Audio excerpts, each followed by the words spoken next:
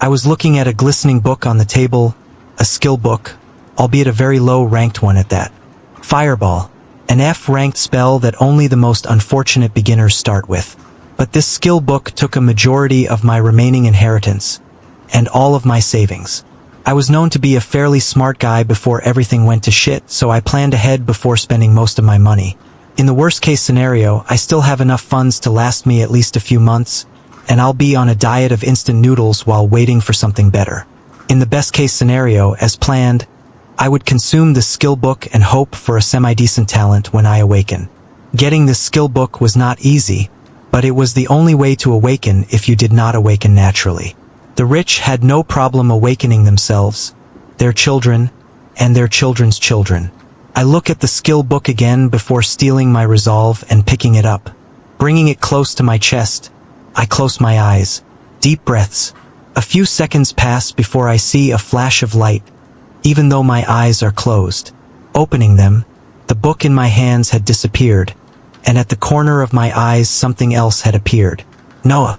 Vitality, 10. Focus. Strength, 10. Skills, Fireball. Shining with blue light. The words brought confusion more than relief to me, because while the stats glowed all fancy and blue, something was very, very off. Where the hell were the numbers for focus? Let's backtrack for a moment. After the whole apocalyptic monster invasion thing that wiped out 1 billion people, a new magical world took its place. People that are termed as awakened appeared, and others could also become awakened through learning skill book that can be dropped from killed monsters. Yes, monsters. Magical beings that most commonly reside in dungeons, and occasionally come out whenever a dungeon break occurs. Since more than a year has passed, it became common knowledge that those who are awakened are able to use skills, whether inherently gained or from skill books, to perform amazing feats and vanquish monsters. These awakened beings can increase their strength by killing more monsters and absorbing the life cores they drop, which add to the 3 attributes: vitality, focus, and strength. Easy enough, right? So, the fuck is focus? Blank. I try not to become depressed as I feel my body change somewhat after I awakened. I seem to have become slightly stronger, and can instinctively cast the skill I just learned. But casting spells usually costs focus. If mine's missing, how do I know when I'm tapped out? The bigger problem is, can I even cast skills if I don't have any focus? My exhilaration of awakening was slowly fading away as I couldn't figure out the numbers, or lack of thereof, on the blue screen in front of me. Looking back, nothing like this seems to come to mind from the news and everything I have been paying close attention to. The screen didn't help. The news didn't help. I hadn't read anything about stat screens with blank fields. Well, it seems I'll have to figure it out as I go. Vitality and strength were average. Focus. The thing that actually lets you use magic? Not so much. Still, maybe I could cast one. A single fireball. Just to see. Usually, most average awakened can cast F-tier skills 5 times before they completely deplete the energy in their body. The larger your focus, the higher tier the skills you can cast and the more times you can cast them. Since awakened mages are extremely powerful, focus cores are much more in demand than vitality cores and strength cores. Awakened mages can shoot their skills at a long distance and not even give the monsters a chance to retaliate, while awakened berserkers and awakened knights have to get up close to fight and hope their faces weren't ripped clean off. Seeing the benefits of the long-distance attackers, I always planned to become a mage. Stay a distance, release a flaming ball, and repeat. Without wallowing in melancholic thoughts anymore, I try the last Hail Mary the first can and actually cast the skill I just learned. Fireball, a common F-rank skill that many F-ranked awakened have. I headed out of my apartment, took a short hike to the sad, barren patch of field behind the building, and stood alone with nothing but my anxieties and dreams. Rent had become increasingly more expensive nowadays, as buildings that had high security where you won't suddenly lose your life were high-priced. I had to move quite a distance to get to the barren field before I could begin testing my first skill, and possibly my last. Hyping myself up, I raise my hand in front of me and call out, "Fireball!" A small ball of flames came to light in front of me, much to my shock and disbelief. Along with the shock came exhilaration. I can still cast skills even though my focus bar doesn't show anything? Putting my shock aside, I command the fireball to move forward before it exploded a few meters from me. Wanting to test to see if I can at least cast the average 5 fireballs that normal F-ranked awakened can cast, I keep on going. Fireball? Fireball? Fireball. 3 more fireballs were shot and exploded in front of me, increasing the shock and happiness in my heart. No exhaustion, no depletion, no dizziness. Well, at least I have average skills, even if it doesn't show on the stat panel. Weirdly enough, I did not feel any less energy in my body. Well, my focus was blank to begin with, so I didn't really feel much.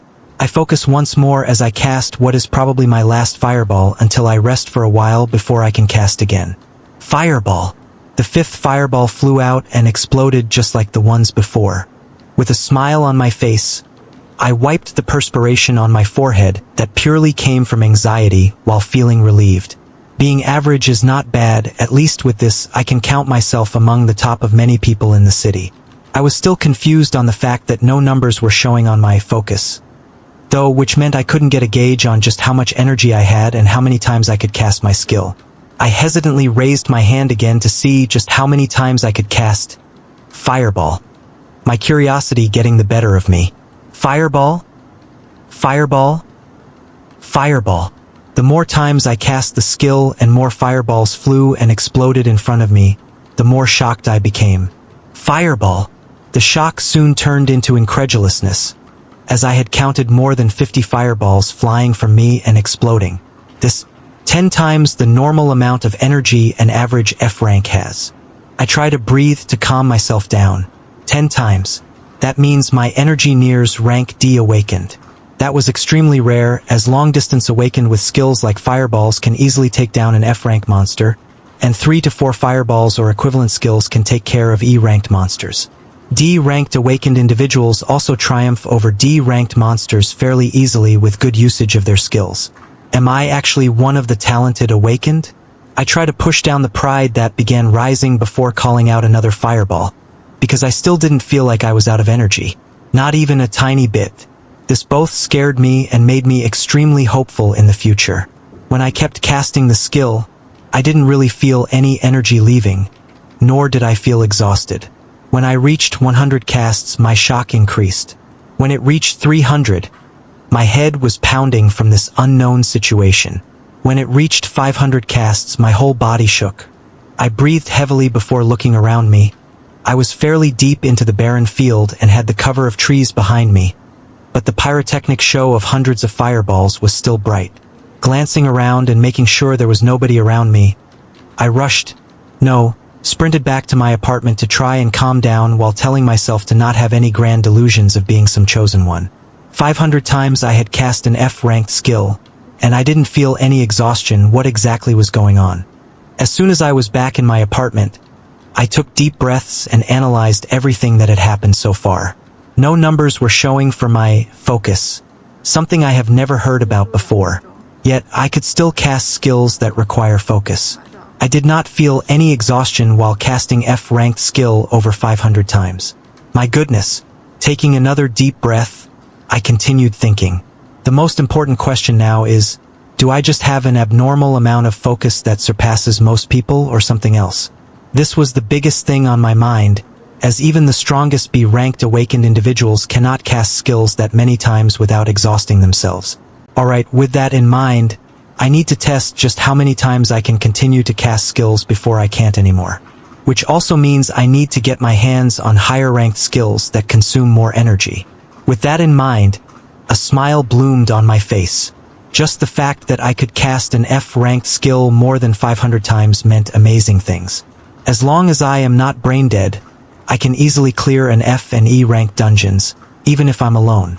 D ranked dungeons might be a stretch, as the strength of monsters increase and I would need higher ranked skills besides Fireball to take them down. But there's no problem taking things slow.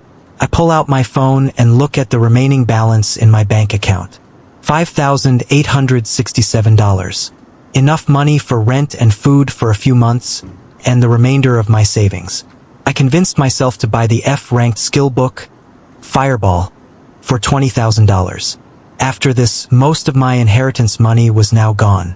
A year ago, when the apocalypse began, my parents were not so lucky to survive. I was stuck in the basement of my old house asleep and escaped the onslaught of monsters that were taken care of by the government and newly awakened people after a few days. As time passed, more information was released to the public. Monsters had appeared.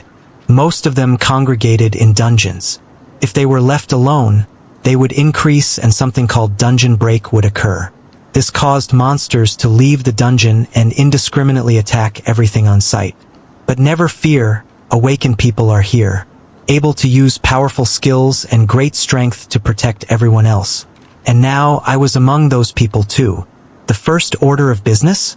Obtain an awakened license that will allow me to enter dungeons. Without a license, you cannot bypass the security that allows the awakened to clear dungeons. You can get a license fairly easily, as you just have to be examined and exhibit skills. I was itching to get started as soon as possible, so I grabbed my backpack and rushed downtown.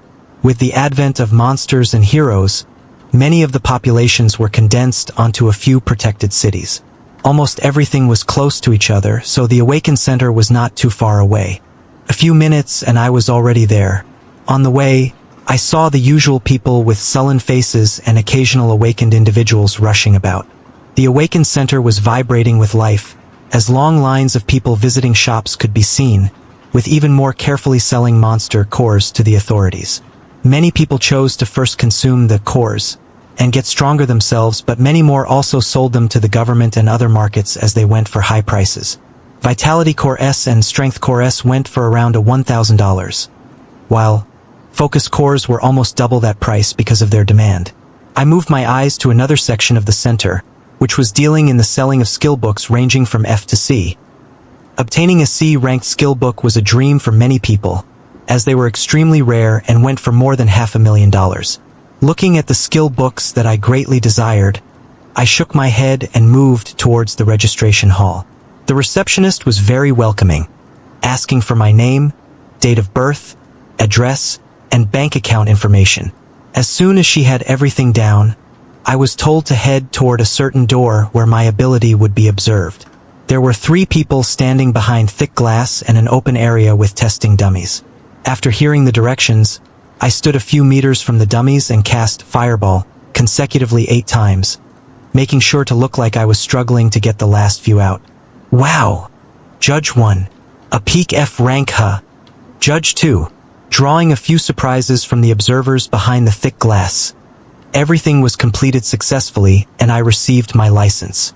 It was a golden card similar to a credit card with my name, age, and rank. The surprise from the observers was most likely due to the fact that high-ranked awakened are extremely rare, with there being only one B-ranked awakened in this city that is known publicly.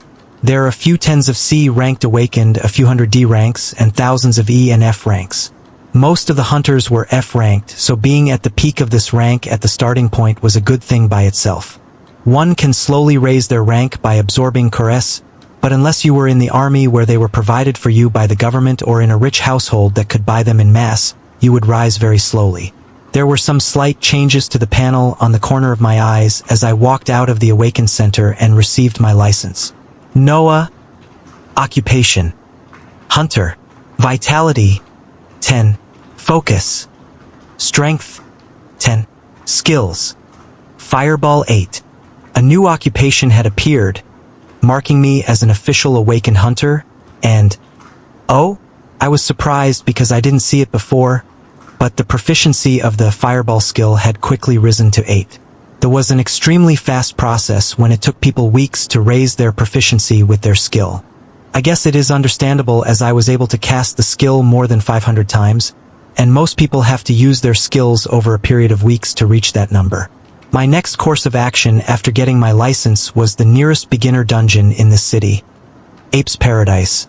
Boasting 10 floors, each floor held 10 to 20 monsters, with the last floor housing a huge black ape 3 meters in size.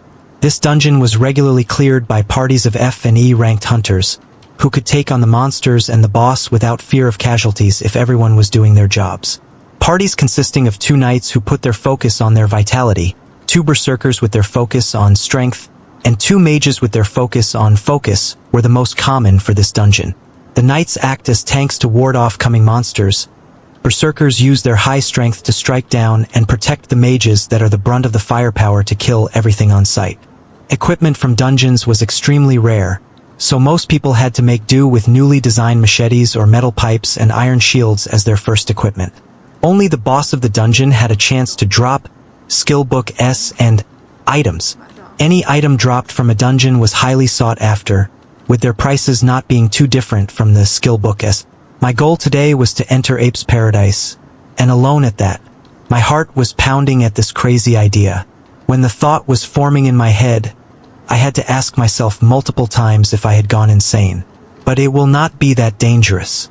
Seeing how I can cast my skills so many times without feeling any fatigue, the rank of my focus, even though I can't fucking see it for some reason, should be nearing B if not A. And any rank B hunter can easily clear rank F and E dungeons, though they don't care to, and put their focus on higher rank dungeons.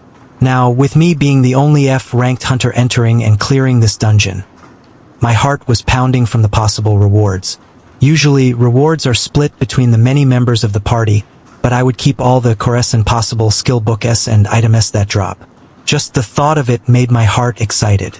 I steeled my resolve and heading towards Ape's Paradise. A huge monolith structure was surrounded by high walls. There was security at the entrance and heavily armed soldiers on the walls. Even though this was only an F-ranked dungeon, it made up for millions of dollars of revenue every day with a large number of people entering, clearing the monsters, and selling the resources they receive inside. This monolith had a blue color, indicating it was a normal dungeon with little danger of a dungeon break. If the color changed to orange and then to red, it meant a dungeon break was imminent. Regularly clearing the dungeon kept the color at blue, turning it into a treasure trove with capable people farming it. You always had casualties every now and then from hunters that were either too full of themselves, bad teammates, or just plain unlucky. Now, I sincerely hope I don't make myself on the category of being too full of myself. Gathering my wits, I show the guards at the metal entrance of the enclosure my hunter ID before heading in. Inside the walls, there were a few hunter teams getting their gear in order or just talking. A few people were standing around looking to either form parties or invite others to their party. At the center of the blue monolith, there was a square, door-like structure. This door-like structure was how you entered the dungeon. Those in a group would have to touch the door with a few second differences, but under a minute to be transferred to the first floor of the dungeon together. There was a party prepared to go into the dungeon in front of me already, so I reined in my curiosity about the other hunters around me and stood a few feet away from the ingoing party. It didn't take long before a few hunters noticed a lone man waiting by himself. Oi! Is that kid thinking of going in alone? Hunter A. Bro, another one with a death wish, Hunter B. Just ignore him, who knows? Maybe he's one of those prodigies that can solo an F-ranked dungeon? Haha, Hunter C. Ignoring the laughs around me, I wait patiently as the entire party in front of me disappeared in a flash, and waited the required minute before going forward and placing my hand on the square door. In an instant, I was transported into a large cavern, where I had just caught the attention of 2 1-meter-tall black apes. I brought myself to full attention and observed both the apes and my surrounding before I began my first dungeon hunt. Fireball. A single fireball and then a second and a third and a fourth quickly flew towards the 2 apes. When the ball of fire exploded on their faces, they were already incapacitated and letting out dying screeches. They would not survive after that, and a second fireball hit them at the same location, quickly finishing them off. I breathed heavily as I felt the adrenaline course through my body. 2 F-rank monsters easily taken care of by me. Haha. This was a feeling I could get used to. Usually, F-rank hunters would use their skills sparingly, making sure to cast them all either on the boss or on emergencies. I did not have such reservations. I went towards where the apes fell and grabbed a glistening strength core that dropped. It was small in size, smaller than a pigeon's egg, and yet they went for $1,000 on the market. I placed the core into my backpack and ventured farther in. I didn't have to walk far, as 3 apes were quickly rushing towards me screeching after hearing the death screams of their brethren. With a thought, fireball was cast one after another, each not missing its targets that were rushing forward. Another strength core dropped from these 3. Cores were not guaranteed to drop every time a monster died, and getting 2 from 5 monsters was already fairly average. Placing the newly acquired cores in the bag, I rushed down the path of the cavern, meeting another set of 5 apes that I quickly burned. I had to force myself to calm down as I so easily and quickly took down the monsters and collected cores. I never imagined myself being able to do something like this and had to pinch myself a few times just to make sure it wasn't a dream. Forcing myself to remain calmer, I cleared the first floor quickly and headed down the winding steps to the second floor. The apes came in batches of 3 to 5 and just ran towards me when I neared. I didn't let them get any closer than 4 meters from me, hurling balls of fire towards them as soon as they were in my sight. And just like that, an incredulous sight occurred in the F-ranked dungeon, Ape's Paradise. Without a moment of rest, an F-ranked hunter cleared the second floor, and the third, and the fifth, all the way to the end of the 9th floor with ease. Wah! I lost control of my emotions as I let out a triumphant shout before the boss room. I had never imagined something like this to be possible. Without a single issue, I had effectively taken down groups of apes, collected multiple cores, and reached the boss room all by myself. I reeled my emotions in as I let out a confident smile and went further down to the boss room. A huge ape awaits me in the circular cave that is the last room. Roar! The cave lightly shakes from the scream. My smile does not leave my face as 5 fireballs fly towards the ape that is now charging towards me. The first hit its chest, stopping it on its tracks. The second and third smash its shoulders, knocking it backward. The fourth and fifth explode on either side of its head, effectively finishing it off. As soon as the ape crashed down, a blinding light flashed in the last floor and a green crystal rose in the middle. Touching this crystal will allow you to leave the room and appear at a random location near the entrance of the dungeon. I slowly revel in my first ever completed dungeon hunt, a solo one at that. I then go towards the now dead ape to see any possible drops. By its side, a few F-rank cores are present. Along with a skill book, I grab the cores and put them inside the bag, before reaching out for the skill book. Minor Heal was now in my hands, giving me quite a shock. It wasn't the rarest of F-rank skill books, but it was one of the more expensive ones as it easily took care of any cuts and minor injuries. I also placed the skill inside the bag and proceeded to sit down and think while staring at the green crystal in front of me. The problem at hand is how I should handle myself from now on. An F-rank newly awakened hunter clearing an F-ranked dungeon in under 30 minutes was unbelievable. It would have to be someone who was B-ranked or above to be able to carry out the same thing. I made sure not to show too much of what I could do when I took the licensing exam because currently, all I have going for me is the fact that I seem to have a large pool of energy to cast skills. This does not mean I am powerful, nor do I hold the power of someone rank B or higher. Even a rank D or C could easily sneak behind me and take me out as long as they're faster than me. So my plan was to stay low-key until I could buy more skills, preferably higher ranking ones that would match my large energy reserves. Sigh, and that required money. Another plan was forming in my head though. Looking over at the gains just from clearing Ape's Paradise once, I had in total 1 F-rank skill book and 40 plus cores from the more than 160 apes I had killed from the 9 floors before. This alone made me bolder to make some accelerated plans. Just from one dungeon run alone, I can make more than $60,000 in under 30 minutes. This alone gave me a great shock. Normal parties would have to split the loot, and it would take them more than 2 hours of intensely fighting monsters in close combat, which brought them exhaustion and made many parties recuperate for a few hours after each dungeon run. Most parties would go into the dungeon once or twice a day. With each person making around $10,000, the life of a hunter can be considered very luxurious.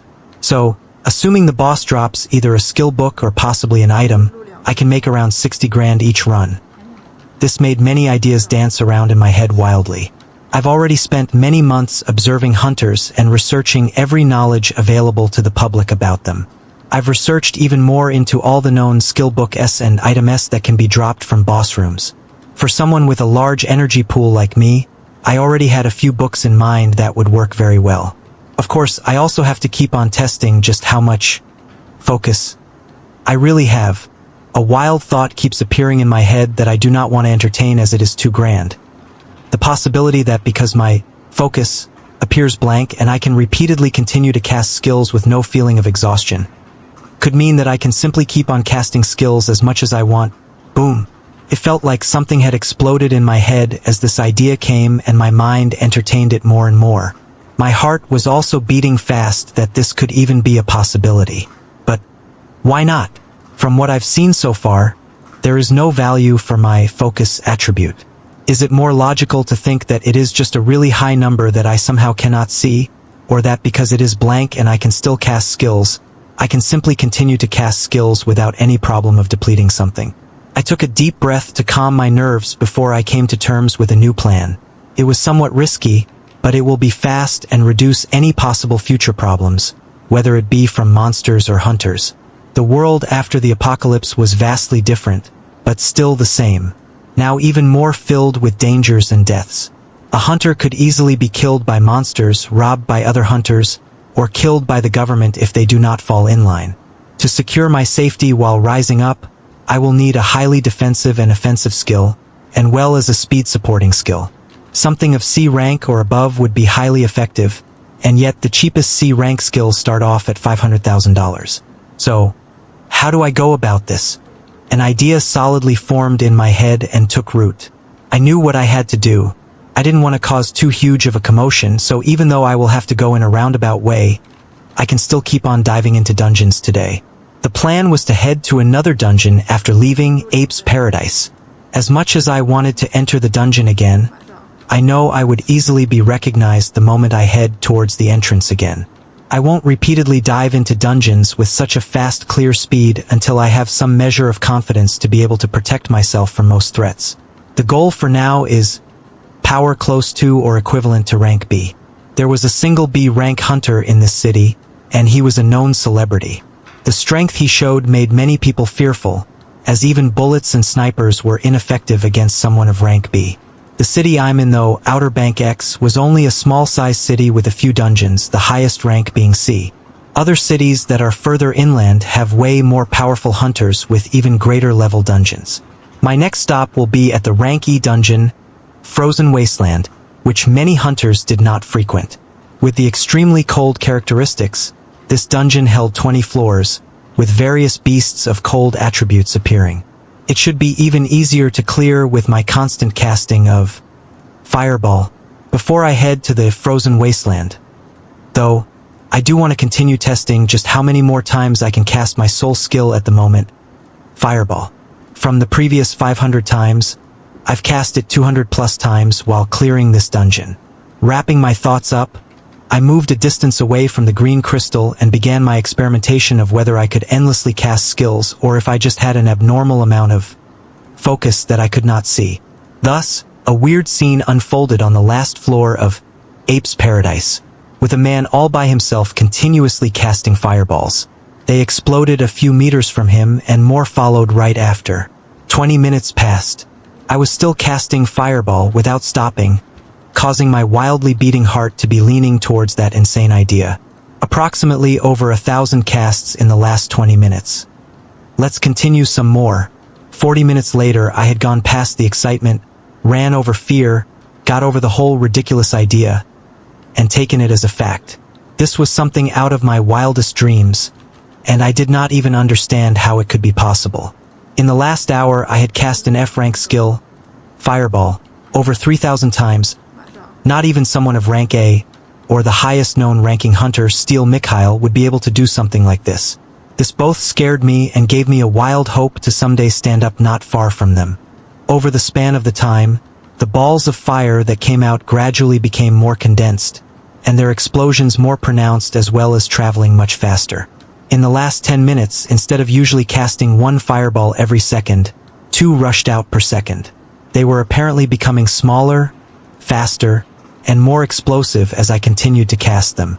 This should be my proficiency rising at a stupid crazy rate because of how many times I am casting the skill. My current panel looked like this. Noah. Occupation. Hunter. Vitality. 10. Focus. Strength. 10. Skills. Fireball 59. The proficiency for the skill Fireball had amazingly risen all the way to 59, a crazy figure to wrap my head around. As far as I knew, there were very few people who had their proficiency higher than 30, as hunters continuously improved themselves and got higher ranking skills with the passing of time. An F-rank hunter using Fireball as their first skill would move on to using an E-ranking skill as soon as they gained the funds to buy one. No one spent that much time using one of the lowest ranking skills for an extended period of time. Looking at the high proficiency, it made me excited about what would happen if I continue to cast and raise it even more. The power of the Fireball skill should currently surpass any other skills of the next rank in the damage and speed that it flies at. It's most likely nearing rank D in its offensive ability. I was itching to continue my test of endless casting but brought myself to stop and move on to the plans on my agenda. I moved towards the still glowing green crystal in the middle of the room and placed my hand on it, which instantly teleported me outside the monolith. I appeared not too far from the entrance, with a few people glancing my way with surprised expressions. Did his entire team wipe? Or do we have a ranker here? Hunter F. Ha! A ranker? Have you ever seen them dressed like that with a flimsy backpack on them? My apologies, kid. I hope they weren't your closest friends. Hunter G.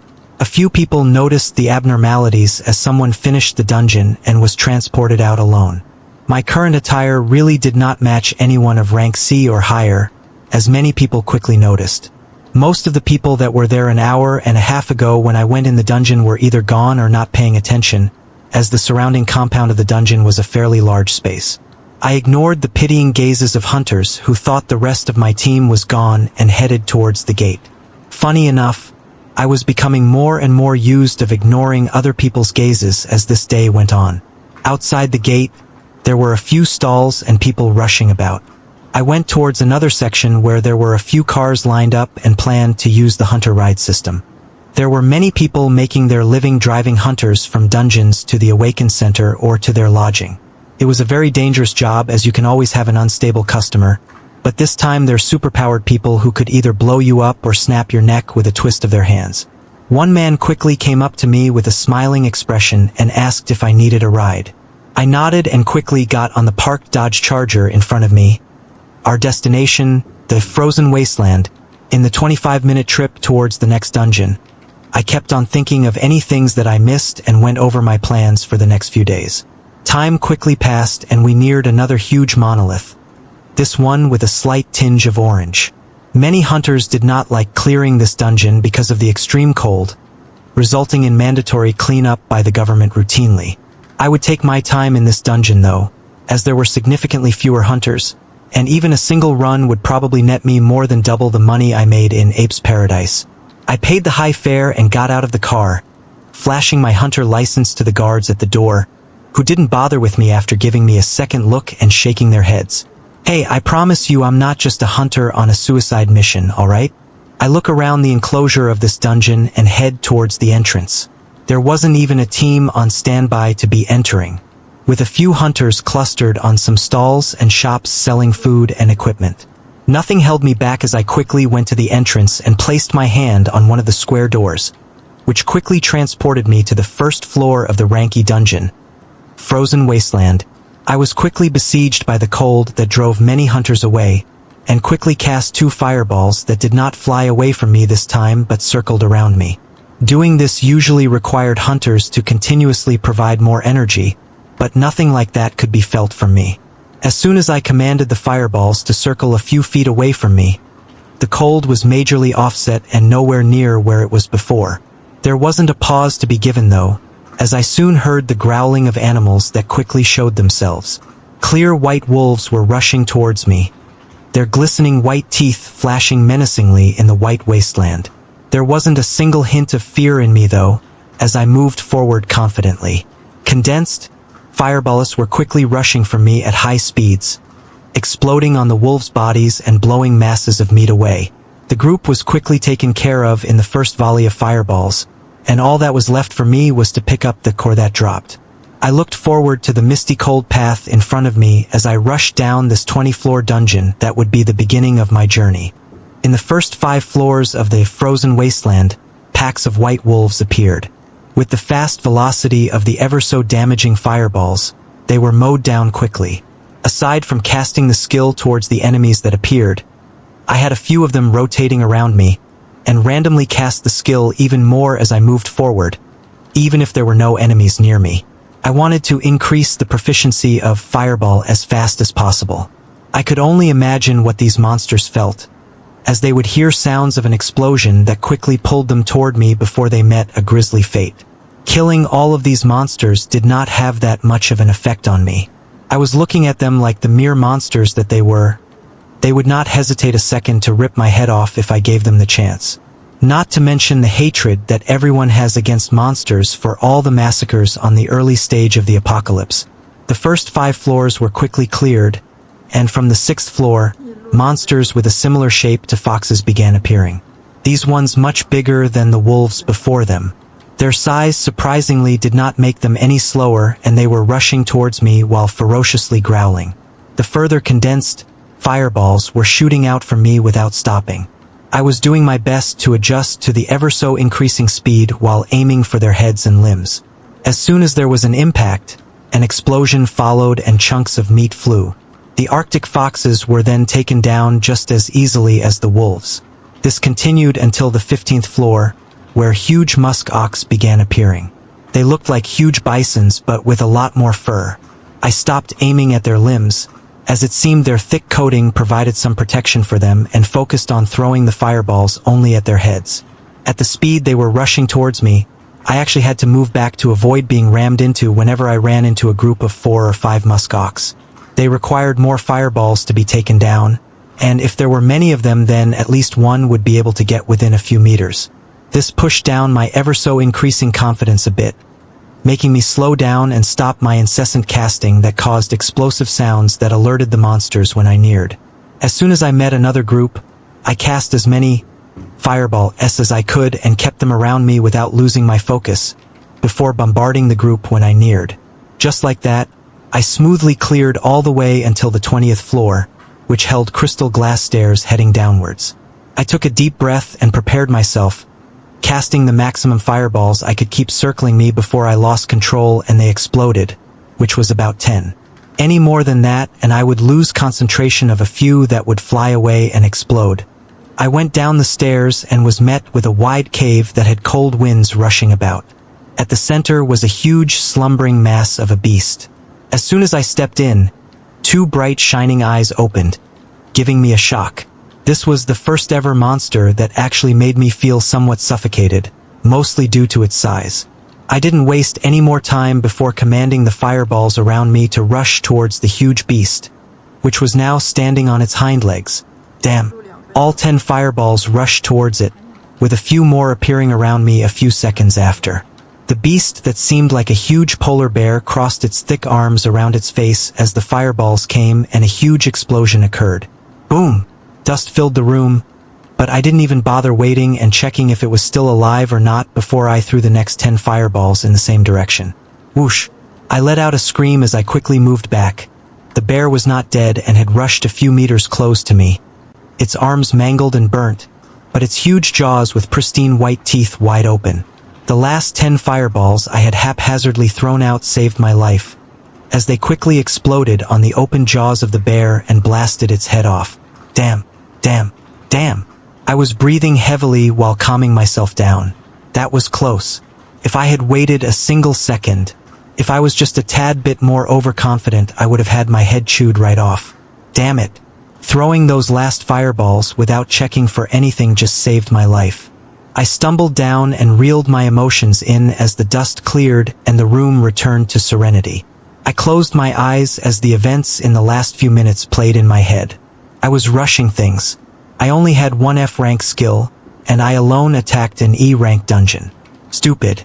It doesn't matter that I can cast it repeatedly if it cannot quickly take down huge bosses like this. Even with the increased proficiency of Fireball, it wasn't enough for me to comfortably take down a rank E boss. I also did not absorb any of the chorus I had collected so far because I planned on selling all of them to quickly buy a higher tier skill book. Also stupid. If I absorbed some strength chorus, my muscles would be reinforced and I would be stronger and quicker. If I absorbed more vitality chorus, my defenses and health would be further increased so that a single attack won't kill me. I took a deep breath as these ideas flowed in. Okay, no need to rush. Plan ahead carefully first. My original plan was to dive into these dungeons repeatedly today until I gained enough money to purchase a C-rank skill, but that might not be the smartest of ideas. I would need to repeat Frozen Wasteland at least 3 or 4 times alone if I wanted to collect funds nearing $500,000. Ape's Paradise alone had given me materials worth around $60,000, and I had gained close to a double that amount in here, with 100 curse in the last 20 floors of this dungeon. A new plan quickly formed, and I stood up to check what the boss had dropped. 1 skill book, and a few rank E-Chorus that were slightly bigger than a pigeon's egg. The skill book I picked up was called Arctic Armor. Happiness quickly came to my face as this was one of the categories of skills I was planning to buy. Skills like these greatly complement the current me, as some armor skills are timed, and some stay as long as you provide the energy. Tanks usually cast this skill when fighting against bosses, granting them another layer of increased protection. If the tank doesn't have a high enough focus, though, he might run out of energy for the armor and quickly be taken out, so his team members had to act fast to kill the boss. Arctic Armor would stay active as long as you provided the energy for the skill. I wasted no time learning it and quickly activating it. A thin crystal layer of ice quickly formed all over my body, giving me a cooling feeling. Almost all of the cold winds that were rushing about in the cave seemed like a breeze to me. Wow, I was already in love with this new skill. As usual, I didn't feel like I was using any energy or depleting anything from my body as the skill was actively on. A confident smile quickly came back to my face as I collected the rest of the chorus and placed in my now heavy backpack. I turned to the green crystal that rose after the huge bear's death, deactivated Arctic Armor, and touched the crystal. It was already night outside, the cold air emanating from the Frozen Wasteland monolith increasing some more. I passed by the few people that were there and went towards the roads where many cars were parked. Someone quickly approached me and I got in the car, my destination now being the popular hunter lodging at the center of Outer Bank X City. Many hunters did not have a permanent residence they stayed at as they moved around a lot, so luxurious hotel businesses were started that were specifically for hunters. Most paid to stay there by the day, as the cost was nowhere near what most hunters made from killing monsters day in and day out. Almost getting my head bitten off woke me up somewhat, even though I thought I was thinking very clearly when I was planning everything. I was calling it a day for now. I'll sort through the chorus that dropped and see how much money I can make by selling them, and how many I should absorb myself. We quickly arrived at the hunter lodging called Pristine Residency. I paid the fare and went towards the entrance of the hotel. I would go back to my little apartment some other day to grab my valuables. Now I just needed some rest. The Pristine Residency had a luxurious look with shining lights all around it. Being a hunter lodging, there were many services for hunters that were offered. Beside the extravagant dining with specially cooked monster meat, small shops that sold and bought skill books, items, and chorus were also here, although they wouldn't be anywhere near as extensive as the shops in the Awakened Centers. Selling your items at Awakened Centers would usually get you more profit and you would be able to find rarer skills there. Places like the Pristine Residency were more of a business while Awakened Centers were under the government's wing. And the government never stopped buying all the items dropping from monsters in bulk. I went to the reception area where a crazily dolled-up woman was flashing the sweetest smile and presented my hunter license. The smile never left her face as she quickly processed a room for me and gave me the key card. I didn't bother checking any of the shops in the huge building and went straight to the room which was on the 10th floor. All I wanted to do right now was lie down on a soft bed. The room of the Pristine Residency was fairly huge. Hunters preferred resting in these specially made lodgings because of the safety that was guaranteed. Nobody wanted to be the rich and renowned hunter that was killed in their sleep. There was a platter of fresh fruits on the side and a thick bed in the middle of the room.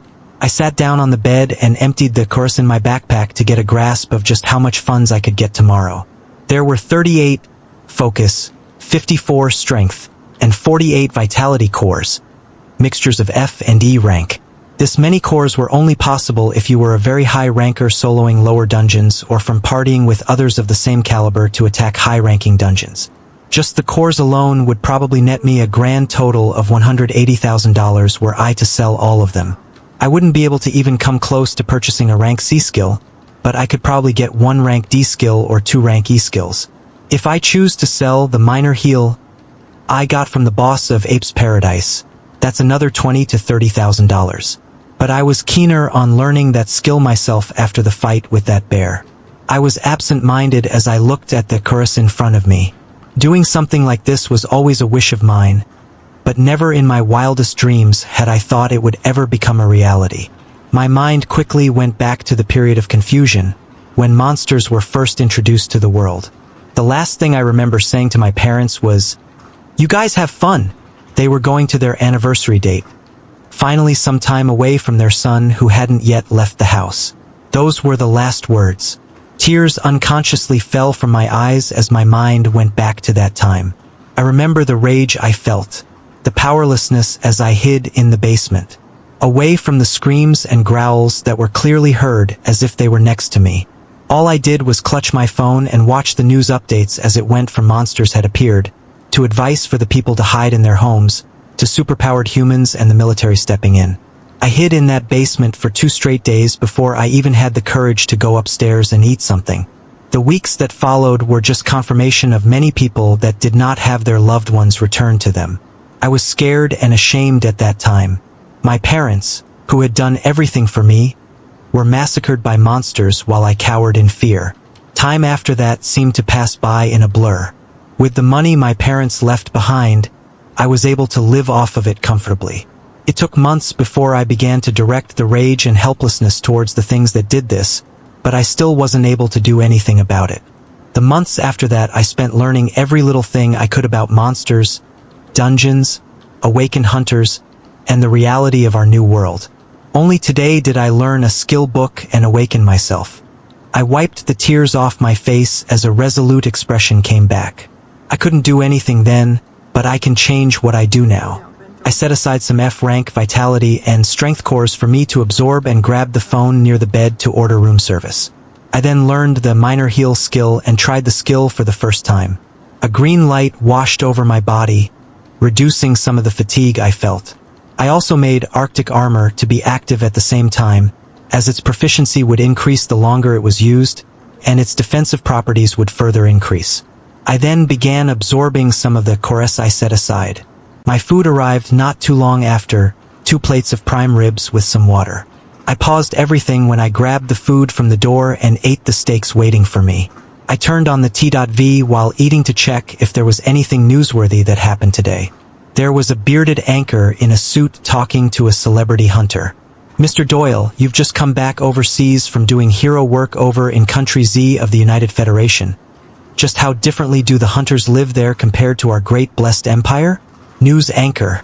Haha, the work was fun, but it was definitely a new environment.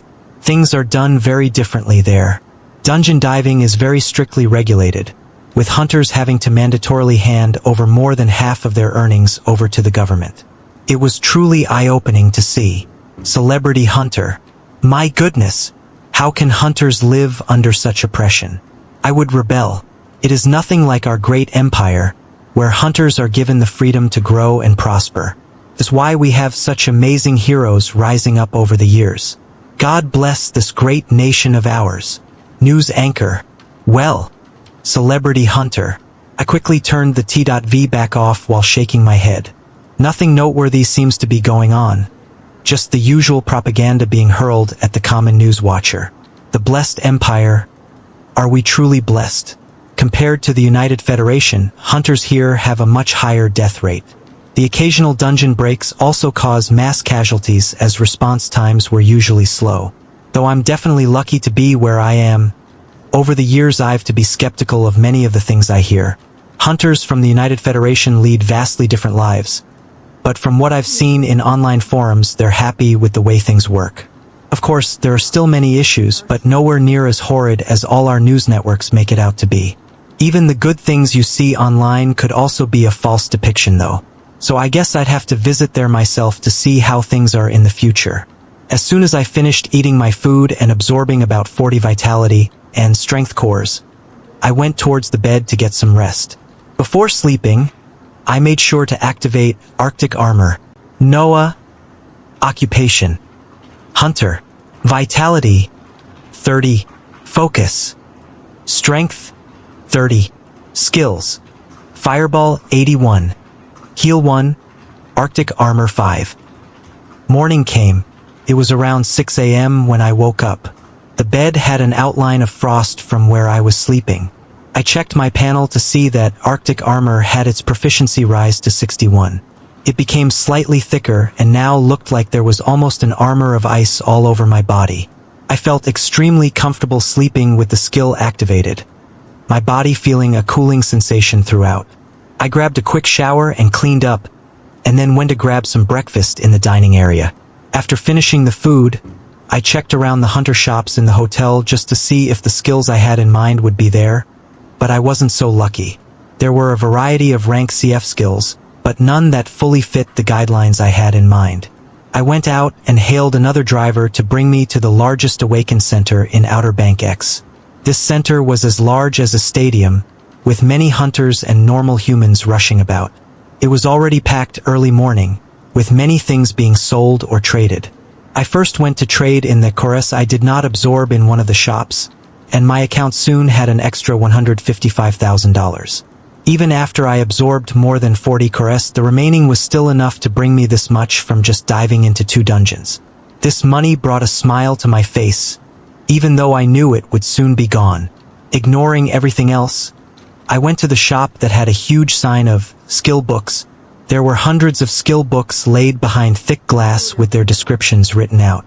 On either side of the entrance were 2 hunters who seemed to be rank D or above. I went into the shop and sure enough, there were a few books that fit my criteria. The first skill that fit exactly what I wanted was the rank D skill, Flames of Torment. The skill allowed you to cast a pillar of flames at a maximum distance of 10 meters and would last as long as energy is applied. The skill neared rank C in power but was neglected by many hunters because of its high energy usage characteristic. It fit perfectly with me. With its high damage, the pillar of flames would continue to be concentrated into a line of fire that burns anything in front of me. The next skill that matched what I was looking for, and I actually had enough money to buy, was another rank D skill called Safeguard. This was a very peculiar skill that caused headaches for many tanks. Casting this skill greatly boosted your defense, and even fully absorbed all damage from lower ranking skills. The only downside was its high energy requirement and the fact that you could not move while this skill was active. Bosses regularly move and attack anything that damages them. If they see their attacks aren't getting through a tank that is standing still, they will simply move to attack other party members that are causing it harm. Tanks who first used this skill caused the death of many spellcasters, as they were too late catching up to the monster after being able to move again. You also never want to be a mage with your flimsy defense to cast this skill and stand still. As soon as your mana runs out, you will be surrounded, and because of all this, a D rank skill book that normally goes for around $100,000, I was able to buy for $60,000. With the Flames of Torment being $90,000, I had effectively used almost all the money I made the day prior. Now, it was time to go back to the frozen wasteland. I called for a ride as soon as I was done, and I was driven to the frozen wasteland dungeon in 20 minutes. I still had that same backpack with me, as it should be more than enough to carry curse that drop even if I dive multiple times. I placed my hand on one of the squares of the monolith, and I was back onto the cold floor with rushing wolves once more. Ranky dungeon, 20 floors, just how fast would it take for me to clear you now that I have rank D skills? I quickly activated Arctic Armor and Safeguard, as I wanted to ascertain just how useful the skills were going to be. I immediately felt like my entire body was rooted to the ground as I couldn't move a single muscle. A transparent layer of energy quickly formed on top of the Arctic Armor, and the rushing wolves arrived. The nearest one took a swipe with its huge claws, but I didn't even feel an impact as the wolf was bounced back. The rank D Safeguard provided almost absolute defense against lower-ranking monsters and skills. This held true. With both defense skills on, I watched as the wolves rushed at me and tried clawing, biting, and anything else they could think of, but they didn't even touch my clothes. With my confidence slowly coming back, I then cast a skill I was very much looking forward to, Flames of Torment. A blinding ray of flames quickly sprouted in front of me, piercing 2 of the wolves that were standing opposite me. The flames literally incinerated the area where they touched the monsters, leaving holes in their bodies. The two remaining wolves beside me let out frightened yelps, but I didn't give them any time and had two condensed fireballs quickly explode on their heads. I deactivated Flames of Torment and Safeguard and could move again, and I went to check out the wolves pierced by the pillar of flames up front. A burnt smell was in the air, as the wolves had almost half of their bodies burnt away. The blood remaining on the other half of their bodies was even bubbling and sizzling. Damn. I kept my amazement inside as I rushed forward, wanting to see more of just how this deadly new skill was. I only kept Arctic Armor active and continued indiscriminately throwing fireballs in front of me so that I could increase its proficiency. Now that I was becoming more familiar with skills, it seems that the closer the proficiency nears 100, the closer the skill becomes able to deal just as much damage as a skill of the next rank. As the F rank fireball neared 100 in proficiency, its speed and damage was almost the same as an E rank offensive skill. I didn't want to completely abandon Fireball, now that I had the rank D skill, Flames of Torment, as it was still very effective when used well. On the next floor, as soon as the wolves began appearing, I initiated Flames of Torment. I made the pillar of fire move horizontally instead of just shooting straight, causing it to literally melt the beasts in half. All 5 rushing wolves, dead from one attack. Haha, I was already falling in love with this skill. Feeling the rush of easily overpowering these monsters, I rushed down the floors even faster. No matter if it was the wolves, the foxes, or the musk ox, Flames of Torment did not discriminate and easily burned holes through the beasts with its extremely high heat. The feeling of adrenaline slowly faded as I stood by the stairs to the boss once more. I was decent enough to leave in one piece yesterday, but I was going to be sure to take it out even more thoroughly today. I went down the stairs and watched the slumbering mass of a beast get up once more, its bright red eyes trying to pierce through me. Without wasting a beat, a pillar of flames sprouted in front of me like a blooming red flower. The rising bear raised its huge paws to protect its body once more, but this time there was no rest from the flames. Grah! A mournful howl was released as the beast's limbs did not last even a second, blasting them apart in an explosion of flesh and bones, continuing onto the body of the bear. A sizzling hole was quickly apparent at the center of the beast's chest, stopping its howls short, and causing it to plummet back down to the cold hard ground. Boom! Controlling my breath, I looked down at the huge mass that was now burning in front of me. Something that gave me fear the day before did not even manage to come a few meters near me now. I closed my eyes as I relished this feeling, and then went forward to grab the curtain. Oh, it wasn't a skill book this time around, but an item. I was quickly able to identify the equipment beside the huge bear. Swift boots. Increased the speed of the wearer. The item brought a smile to my face, as they rarely dropped and could fetch a high price. The best thing about items is that you can use, reuse, and then sell them without them ever losing their value. I put the boots on, feeling my body get noticeably lighter. I dashed around and confirmed that I could more easily move around, swiftly clearing the rank E dungeon, Frozen Wasteland. A sense of accomplishment rose as I went towards the green crystal. Before going out though, I took out a few of the vitality and strength cores that I had collected in this run and began absorbing them. Rank F Core S allowed a hunter to be strengthened up to 50 attribute points, rank E Core S up to 100, rank D up to 150, and on and on. The hunters standing atop the world currently had their attribute points nearing 300. It didn't matter how many F-ranked cores you consumed. If you wanted to go past 50 on your attribute, you had to absorb rank E cores, with the process repeating for higher ranks. Absorbing rank E Core S while my stats were still under 50 only made them rise a bit faster. I stopped absorbing once vitality and strength both reached 50, and as usual, focus was blank, so all those cores were saved up in the bag. I wrapped everything up and approached the crystal to leave the dungeon. As I touched the crystal and I was transported outside the monolith, I debated whether I should repeat this dungeon, or go towards one of the few rank D dungeons in Outer Bank X. I currently held 2 rank D skills, one of which was shredding the monsters in this rank E dungeon as if they were paper. The other, once activated anyways, would make me almost impermeable to any damage below rank D, and provide huge defense when facing monsters of equivalent rank. For time efficiency, it makes a lot more sense to head to a higher ranked dungeon, which will mean more floors, more monsters, and better drops. This time around though, I couldn't be reckless. Since I was already at Frozen Wasteland though, and it took me less than 20 minutes to clear everything, it shouldn't be an issue to repeat this dungeon once or twice. There will be no surprises and my safety is guaranteed. As well as the fact that there are so few people here. I made up my mind and approached one of the squares of the monolith again, placing my hand and disappearing right after. The second run of Frozen Wasteland today brought me more Core S, with the addition of Blade Strike. With a swing of your sword, unleash a deadly strike upon your enemies. This skill wasn't that useful for me, so I threw in the backpack and went in again for the third time today. The third run of Frozen Wasteland gave me a similar amount of Core S, this time with a fairly rare skill. Summon Golem. Summons a single partner to fight on your behalf. Many hunters would buy this skill as soon as it hits the shelf, as it allows casters to effectively have another tank, or the knights and berserkers to have a partner to take the damage for a few seconds. It doesn't really go with my style though, as it will be a slow-moving golem, and I rush through these monsters fairly fast. All that it meant for me was being able to receive more money for a skill. Fourth run, only Core S, not a single skill book or item. This run bummed me out. Fifth run, more cores, and one item. Kenshin's sword. As simple as that, it was a sword.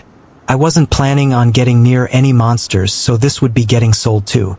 My backpack was nearly overflowing though, so I will be heading to an Awaken Center to sell the things I've collected so far.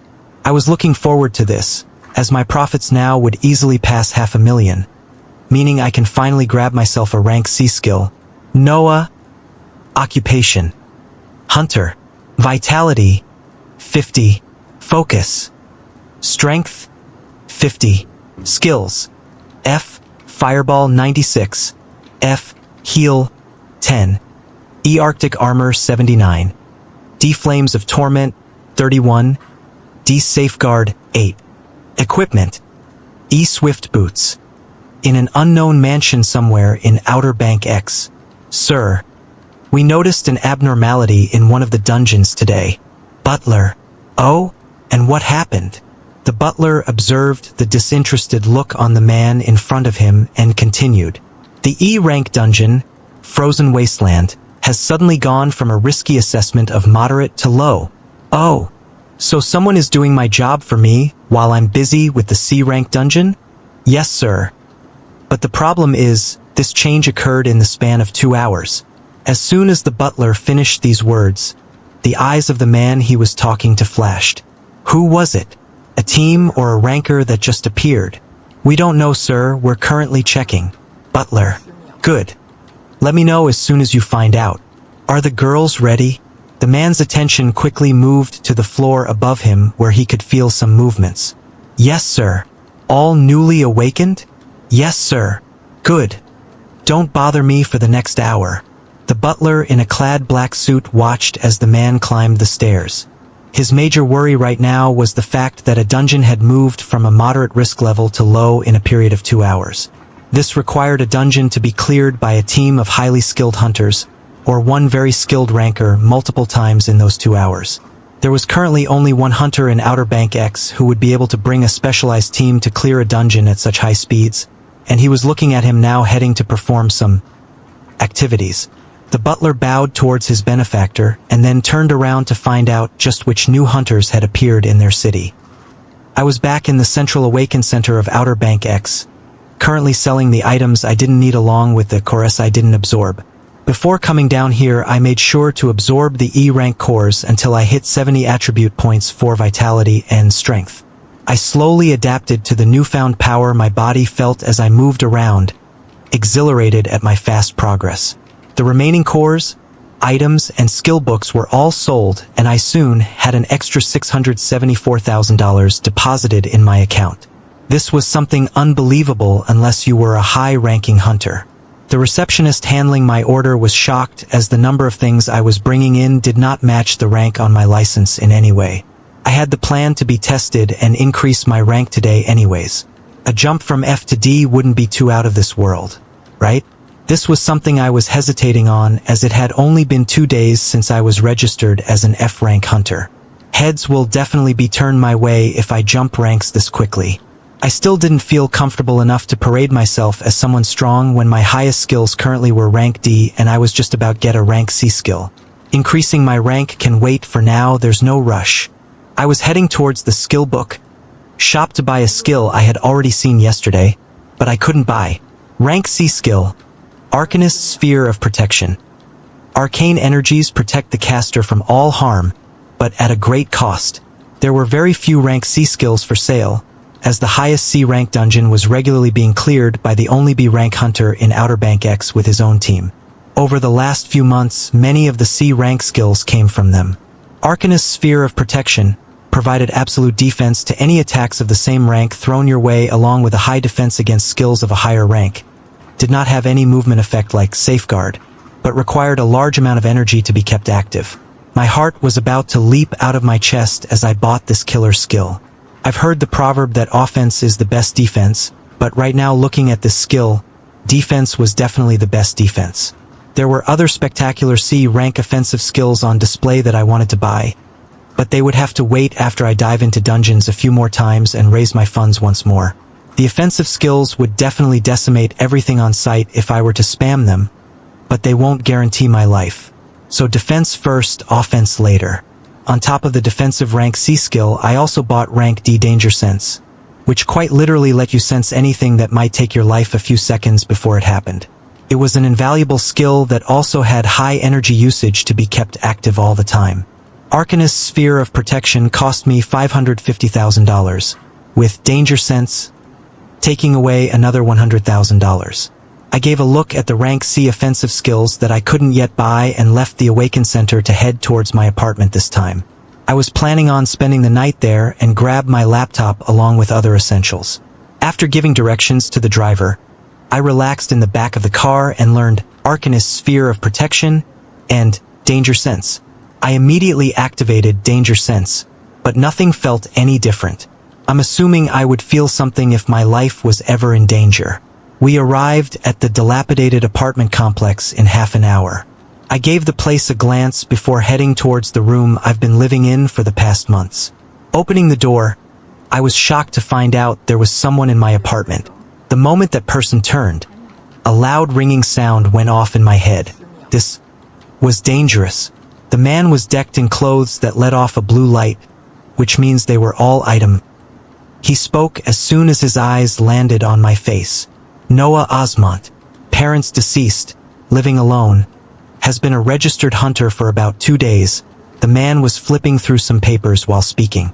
I had recognized his face. He was a celebrity in Outer Bank X. My face quickly became stern and I activated Arcanist's Sphere of Protection. He looked up and gave a surprised look before continuing. Dungeon diving history includes Ape's Paradise and Frozen Wasteland. Has been observed to enter both dungeons alone and clear them with some of the fastest clear speeds. Now, why would a man like you be hiding your power? He wrapped up the papers and gave me a piercing look. My entire body felt like it was on pins and needles. I took a quick breath and calmed myself down while remembering I had a C-rank defensive skill activated right now and said, I didn't want any trouble the first few days after awakening. Trouble, huh? Well, it always manages to find us. He stared around my apartment before continuing. I won't be here long. I'm a very busy man. I came to offer an olive branch. He walked around my apartment and continued talking in that arrogant tone. The highest dungeon in this beautiful city of ours requires me and a team of others to regularly clear so that a dungeon break does not occur. Looking at your past 2 days' history, and the fact that you can comfortably keep that defensive skill active after all this time, means your power should be upper rank C, even possibly nearing B. He gave a smile as he said that last part. This man was the top ranker in Outer Bank X. B rank hunter Cohen Anderson. We need more talents like you to keep the safety of this city and its citizens. We have casualties every now and then and are in need of another powerful hunter in the team. The next dungeon dive is 3 days from now. We gather at Soliel's castle at 10 a.m. Be sure not to miss it. He finished the last few words, looked around some more, and walked out the door without giving me another look. I felt anger quickly boiling up inside me before I squashed it down.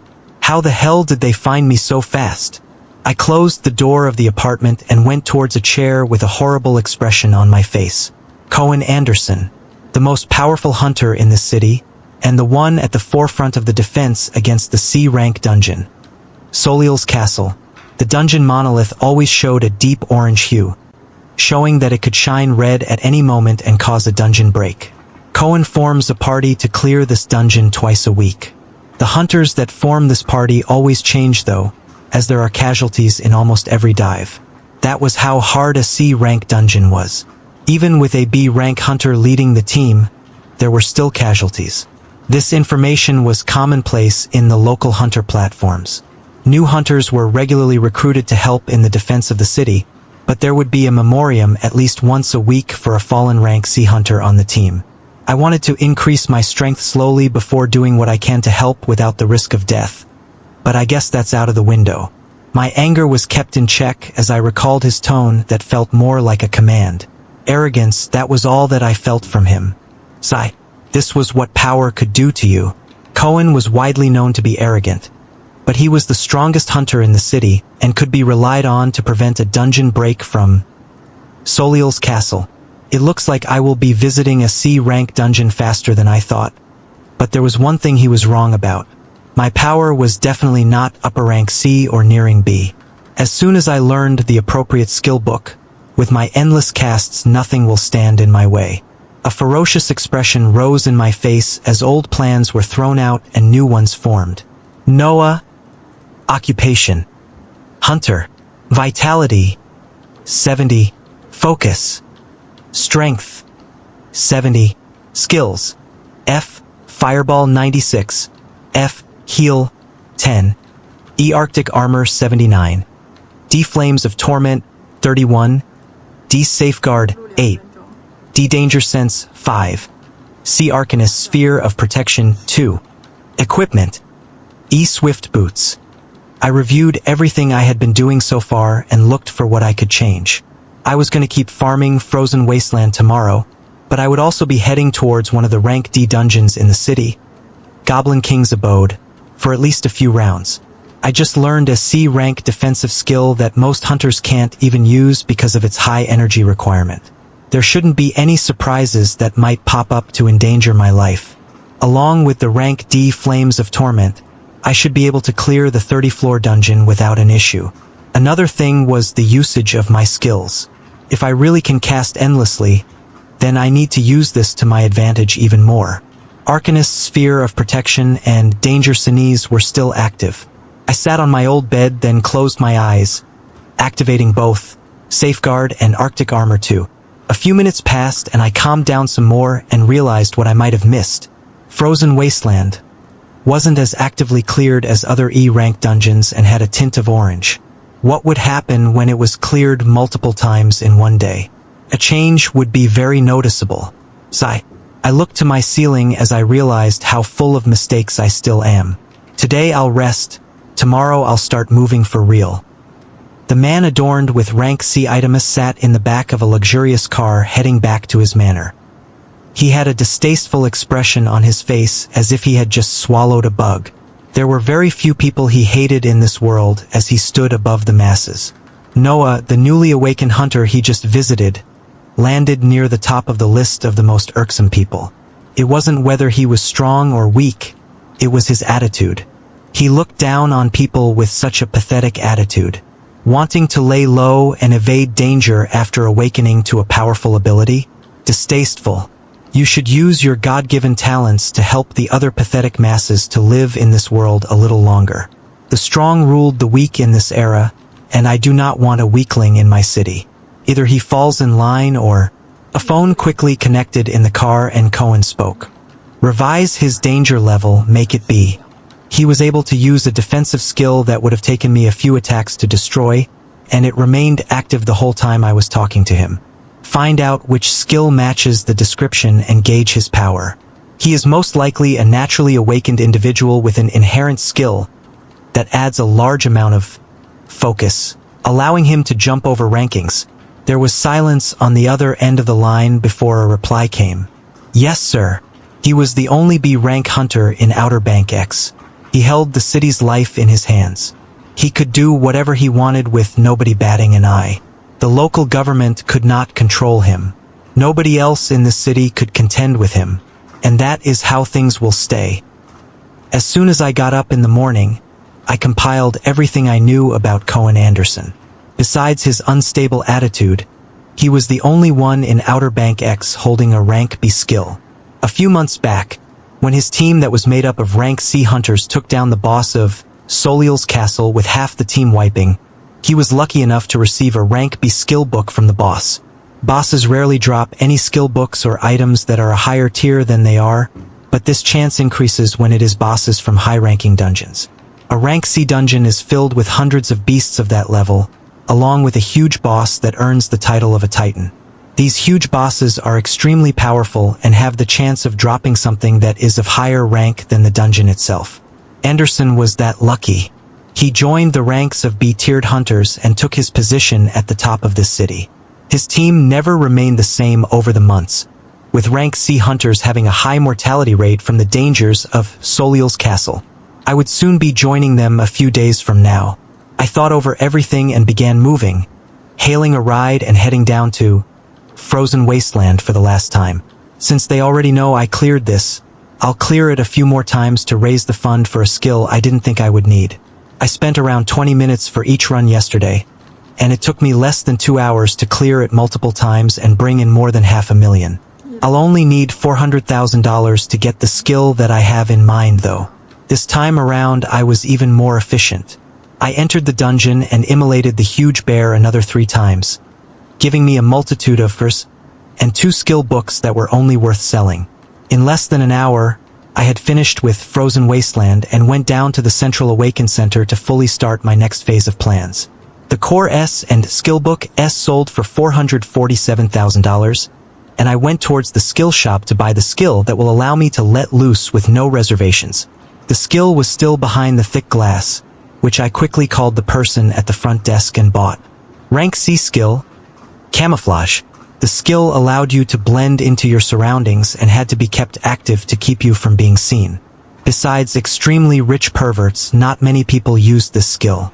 I would be relying on it to keep my movements hidden while I do things that go against the norm for many people even now. I wasted no time learning the skill and went out of the Awakened Center. I still had my F-rank license, and it would allow me to get past any gates no matter the rank. The gates and guards placed around the dungeon monoliths were to make sure normal people do not pass through and get themselves killed while trying their luck in the dungeon. Hunters could pass through the gate no matter the rank they held as long as they had a license, as many of the hunters congregating around dungeons wasn't just for the purpose of diving. I called a ride and gave directions to head towards Goblin King's abode. Dungeons get progressively harder as the ranks increase, as can be seen how a rank C dungeon was barely being handled by a B rank hunter surrounded by rank C hunters. The difficulty from E to D was also a huge gulf to cross for many, with D rank hunters opting to dive in groups of 10, or C rank hunters forming smaller groups to receive more profit.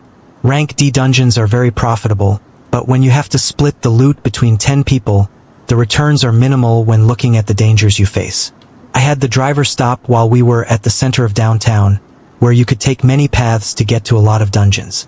I found the nearest alley and activated camouflage along with Arcanist's Sphere of Protection and Arctic Armor.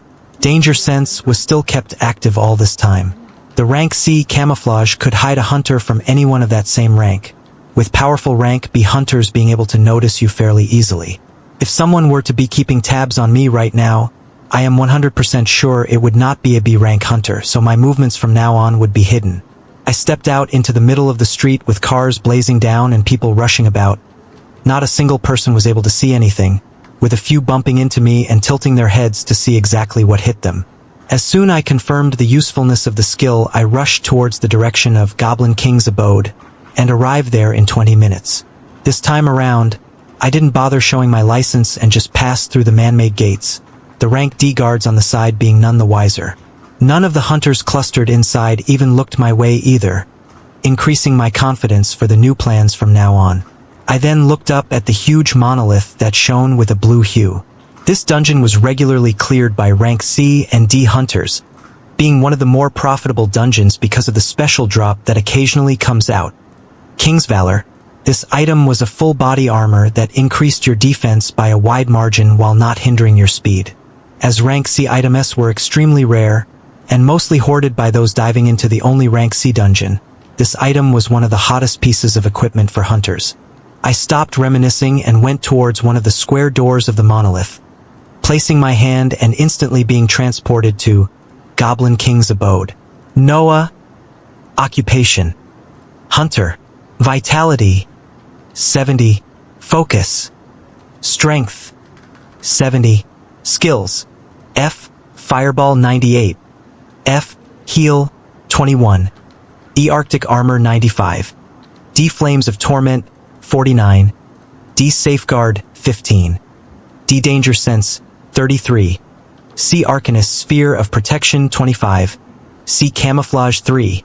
Equipment: E. Swift Boots. The layouts of high-ranking dungeons gradually became more extravagant. In Goblin King's abode, the first floor you were transported into had overgrowths and trees all around. Goblins traveled in groups of 5 and paroled the entire floor. The moment you attacked one, they would alert others with a loud signal and have them all rush to where you were. Parties created to dive into this dungeon had to make sure they had enough damage dealers to take care of at least one of the groups before the other 2 groups rushed in. If your party ever found themselves surrounded by 3 groups of goblins, you had to say your prayers.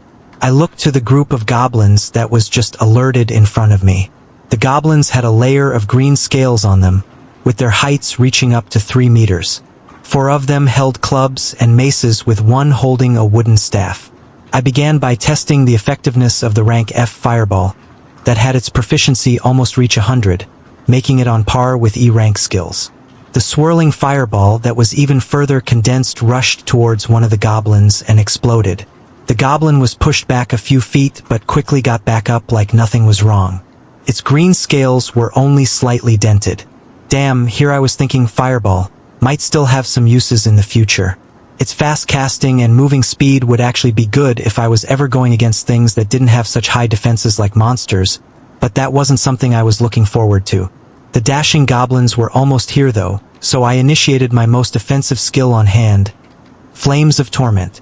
A line of fire quickly appeared in front of me, moving forward to hit the foremost goblin. There was a second of pause after the impact before a scream rang out as the line of fire pierced from the front to its back. I made a grasping motion to the pillar of flames and moved my hand to the right. The skill followed my command, acting like a thick rope that moved horizontally and bisected the heads of the 2 goblins on the right. The remaining 2 goblins were immediately frightened to see such quick deaths of their friends, and they began dashing back. I wouldn't give them a chance though, so I moved forward and kept the distance, quickly commanding the skill to coil around the 2 goblins, burning them to a crisp. Haha! This was a method I had begun using after becoming familiar with this skill. I didn't have to just allow the skill to shoot flames in front of me. As my proficiency rose, I could more easily control the pillar of flames to not just move forward diagonally or horizontally. With enough concentration, I could command the skill to act as agile as a rope to suffocate my enemies in flames. As soon as I finished them off, rustling sounds could be heard as another 5 goblins dashed in. I didn't sit still this time around, giving them a cold grin and running towards them, a pillar of flames eerily squirming in front of me. I practiced controlling and moving Flames of Torment as I liked, resulting in dying screams from the goblins. Soon enough, there were another 5 burnt monsters on their ground, their bodies still bubbling from the extreme heat. I had already taken 2 groups, there should be 1 more remaining. I didn't wait for them to come and went towards the screams and sounds to the side, taking the last 5 down just as easy as their previous friends. From then on, it was just me rushing down the floors, increasing the proficiency of my now favorite skill. On a few of the floors, I tested the effectiveness of camouflage against monsters and the results were spectacular. I could sneak in a few meters around them without them noticing a single thing, but if I stayed at that location for just a few seconds or went in any closer to them, then eyes would shift to where I was at. I wasn't sure if it was just sharper senses or a stronger nose that alerted them as you neared, but it was fun running around without being seen. From the 10th floor onward, more goblin archers and mages began appearing, shooting arrows, fireballs, lightning, and frost bolts towards me. I had Arctic armor and Arcanist's sphere of protection. Always active though, causing the arrows to be bounced away from my body and the spells to simply disappear the moment they came in contact with the transparent sphere around me.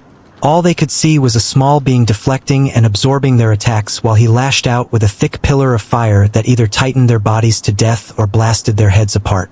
Surprising the goblin mages and archers with camouflage was even deadlier, as they can't even cast a single spell before they become lifeless. Adrenaline was coursing through me as I watched these D-rank 3-meter tall monsters easily fall, but I reminded myself this wasn't what I was aiming for. They were D-rank, they were weak just like me. I cannot think too highly of myself. Any random millionaire could buy skills just as strong and enough for us to easily make someone just as powerful. The change I wanted to make inside of me was to not feel that feeling of cowardice, that feeling of helplessness that I wallowed in for so long. Whatever stood in my way, whether it be human or monster, whether it be the largest titans I will eventually be facing, I wanted to face it head-on without fear. I reined in my emotions and rushed down the floors even faster. Within an hour and a half, I had rushed down all 29 floors of the dungeon and stood near the last steps of stairs that would take me to the boss room. I realized the pain of normal hunters and why most of them only dived into dungeons once or twice at most a day. Me rushing down while mowing enemies left and right still required me to spend a few minutes on each floor. There being so many floors and monsters, the hunters in a party had to put their lives on the line to kill monsters on each floor while resting to recover their energy and heal up right after. Just going through one dungeon could take them 5 hours or more. Me being able to endlessly cast my skills was such a huge thing that even now I found myself questioning if it was still real. I went down the steps while making sure all defensive skills and even camouflage was active, and I was soon in a huge clearing with a small mountain in the middle. Scratch that, not a mountain, just a very savage-looking goblin that was about 6 meters in size. Its skin was shining a dark black that made it very prominent in this clearing. Holy shit. It held no weapons on its hands, and yet its hands alone seemed enough to smash anything coming near it. This boss was the killer of many hunters, its large size and strength quickly weeding out inexperienced hunters from knowledgeable ones. At least 2 rank D knights or 1 rank C with the heaviest of armors were required in order to withstand even one of its strikes. You also better hope your team's mages and berserkers were saving up their energy to unleash multiple spells and attacks on this beast to take it down in as little time as possible, or deaths would follow. I was a distance away from it, so I thought I wouldn't be found out with camouflage active, but its huge eyes honed in on me the instant I arrived in the clearing. So blending into your surroundings is not enough to evade the senses of this type of monster? And I wasn't sure if this rank D boss could be classified as a titan yet, but its size made me feel like an ant as I had to raise my head just to meet its gaze. I felt my blood pumping as I found myself in this stare down against something more than 3 times my size. I was not scared. I looked at this huge beast and I saw my goals. I saw my future. I slowly began walking, and my walk gradually changed into a run. The beast stood still, not making a single sound. A smile broke out on my face as unrestrained laughter could be heard. A few meters long thick line of flames quickly appeared beside me as I charged towards this humongous beast. As soon as I got near it, a huge black fist covered the entirety of my sight. My laughter didn't stop as the line of flames also shot out and wrapped around that fist. Then, a huge impact was felt. Boom! The fist felt like the whole world was dropped on me. I had seen it smash into the sphere that was protecting me, and instantly felt myself fly back at a speed I've never been exposed to before. Bam! I was smashed into the wall behind me a second later, a spherical dent created as I dropped down to my feet. Not a single hair on my body was harmed. The rank C skill, Arcanist's sphere of protection, was not for show. The beast in front of me didn't stay silent anymore as a mournful howl rang throughout the huge clearing. Its right fist had fallen to the ground, forever removed from its arms. The calmness in its eyes was completely gone as its feet smacked the ground and jumped towards me. One of its remaining good hands reached out towards me as if trying to snuff out a candle. I commanded the cable of flames to twist and form into a circular shape while watching this palm crushing down on me. The circular line of flames then began spinning at high speeds when the palm landed. Zing! A horrible sound could be heard as flesh and bones were cut apart. The Goblin's King's remaining arm was grotesquely bisected in the middle, dark red blood gushing out. We were only a meter apart, and I stared at its furious face as I commanded the spinning line of flames to rush at this giant's neck. Zing! A second passed, and then the head of the 6-meter-tall monster crashed to the ground.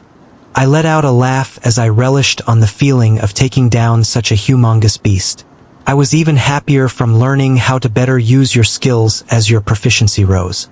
Flames of Torment shot out a line of flames in front of me when I first casted it, but as I gradually kept on using it, new ways to manipulate it came to light. From being able to move the line of flames in the direction I wanted to twisting the thick flames like a rope, to now connecting their ends and adding a spin to it, making them even deadlier. This made me look forward to learning and improving higher ranking skills as time passed. I continued thinking while observing the headless giant before I gathered the things that dropped. Aside from the Core S, there was also a rank D skill book. Ice Shards. Drops sharp shards of ice at a specific location. This skill book was in fairly high demand and could be sold for a decent amount of money. It didn't fit with the current me and I wouldn't be learning it as my goal now is to focus on obtaining an offensive rank C skill.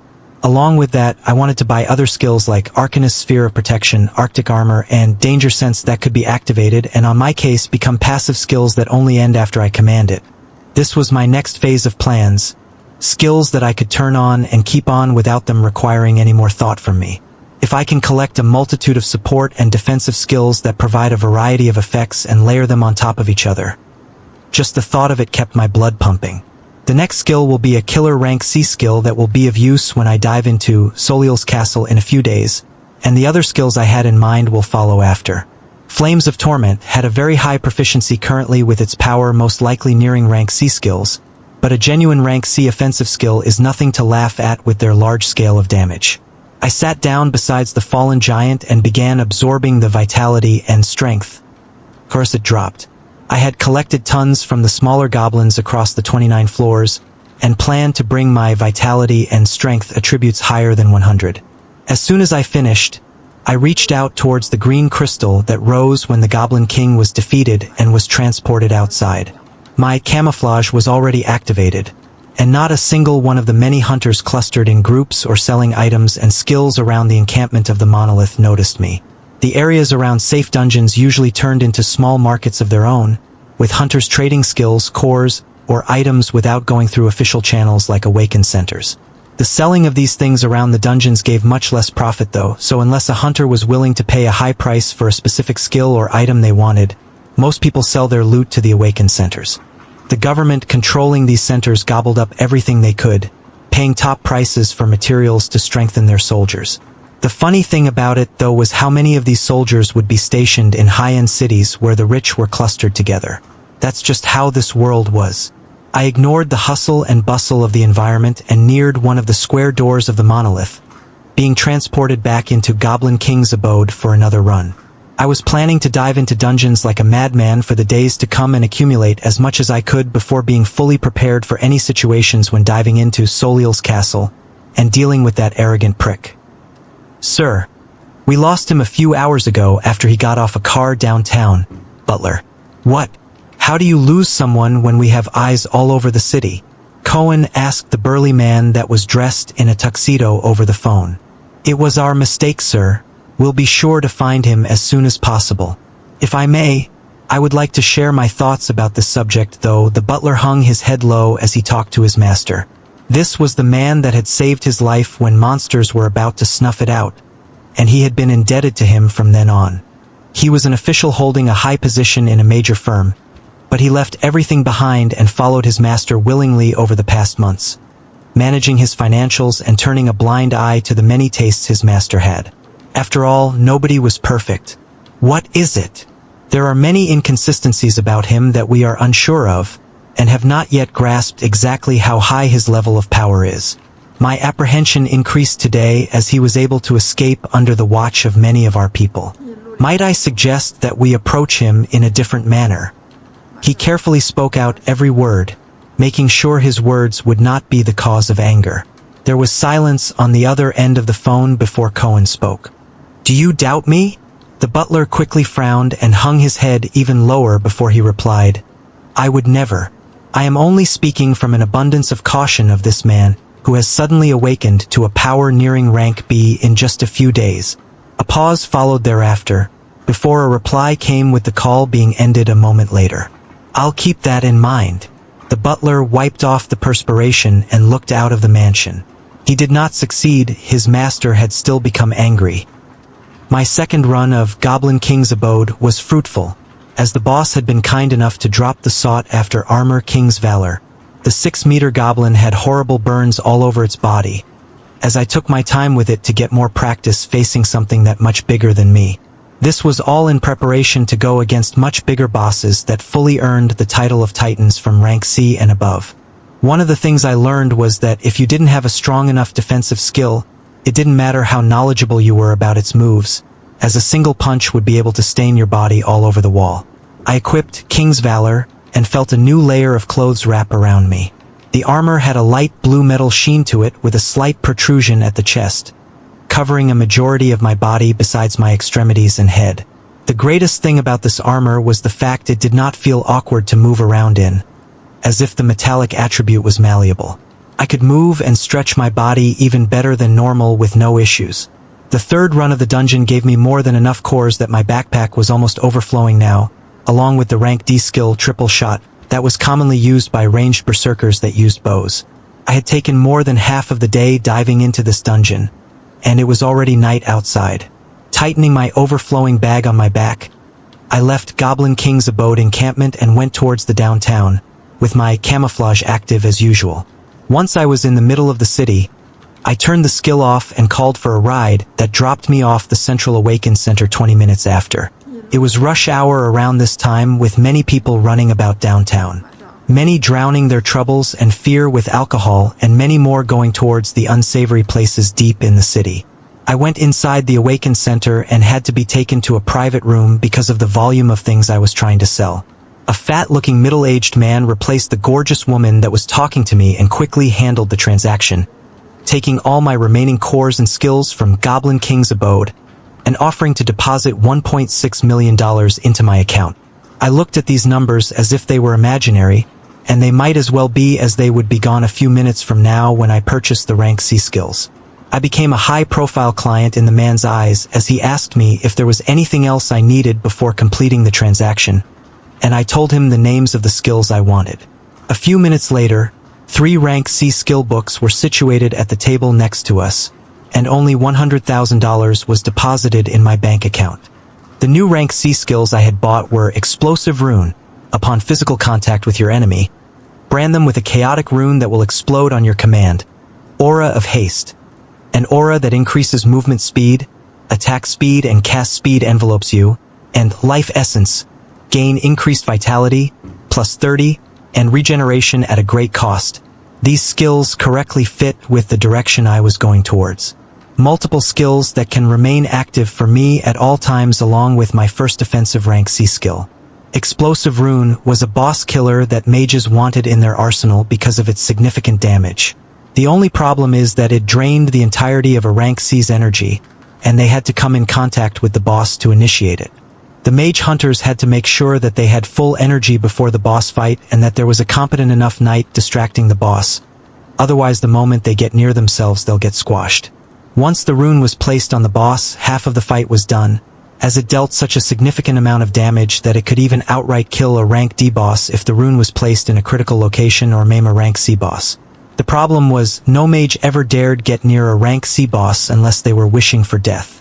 With my overlapping defensive skills and the ever-so increasing active skills, I should have no problem using Explosive Rune to its full potential. After the sale was finished, the joyful man's face jiggled as he said, "Here is my card. Give me a call or text whenever you're coming down, and I'll be sure to receive you to the best of my abilities." I nodded to the man that had a full smile on his face and left the Awakened Center. As soon as I was out, I blended into the rushing people and activated camouflage once more. The nearest hunter lodging was not too far away from the Awaken Center, and I got there in under 10 minutes.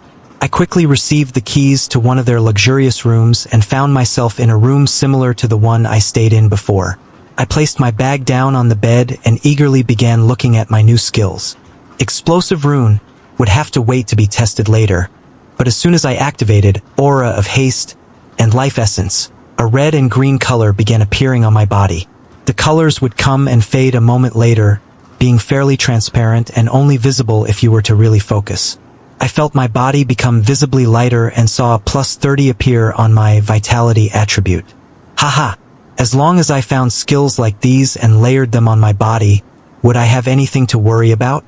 I shook myself out of my reverie and ordered room service, this time getting 2 plates of a very huge lobster. I went over my day and thought about what I would be doing tomorrow while enjoying the supple texture of the crustaceans. This was a habit I was planning on developing regularly, to think back to what I did today along with any mistakes I made, and how to improve in the future. I went to sleep soon after as I was dead tired. Anderson was holding a drink as he overlooked the city atop his mansion. The thing on his mind was the newly awakened hunter he couldn't seem to keep a track of. He knew all of the hunters that were C rank or near it in the city, and he made sure to introduce himself whenever new ones appeared. They were quickly reined in and called upon whenever his team lost a member while diving in Soliel's castle. None of them could deny his words. So why was it that this new one pissed him off so much? Anderson thought back to that pathetic apartment and realized it was his eyes. Eyes that seemed unyielding, that seemed to say he wasn't afraid. Ha! How could he not be afraid? Whatever inherent skill he awakened, does he really think he could look at me with an expression like that? I held the paramount skill Giant Strength, which allowed me to stand toe-to-toe against a C-rank Titan. Who are you compared to a boss I killed every week? The one person he usually listened to in this city had also told him to be cautious because of the many unknowns, but it only furthered his distaste towards the hunter. No matter, I will see exactly what gave someone like you the confidence to look at me with such a gaze. Cohen Anderson. Occupation: Hunter. Vitality: 188. Focus: 163. Strength: 195. Skills: F Lightning Strike, 41. F Shield, 33. E Strengthening, 41. D Minor Regeneration, 43. D Quick Speed, 42. D Harden, 38. D Blade Edge, 45. D Danger Sense, 31. C Aura Blade, 49. C Regeneration, 23. C Heal, 33. C Life Essence, 25. C Blast, 19. C Blade of Lightning, 55. B Giant Strength. Inherent Wrathful. Equipments: C Igneous Sword, C Igneous Armor, C Ring of Storage, C Fiery Boots. Early morning the next day, I was already up and heading towards Goblin King's abode. Tomorrow would be the day when I would head down to Soliel's castle with some of the highest rankers in the city, so I had to use my time as efficiently as possible today. The first task was to rush through the dungeon in under an hour and a half, as I was aiming to dive in at least 5 times. With this in mind, I bought a specialized hunter bag that was woven with materials meant to stretch. The bag had straps that tightly hugged your body so that a strong hunter could move without any issues. This was a poor hunter's item, as the truly rich ones had purchased equipment that allowed them to store whatever they wanted in a large space. I put this item off for now as it would have taken a majority of my funds, and my goal was obtaining more skills currently. I repeated the same process as yesterday and arrived at the monolith at 7 a.m. It was a fairly cloudy morning and still early, so there were significantly fewer hunters around. Some had already set up shop with their skill books and cores, others meeting up and forming parties while getting to know one another. Still activating camouflage, I entered the dungeon and appeared on the clearing filled with trees once more. This time though, besides the skills I originally had, I had added Aura of Haste and Life Essence. I ran towards the first group of goblins that I could see and rushed up to them while I was still hidden. They were alerted the moment I came near them, But that didn't stop me from reaching my hand out and placing it on each of them while they were still disorganized. With my increased speed from Aura of Haste, I could do this much without an issue. I then pulled back a few feet away and watched as black tattooish circles spread to cover 1/3 of their bodies. I observed them as they turned my way, none the wise about the runes that had sprouted on their bodies. I gave the command and the rank C skill Explosive Rune was fully utilized. Bang! The portion of the goblin's body that was covered in the runes exploded with a huge force, throwing chunks of flesh and bones everywhere as 5 goblins were soon lying in their own pool of blood. The damage was just as expected for a rank C skill powerful. I speedily cleared the floors like this. With all the defensive and support skills kept active, I pressed down the floors with camouflage hiding me and giving me enough time to come in contact with the monsters that exploded a second after. Some floors I still used, Flames and Torment, and kept on experimenting with it as its proficiency continued to rise. More than an hour quickly passed and I was through all 29 floors and headed to the boss once more. The 6-meter-tall Goblin King looked as ruthless as always, and noticed me as soon as I came down even though I was hidden. I walked towards it slowly until I stood a meter away, where it stared me down. This one was one of the peculiar traits of this boss that interested me. When the fight began it was always so calm as if it was measuring me up. During the fight though it would go completely berserk. It was still a monster though and threw a fist down at me a second later. I raised my small hand to match this fist as my palm was open to receive it. Pa! A sound like that of the loudest slap resounded as Arcanist's sphere of protection absorbed all the damage and the ground beneath me cracked. The arm of the Goblin King rapidly had a runic tattoo spreading on it, and the boss quickly felt something wrong as it grabbed its skin and tried to rip it off. Boom! A deafening explosion rang out as its entire arm blew apart and it let out a thundering howl. The enraged king reacted fast, throwing another fist with its remaining arm, only for the same thing to repeat. I was standing at the same location, the ground around me full of cracks as if an earthquake occurred. I had sunk a few inches into the ground as I calmly looked up at the Goblin King that was missing both of its arms. Rah! It let out an angry shout as if it would not give up and kicked its right leg downwards. Pa! Boom! The same scene repeated and now its right leg was gone. The large beast could not support its weight as it fell backwards with a loud thunk. Loud breathing could be heard as its entire face was twisted in pain. I climbed out of the small hole I had been repeatedly kicked in and jumped up on top of the body of the beast, landing on its square abdominal muscles and traveling forward to its face. I looked down at it as it could not move or do much of anything else. Besides the heavy breathing and a pained look, I could see another expression on the Goblin King's face after more than half of its body was blown away. It was extremely distinct while I looked at its huge eyes. I had seen this expression before. I had felt it before. It was fear. I reached my hand out and let my palm touch its forehead, leaving it there as I commanded Explosive Rune to combust. Boom! Another deafening explosion rang out in the clearing before silence ensued. Arcanist's sphere of protection and Arctic armor didn't allow even a single stone or meat to land on my body, negating the force of the explosion as if it was nothing. The feeling of dominating such a huge being from the beginning to the end was exhilarating, to say the least, and a testament of just how far and fast I can grow.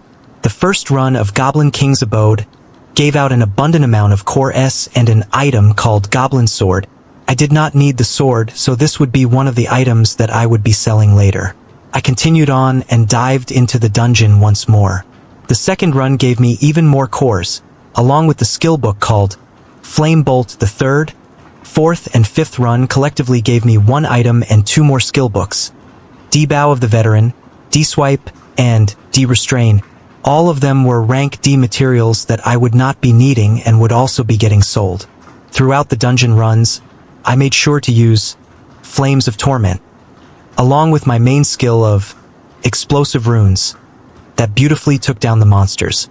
This process took me an entire day and I was able to bring a few of my skills to the proficiency of 100.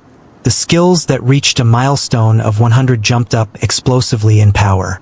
Fireball, which was a rank F skill, now had power greater than a skill 1 rank above it.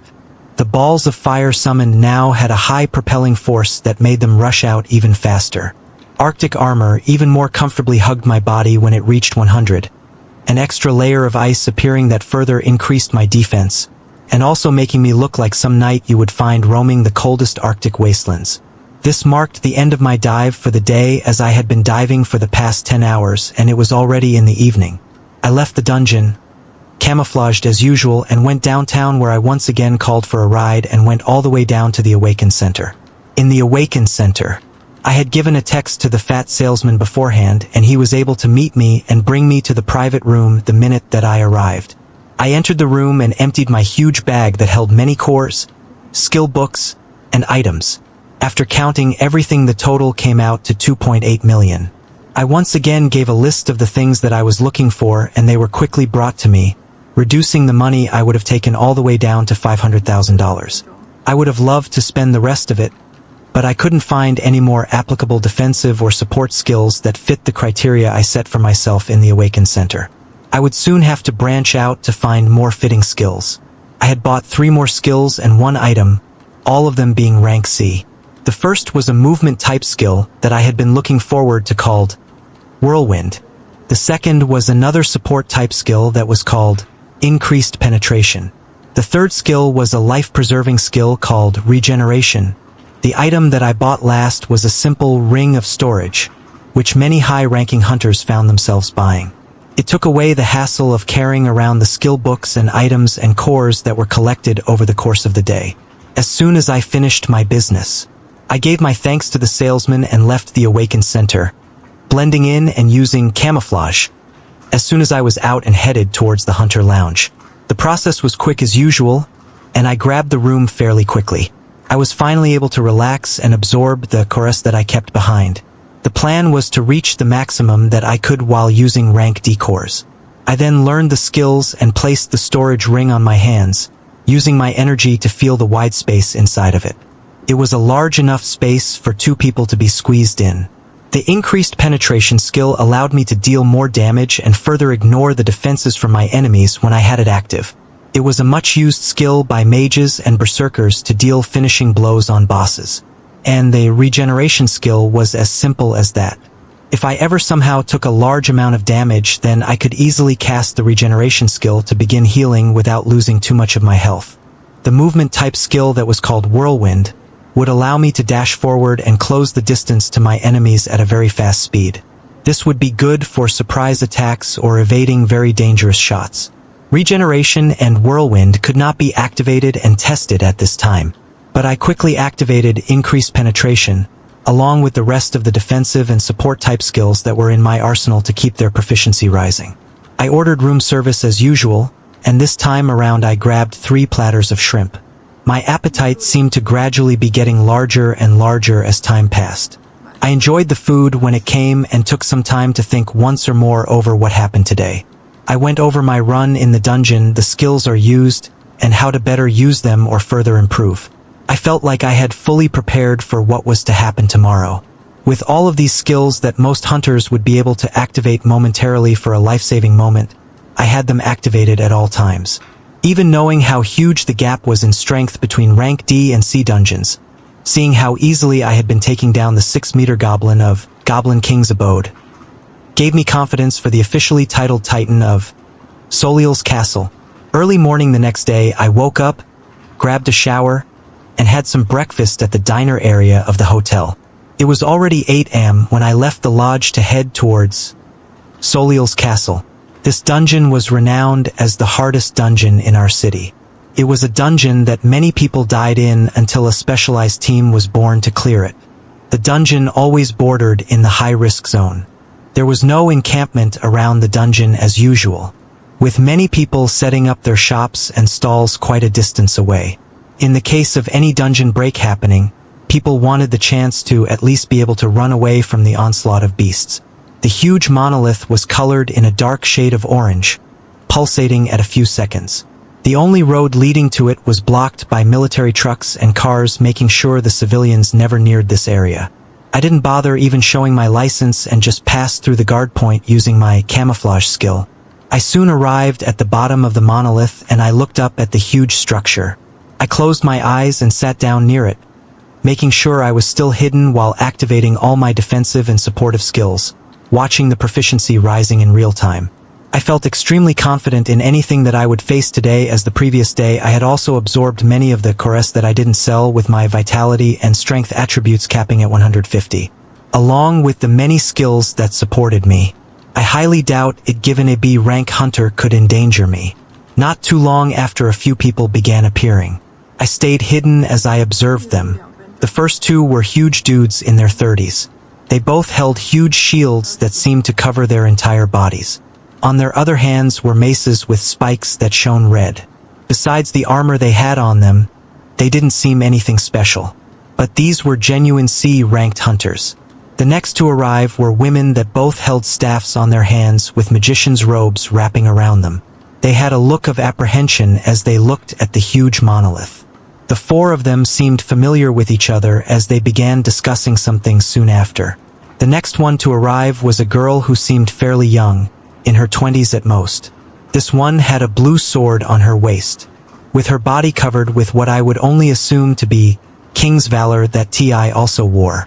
Surprisingly, this girl did not go towards and talk to me first but she actually held a confident look on her face as she looked towards the huge monolith, making me surprised, as any rank C hunter could find themselves dead in this dungeon. So many held apprehensions. Anderson arrived soon after.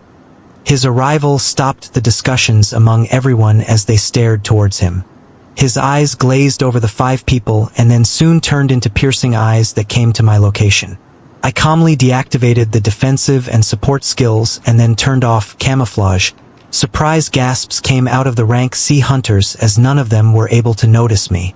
I wanted to test it just to be sure if Anderson would be able to pierce through the C rank skills effect even if its proficiency was increased.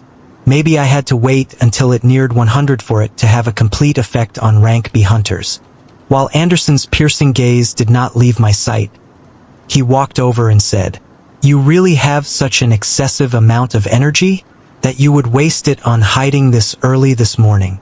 His tone sounded very calm, but his words dripped with disdain. I replied back, "Nothing to worry about. I was only testing the strength of the people I would be leaving my life to today." I seemed to have a knack of making him angry. His face became sour and he turned away from me and addressed everyone.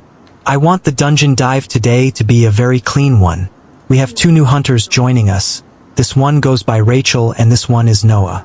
One is a berserker and the other is a mage."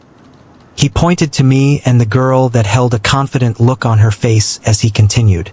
"For you two, this will be your first run, so follow all directions and do not lag behind. This dungeon is different from the ones that you are commonly used to." These words were directed to Rachel and I. "There is only a single floor in this dungeon, and it takes us almost half the day just to clear it. Do not be surprised by what you see.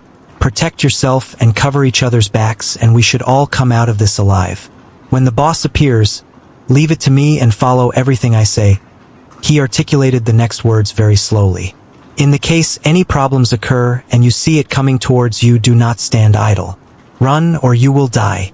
I listened to his somewhat inspiring speech as we all prepared to dive into the dungeon. I had done my research previously about Soliel's castle and his words were not false. The dungeon only had one singular floor, but this one floor took the lives of many hunters. As the speech was quickly wrapped up, he went towards the other four party members to discuss something, and I noticed uncomfortable look pop up on their faces. Geez, did this guy actually have bad relationships with everyone? The girl that was apparently new just like me came towards me and said with a puzzled expression, "Why does it seem like there's friction between you and the strongest hunter in the city?" I smiled at her and replied, "I'm not sure either. I have no problem with the guy, but he seemed to not like me the moment so he saw me." She cocked her head in confusion as if she did not understand, and I said once more, "Don't worry about it. There should not be a problem." As soon as we finished talking, the rest of the group came towards us and we went towards one of the square doors of the huge monolith. Once all of us were near, Anderson reached his hand out first and the rest of us followed, quickly being transferred to the first floor of Soliel's castle. Noah Osmont. Occupation: hunter. Vitality, 150. Focus, Strength, 150. Skills, F. Fireball 100. F. Heal, 43. E. Arctic Armor 100.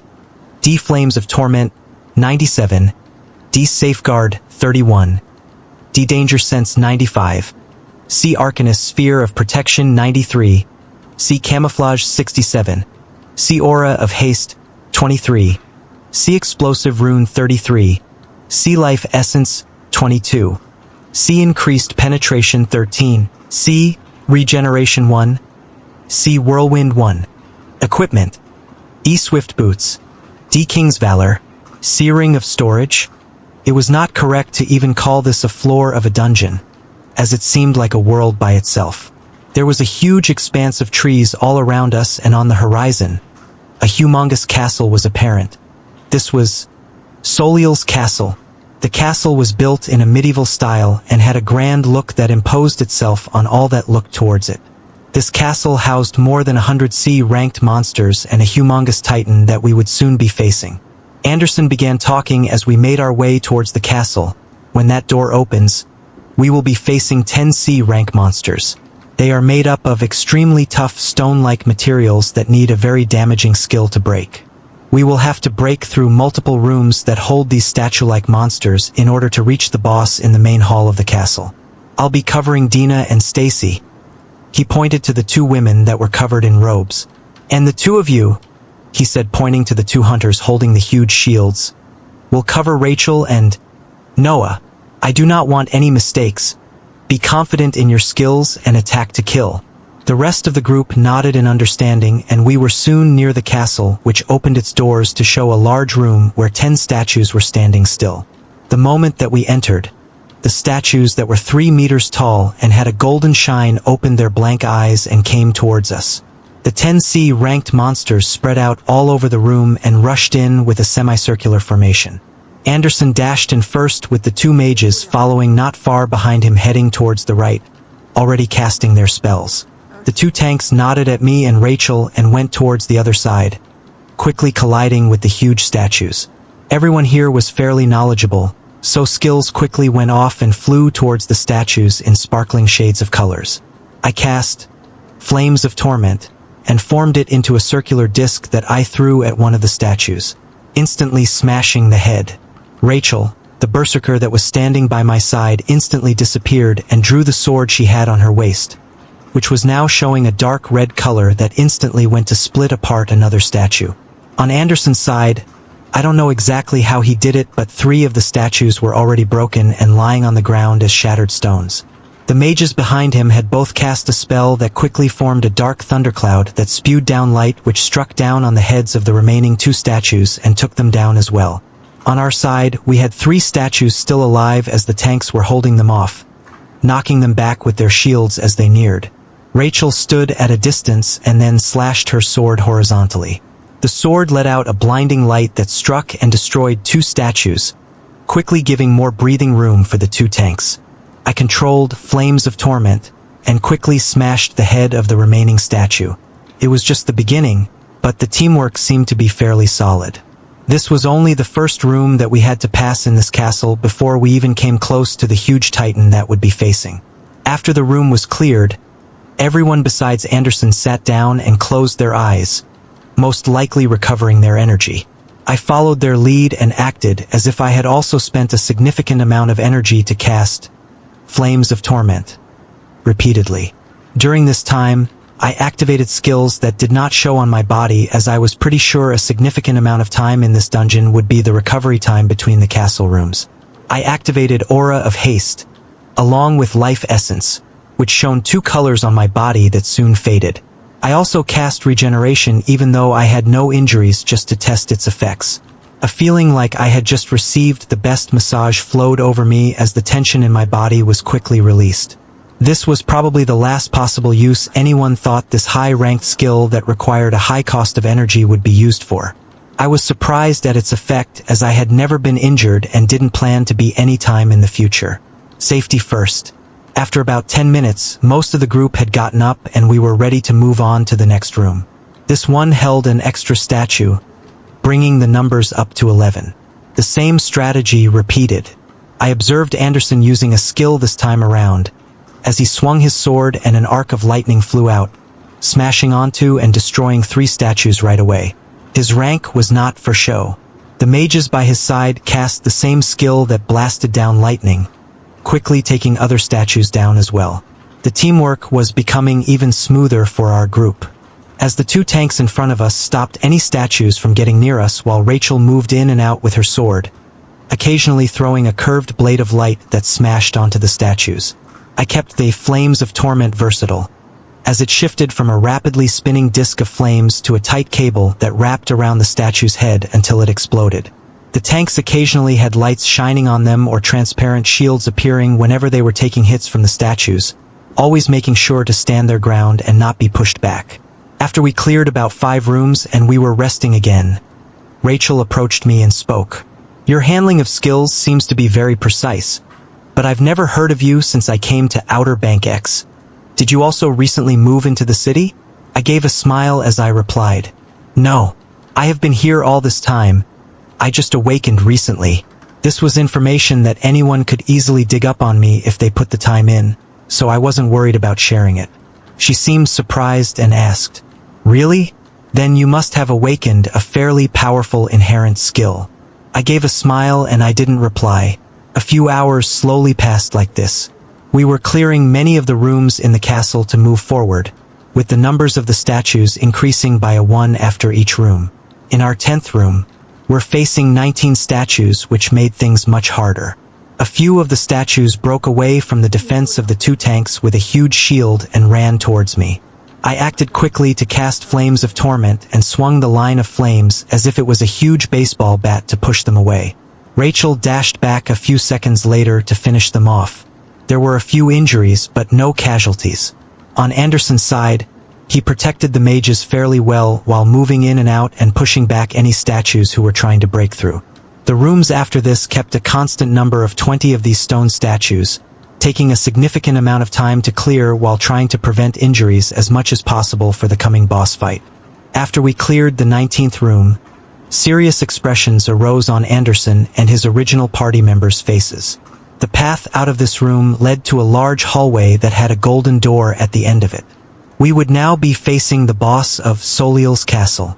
This boss was somewhat special though, as he would not be alone. He had 10 of these statues standing guards around him. This was the point in time where many people failed if there wasn't a powerful enough person to hold the boss back, as other members quickly took down the guards and then joined in to help the top hunter quickly finish off the boss. Anderson called everyone together and gave me a piercing look as usual. I had been getting that look every time he observed the fights throughout the past few hours. I've been hiding literally almost all of my skills, only using Flames of Torment to destroy the statues that came our way, so I shouldn't have given anything away. He seemed to become less angry at me as time went, and just adopted the disdainful expression more and more. I didn't bother with it, as it was always good to be underestimated and not be on guard against. He began speaking when we came close. I will be holding the boss back and make sure that it doesn't break free. The rest of you need to take down its 10 guards as soon as possible and then reinforce me. He turned to the 2 tanks and continued. You guys need to do your best to protect the mages and Rachel. Make sure that nobody gets heavily injured, as we all need to be in our prime to take down the boss. The tanks nodded their heads while the rest of us prepared for the fight. I was looking forward to meeting this titan of a boss that had taken down many hunters. As soon as everyone had their energy recovered, we went towards the huge door and stepped into the boss room. Anderson observed the people behind him before he opened the door towards the boss room. Almost all of them had faces that showed their dependence on him because they knew their lives were in his hands the moment that they entered this room. But as usual, there was one person, one face that seemed to be overly calm with nothing to worry about. Anderson let out a vicious smile before opening the door and heading inside the boss room. He would show them all today what strength really is, what power really is. In the face of strength, everything else has to bow down. The inside of the gigantic room held a huge statue that was reaching almost 10 meters tall. They seemed like ants compared to something this huge, but Anderson had a confident expression on his face. He had done this multiple times in the span of a few months. Not a single time had he died. A few others had died, of course. But that was out of their negligence. You had to be strong in order to avoid death. Surrounding a huge titan were its 10 guards who seemed just as imposing but only 4 meters tall, and they were still double the size of the hunters that were about to face them. Anderson pulled out his sword as he began walking towards the huge statue that did not in any way take him into account. Halfway there his body shone with an imposing red glow. Giant strength was activated. The only B rank skill floating around Outer Bank X, and the skill that allowed him to go toe-to-toe with this huge titan. He grabbed his sword and he swung it towards the titan. A red crescent blade that was 2 meters tall struck out and hit the chest of the statue, instantly calling to attention its 10 guards and disrupting the peace in the hall. Anderson ignored the 10 guards as he rushed forward to continue attacking the giant statue. The 2 tanks that were equipped with extremely large shields, along with the 2 mages Dina and Stacy, and Rachel had all begun to cast their spells. The tanks reinforced themselves as the guard statues came and attacked them. The 2 mages had already cast their spells as huge clouds that began releasing lightning as if it was endless. Rachel's sword was pulsating in a red light as multiple red blades were released from it, going forward to attack the incoming statues. As for Noah, he had cast the same skill that allowed him to move a huge cable of flames forward. The cable of flames quickly formed into a disc and shifted back and forth as it moved from one statue to another, either taking their legs or their hands or completely smashing their heads. Cohen was observing all of this as he continued to fight with the boss. He had observed all of his team members over the past weeks, and he had been observing the new team members today. The new girl was fairly strong but nothing to worry about. The only one he couldn't peg was Noah. He couldn't exactly see all the way through him. He wanted to believe that he was as weak as he showed himself to be, but something very simple was giving him away. The fact that this entire time while going down this dungeon, going to each room and taking down huge statues of monsters, not a single time was he flustered or worried. He showed no fear, no apprehension. To Cohen, this meant that this person is hiding more power, but he was not showing it. He wanted to see the extent of this guy's power. The 10 guards had lost their jobs as they were quickly taken down and transformed into rubble. The rest of the team soon came to reinforce Cohen in his fight against the 10-meter monster. As soon as the tanks came in, Cohen moved back to get a breather. The 2 tanks worked together to deflect the punches that were barreling down as the mages cast their specialty spell, and more dark clouds formed overhead with lightning striking down, chipping at the huge body of the titan. Blade edges were coming out of Rachel's sword as she continued to release the red crescent blinding lights. Noah's skill was more straightforward, where his rapidly spinning disc of flames had been borrowing itself onto the knees of the huge beast, trying to quickly cut off its legs and make it lose mobility. He would not succeed though, as the titan was quickly enraged by the continuing damage that it was taking, and the fact that none of the ants that were dealing it damage were taken care of. "Oh!" A loud roar resounded from the titan as Cohen yelled, "Take cover!" The mages ran behind the tanks, who lifted their shields up while the titan was roaring. Cohen went towards Rachel and Noah and stood in front of them as the whole place seemed to shake as huge boulders then began falling from the ceiling. This was the titan's skill, a type of skill that only began appearing on rank C bosses and above. At the moment it was dealt a certain amount of damage, the skill was activated and boulders would begin raining from the sky. If you were slow in responding for even a second, you would find yourself squashed on the ground. The stones began falling down and heavily hitting the ground. The 2 tanks had their shields lifted up slanted at an angle. Whenever the stones hit, the skills on their body shined and they grunted, but they survived. The 2 mages beneath them were still safe and sound. As for Anderson, he was even more straightforward, keeping his eyes on the ceiling and using his blade to strike down any incoming stones. If he missed any of the boulders fallen from the ceiling, Rachel would quickly move in and release another one of her plate lights, striking the huge stones and veering them away from their location. Noah as a mage should be taking cover with his weaker defenses, and could only have his skill ready to be fired in the case any stone were to come his way. As the huge stones fell down with everyone focusing on keeping their lives, Anderson turned towards Noah as there was something we wanted to confirm. He wanted to know the extent of this guy's power and what exactly he was hiding. The Titan's skill was about to finish, and 3 more boulders that were heading their way. Anderson put on a fierce expression as his sword struck out towards the incoming stones. Rachel took care of the second stone, and Noah cast his spinning line of flames towards the third stone that was nearing his side. At this instant, though, an accident occurred. The stone that Cohen was taking care of did not break and veered off track. He made a sound as if he had slipped, and his blade just quickly grazed over the boulder that was coming down. The boulder that was now coincidentally heading towards the mage beside him.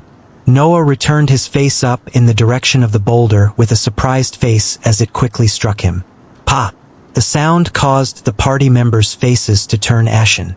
The 2 tanks and 2 mages off by the side quickly turning around to look at Cohen with an unbelievable expression. Rachel had an expression of disbelief on her face, as well as she stared at Anderson and looked over the rubble where Noah was supposed to be. A brief second passed before a movement was heard and a person came out of the rubble. The sight they feared to see did not actually happen, as the hands there were reaching out to push the rubble of the stones aside were clear. His face was clear. There wasn't a single speck of damage on the man's body. The 4 party members quickly let out a relieved sigh and returned their sight towards the boss, as they couldn't spare a single other second with their eyes off the huge monster. Cohen spared Noah a glance before he quickly turned around and dashed towards the boss. The disbelieving expression did not leave Rachel's face, as she was very close and saw exactly what happened. There had been no accident, and that was all intentional. So, she was shocked and didn't understand just what sort of irreconcilable problem had occurred between these 2 hunters that would cause something like this. Noah was coming out of the rubble with a surprisingly calm expression and dusted himself off as he looked at Anderson that was rushing towards the boss. How was he taking this so naturally? Did he not almost die? Rachel had a complex expression on her face as she shook her head and focused on the fight at hand. The 2 tanks were quickly blown away and Anderson filled in their spots to hold the boss at bay. The thunderclouds from the mages were above them again, constant streaks of lightning striking down on the body of the Titan. Rachel held her blade behind her as a blinding light was becoming more and more apparent on her sword. This continued on for 10 seconds before she released the blade of light that was not more than 2 meters long towards the leg of the boss. Noah was not far behind, quickly throwing his signature disc of flames towards the same location he was attacking before. With this teamwork, it didn't take long for one of the legs of the huge statue to start cracking before it could not support its entire weight. Its left leg had shattered from the constant damage that was being dealt. Its upper body had huge dents and scratches from the lightning that was falling down and the blade attacks that Anderson kept sending its way. The huge Titan quickly fell on its knees, its hands smacking on the ground and sending a shock wave that disoriented the party members. The 2 mages were quickly knocked back from the blast as the tanks were not there in time to prevent the blast from reaching them. Rachel and Anderson seemed fairly okay, and surprisingly, so was Noah. The Titan guided its right hand that had fallen down, formed a huge fist, and swiped towards the puny ants around it. This attack would take out all the party members if it was not stopped. Cohen had his face in a twisted expression as he began to feed more anger to bubble inside of him. This was good. This was what he wanted. The angrier he was, the stronger he became. That was the inherent skill that he awakened. Wrathful. It fed on his anger. The angrier he got, the more energy he had, the more power he had, and the more destructive he became. He wanted to show these people just what true strength was. He reactivated his highest skill that took most of his energy as his anger kept on rising. Giant strength was activated once more. A dark, baleful energy was permeating from his body as he grabbed his sword and rushed towards the incoming fist. Boom! A resounding sound was heard as the fist was stopped on its tracks, causing the Titan to scream once more. Anderson kept the momentum going, using his increased anger as a source of fuel, and propelled himself towards the face of the 10-meter monster that was now crouching down. The red energy released from his body mixed with the lightning that began appearing on his blade.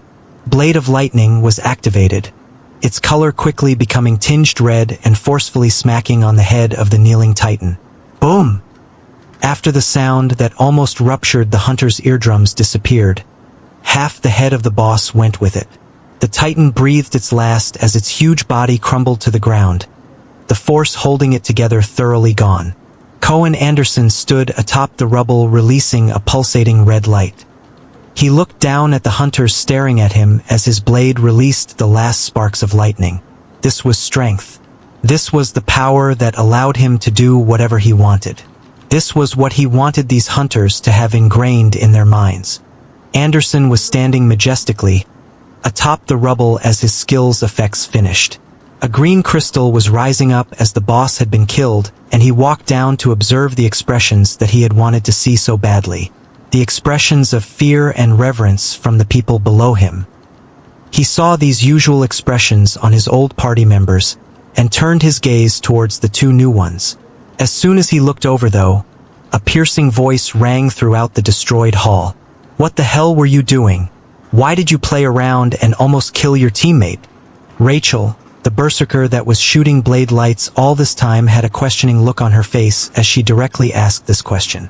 Anderson seemed to be surprised, as if he did not expect this type of reaction at all. He looked over at Rachel in a skeptical tone and asked her, "Oh? What's giving you the balls to talk to me like that? Were you watching the same scene as everyone else?" Rachel defiantly replied with, "Why the hell does that matter? I'm asking you, the leader of this party, why you would purposefully act negligent and try to harm your party member when you were in the position to protect them. How can they feel comfortable to hunt with you again? You've lost all trust, starting with me." An incredulous expression arose on Anderson's face as something seemed to have clicked in his mind. He gave a loud laugh as he spoke. "My goodness, I am so sorry. I seem to have not gotten my point through.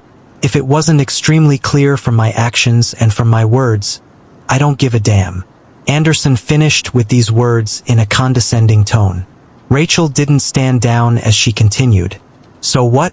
Because you have a higher rank skill and are more powerful than us, that means you can choose to do whatever you want? You would endanger your party members just to get your point across? For what?" Anderson was startled once again and said, "For what? For what? How dense are you for the message to not be coming across? Party members? Trust? Ha." He looked towards the 4 hunters that had been clearing the dungeon with him these past weeks. "Do you see them? They have families here. They have friends here. This is their city, and they have nowhere else to go. Do you think anyone cares about this city? Do you think the bigwigs care what happens to a trashy city around the perimeter of the empire?" His words were becoming louder and more piercing as he kept on talking while walking towards Rachel. He continued with a cold tone, "It's me. I am the only one keeping this city afloat. I am the only one that gives a damn and stays here. I prevent the dungeon break of this dungeon that you can never clear without me. It is my strength.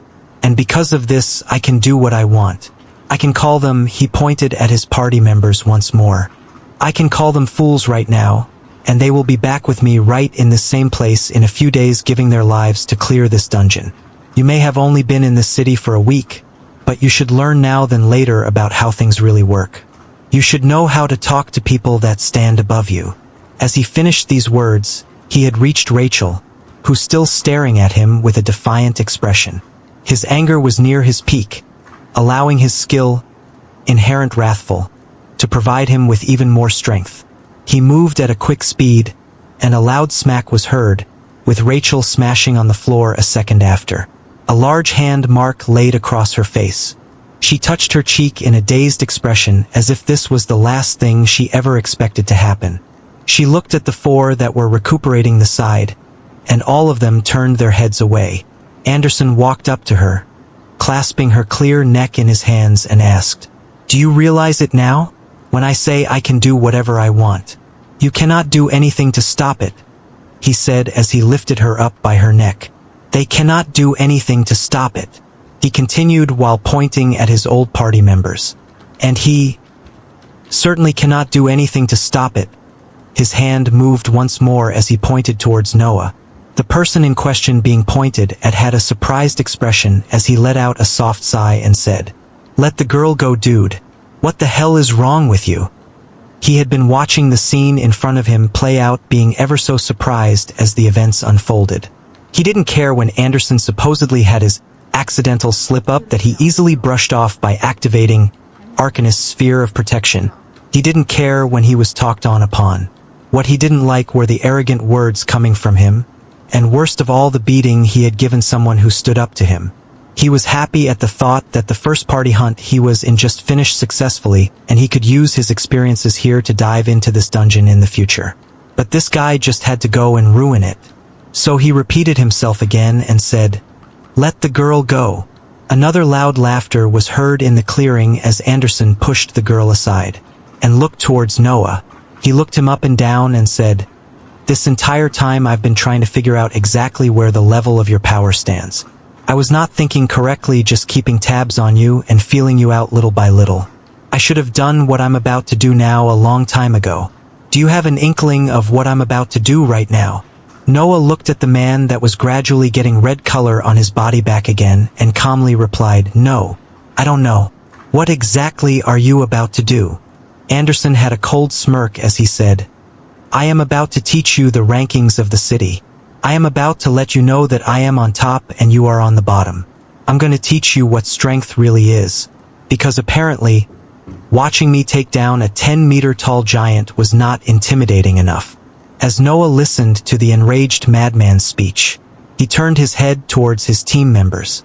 There were 2 fully grown men that were the knights on the party and the 2 women that were the mages. He looked over to them and asked, "Are you guys going to do or say anything about this?" The 4 of them gave him a blank stare before they shook their heads in a depressing manner and turned their faces away. Noah shook his head as he saw this, and he looked back towards Anderson, who was speaking with a fully furious expression. "Haha, I have been talking too much. Words were never my forte. I always let my strength do the talking. After my strength was registered, everybody fell in line. Now, be prepared, because you are about to fall in line." A hazy red smoke was coming off Anderson's body as he finished, tightened his muscles, and sprung forth. I looked at the man that was flying towards me and sighed at the complete breakdown of everything. I then casted Arcanist's sphere of protection, aura of haste, life essence, increased penetration, arctic armor, and whirlwind. My body shone iridescent colors as multiple defense and support skills were activated. I looked at Anderson and I was surprisingly calm facing him. I didn't feel angry at him or hate him in any sort of way, I just pitied him. Maybe this was what happened after facing the pressures of this new world and not coping well. I did not want to become someone like him in the future. My gaze seemed to have made the charging bull even more furious though, as his power seemed to increase further. But none of it would be of any use against the current me. With a sad sigh, gales of wind surrounded my body as whirlwind was fully activated and I made my move. A thunderous impact resounded soon after as gales of wind rushed about in the clearing. Anderson was surprised at the speed that Noah rushed to him. Observing that he had already cast multiple skills on his body, his exterior surrounded by a transparent bubble and body covered in an icy armor, he couldn't help but ask, "Just how much energy do you have in your body to be casting this many skills as if it's nothing?" As Anderson was talking, the impact pushed both of them back. The red energy kept on enveloping Anderson's body as his rank C skill, Blast, was used. His fist carried the momentum with it as he flew towards Noah. The fist met the first layer of protection, quickly causing a shock wave that pushed each of them away once more. Anderson kept his eyes on Noah as he saw the man was not ever remotely hurt. He smiled as he dashed in again and began talking. "Do you know why I adopted my principles on strength? I used to be poor. I had nothing, no job, no family, no friends. I used to look up at those that were rich above me with their extravagant amount of money and the clothes and food they bought." His words carried traces of anger as his body continued clashing with Noah's defensive skills. The thing that puzzled him the most was how Noah chose to use his hands or palm to hit back when the transparent shield he cast on himself protected him fully, and did not even cast the signature pillar of flames he had seen him using throughout the day. He brought his focus back on the fight at hand and stopped overthinking things. I looked up to these people, those rich assholes. I wanted to be like them. I kept on saying to myself, If I just had that money. If I just had that power. Oh, the things I could do. Anderson continued smacking into the defensive skill and saw that his attacks with his bare hands weren't working. So he increased the pressure and pulled out his sword. He wanted to see just how long this guy could keep all of these skills active before running out of energy. Lightning began to crackle around his sword as he dashed towards Noah and continued talking. Do you know what happened next? Something incredible occurred and I actually did get the power. The whole world went to shit and it was me who received the power. Me! The longer he talked, the more his anger and power seemed to increase. His sword was already pulled down, swiping towards the pest in front of him. An arc of red lightning was released towards the man that kept on standing calmly in the face of all these attacks. Zing! Once the red lightning struck, a figure flew backwards at a high speed and kicked up some dust. And yet, he soon stood up without a single hair damaged on his body. Anderson watched as his smile grew wider. It was the right choice to knock this guy down a notch now. If I had actually given him time to grow, he might have threatened me in the future. Playing around with his thoughts, he moved forward again as he continued talking. So, I received the power. And do you know the funny thing? Those people I looked up to, those rich assholes that I aspired to be, many of them were dead within a few days and many more were now looking up at me. Seeing that his strike hadn't worked, he held his blade once more as lightning began to build upon it, and continued. I used the new power that I had gained to kill monsters and get stronger. My power allowed me to become the richest man in the city, the best hunter in the city. It gave me strength that you could not imagine. Anderson was moving at high speeds as he spoke. His sword that was covered in lightning kept on striking at the bubble of protection that surrounded Noah. It is this strength that's going to destroy that thin bubble that you have around you. I'm going to keep on striking and watch as you gradually lose that annoying expression on your face, and you start begging for your life underneath my feet. Noah wasn't standing still, moving in and out as his defensive skills completely deflected the strikes of the blade and the lightning that came out of it. He wanted to test the extent of Arcanist's sphere of protection as its proficiency was literally a point shy of 100. And it seemed to completely protect him from C-rank skills, its power also deflecting most of the damage from rank B skills. If any damage actually managed to pass through, the Arctic armor would absorb it. If anything else past that, he would just quickly use regeneration. Anderson's voice rang out as he charged forward once more. You cannot imagine the things you can do when you have the strength.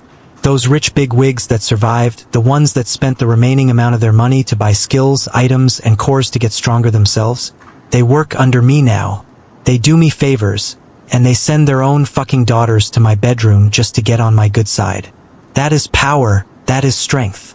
Noah seemed to be getting ticked off as he was listening to this madman's ramblings, so he began replying and cut short his experimentation time. That is not what strength is, dude. I was just like you a few days ago. I didn't have any of this. When I did become slightly stronger though, all I felt was a sense of liberation. His words seemed to carry power with him as a huge pillar of flames appeared beside him, making Anderson even more surprised as he was expecting him to run out of energy any time with his extremely bad efficiency in using it. The pillars of flames acted like a rope, wrapping itself around the entirety of Anderson's body and squeezed down. Anderson let out a pained expression as he began roaring. Rah! Rank B skill, Giant Strength, was activated. The red aura coming out of him condensed even more as his power rose by another level. The sword clad in lightning struck out once more, but it did nothing.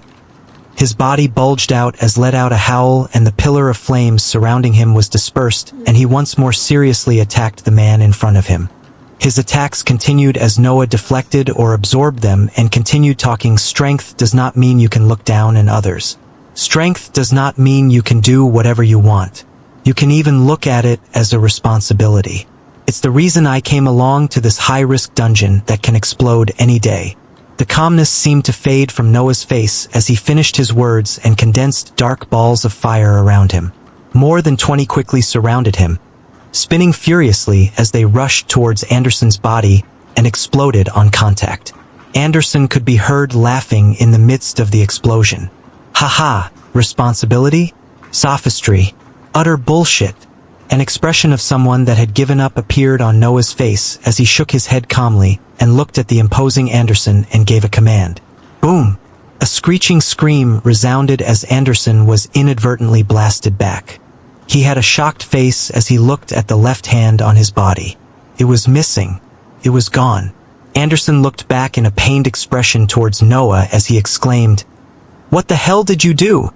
He seemed dumbfounded by the sudden attack that he didn't see coming from anywhere. They were standing apart at the time, and yet an unseen attack came that took his entire arm clean off. A calm voice rang out of the clearing. "Stand down." Noah was staring at him with a cold expression. He did not want things to go down this road. He did not want it to get this bad. But this guy would not stop. So he repeated himself once more. "Stand down." The man that was clad in a red haze in front of him stood up with an even more furious expression as he roared out and held his sword and his remaining good arm, rushing forward once more. Boom!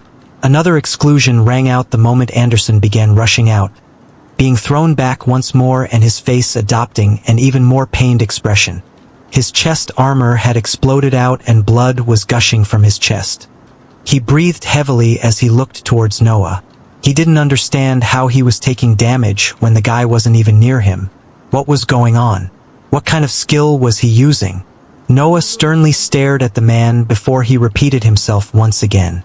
"Stand down." Noah looked at the man in front of him as he continued speaking. "You could have stopped all of this a while ago, you know." He looked towards the man that was missing a hand and had a bloody chest.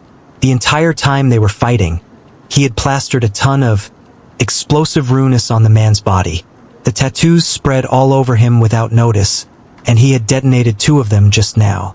A burst of hysterical laughter came out from Anderson. "Stop? Stop? Haha, do you really think I could stop? Power was all I had, and now someone like you, someone that has awakened barely a few days can already stand above me? Bullshit." Anderson's wounded body stood up and moved once more. His words that were dripping in anger had somehow given him even more power. The dark red haze that was constantly created from his inherent skill, wrathful, wrapped around him and became even more condensed. Giant strength was also activated once more. As the man stood and raised his one good remaining hand, arcs of red lightning began to pulsate from his sword. Noah turned his face from this and looked towards the 5 party members that had been watching this entire fight. He saw a rueful and expectant expression on the faces of Anderson's original party members. Rachel was staring at both of them in a distasteful manner while wiping the dust and rubble from her body. He then turned back towards the rushing Anderson and watched him come forward as if he was looking at a flickering flame in the wind. Strength isn't having the power to look down on others. As soon as Noah's words finished, another loud explosion rang out as Anderson's body was inexplicably blown away. A crazed laugh could be heard as the explosion cleared. "Haha, I am being lectured by a child. I am being lectured by someone who doesn't understand how the world works. Do you know what I've done with my power? The monsters I destroyed? The pathetic people I've killed? The women I've taken? Do you know?" The right leg on Anderson was the next limb to be missing as he lay tattered on the ground. He turned his head to observe his leg, and then at his left arm that was also missing. He then stared at the man that kept looking at him with the same calm expression on his face. He felt like he was being looked down upon. He had to bring his eyes up to meet the gaze of this man, and he laughed even more. "Haha, what are you gonna do? Are you gonna kill the strongest hunter in the city? Are you going to damn the lives of hundreds of thousands of people?" Noah was slowly walking towards the destroyed man as he began talking. "The strongest hunter in the city, huh? Do you really believe that you still hold that title?" His words were slow, but rang out as if they were a clap of lightning in Anderson's ears. Noah gave the man in front of him a look of pity as his hands wrapped around Anderson's neck. He looked at the man that was about to perish from this changed world forever and shook his head in disappointment. Boom! A thundering explosion rang out on the clearing once more, and the infamous rank B hunter of Outer Bank X was lying down without a head. Noah let out a deep sigh as he looked at the body of the so-called strongest hunter in front of him and felt relief. He didn't want to be like this man one day. shouting his ideals on someone stronger only to die soon after. He deactivated the many defensive and support skills on his body as he shifted his face onto the items that Anderson wore. They were C-rank equipment, and even though they were currently damaged because of explosive rune, they had a self-repairing property and they would be as good as normal in a few days. Near Anderson there laid a thick blue book. This was why hunters were regularly hunted down by other hunters if they were jealous enough and had the balls to do it. Killing any hunter had a definite chance of dropping the highest ranked skill that they were using. And scrupulous lower ranked hunters sometimes worked in groups that target those one rank higher than them, either ambushing them in their sleep through other unsavory means. And this was also why the hunter lodgings were very popular, because they guaranteed a level of safety for the hunters staying there. There were hunter guards around the clock documenting everyone that came in, where they were going and what their purpose was. The skill book made my heartbeat increase as I thought of the huge windfall that all of these unfortunate events brought. This skill took the pedestal as the top prize today. This was the rank B skill Giant Strength. Imbue your body with immense strength that blows away anything daring to stand against you, plus 50 strength. Information about the skill's effects quickly appeared in front of me as my mood turned sour. There wasn't any information about this skill as Anderson was the only one who held it, but I didn't expect it to simply add 50 strength once activated. Of course, 50 strength was something huge, as that amounted to an advancement of an entire rank, but it did not match the many focus-based skills I had been collecting so far. Skills that are geared towards close combat fighters would just reduce my attention from the powerful mage skills that I should be spamming.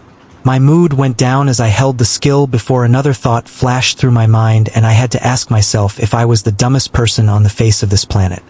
Yes, Anderson was a close combat fighter and this skill complemented him perfectly. But even though I was a mage, it did not mean it wouldn't be tremendously helpful to me too. I was limiting my thoughts to what I commonly knew about mages, berserkers, and knights.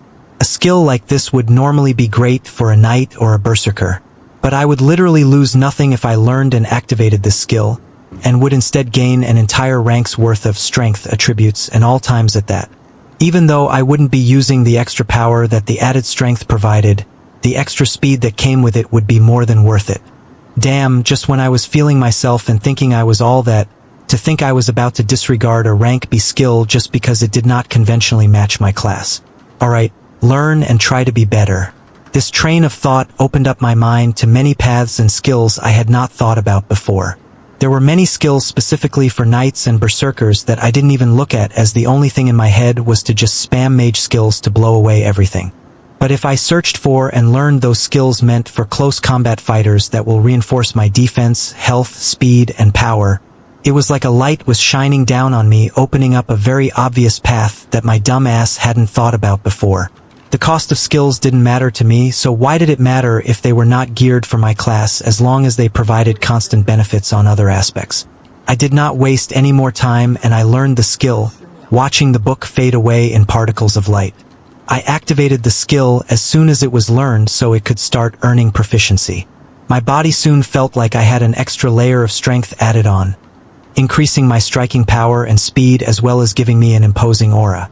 I mentally patted myself on the back while I placed the item that Anderson was wearing in my storage ring, and carried his ring of storage with me, leaving a mangled body on the ground as I walked towards his team members. The two tanks and mages had relieved expressions on their faces while Rachel looked at him in a peculiar way. Death wasn't something rare for hunters. They had seen plenty of their team members die, and most were glad when they didn't perish themselves. He went forward and asked the girl that got a beating a few minutes ago, "Are you okay?" Rachel clicked her lips in an annoyed expression that also seemed somewhat afraid and looked back at the four party members behind her without answering my question. She looked at them and chided in a disappointed tone as she said, "You four are by far the most spineless cowards and such a poor excuse of hunters that I had ever seen in my life." The four hunters listened to this and shook their heads as if they would not engage. Did Anderson break them this much?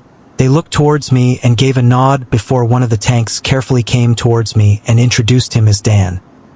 He couldn't look me in the eyes as he gave me his card and mentioned that he and the rest of the party members would be back here in 3 days to clear the dungeon, and that I should let him know what time I'll be free to lead them.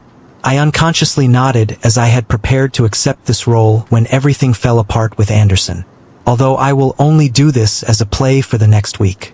I didn't plan to be limited by tying myself to hunting in a party when my progress is explosive as I move alone and clear dungeons without anyone holding me back. My solo hunting of this dungeon would be much more fruitful. Rachel watched this exchange as we swapped contact information and watched the hunters go towards the green crystal to leave the dungeon. They instinctively looked towards the loot that was shining in a pile beside the Titan that was now dead but looked away just as fast, not entertaining any thoughts. They didn't mention a single word about Anderson in the entire exchange or acknowledge what had happened, just leaving with happier faces and expressions like a huge weight had just been lifted off their chest.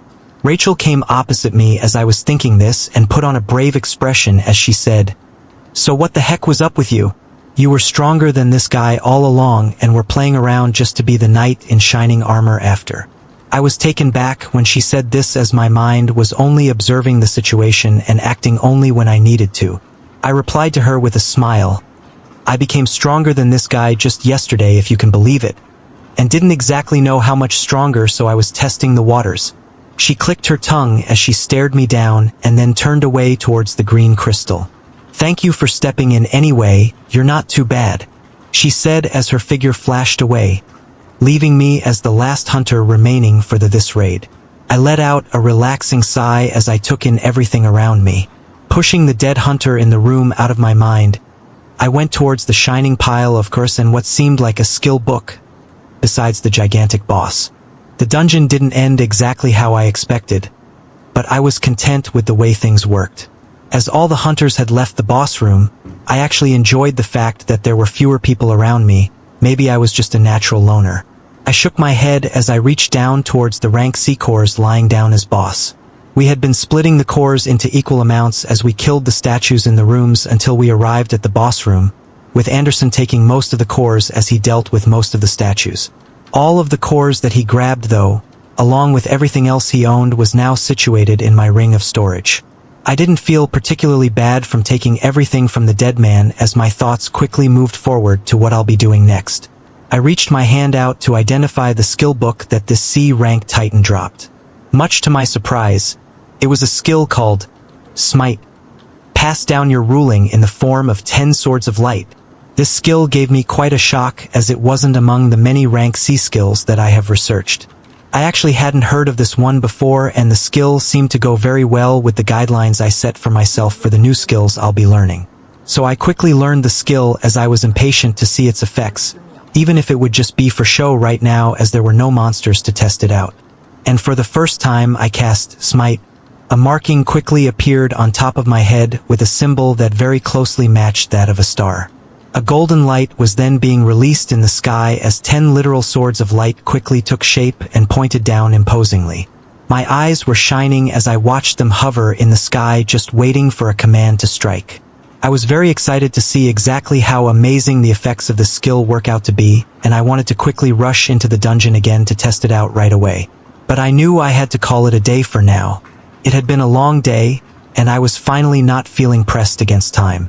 I burned the sight of the dead Titan and the dead hunter in my brain, and then I reached towards the green crystal, vanishing from the hall. A man wearing a well-tailored suit was watching the news with his arms trembling. Something shocking was being announced as breaking news.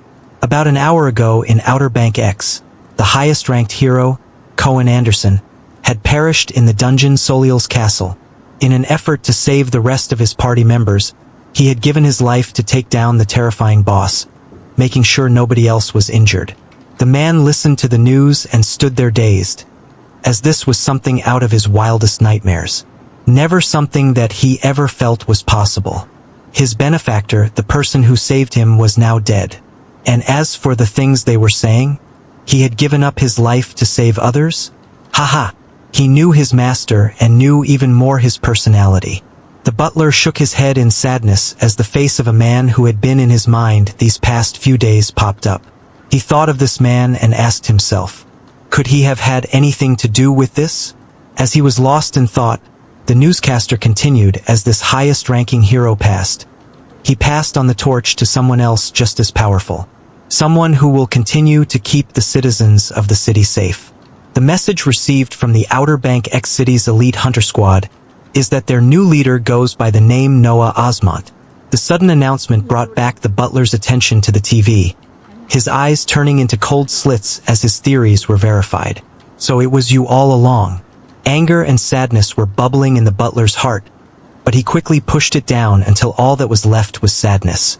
He recalled warning his master about this man because of the many things he did not know, but he failed his job. He didn't get the point across well enough and his master paid dearly for it. He wasn't making the same mistake. The butler walked towards the huge doors at the mansion that he had kept open, waiting for his master. But he knew that he was not coming back. And yet he still stood in the middle of the open doors, waiting for no one, waiting for nothing. Noah carried his tired body over to the nearest hunter lodging as soon as he left Soliel's dungeon. He wasn't really tired physically, he just felt mentally drained. Many events had occurred today, and as calm as he was, there were still things that he did for the first time. Besides the abnormally more numerous than average looks he was receiving as he walked through the luxurious hotel, nothing else seemed out of place. He did his usual ritual of grabbing a room and ordering food. As he was eating, he turned on the TV and almost choked on his food when he saw what was being reported. It was a local channel breaking the news for Outer Bank X. A glowing red title was saying that the highest-ranking hero in the city was now dead. The things Noah heard baffled him to say least. Cohen Anderson had sacrificed himself.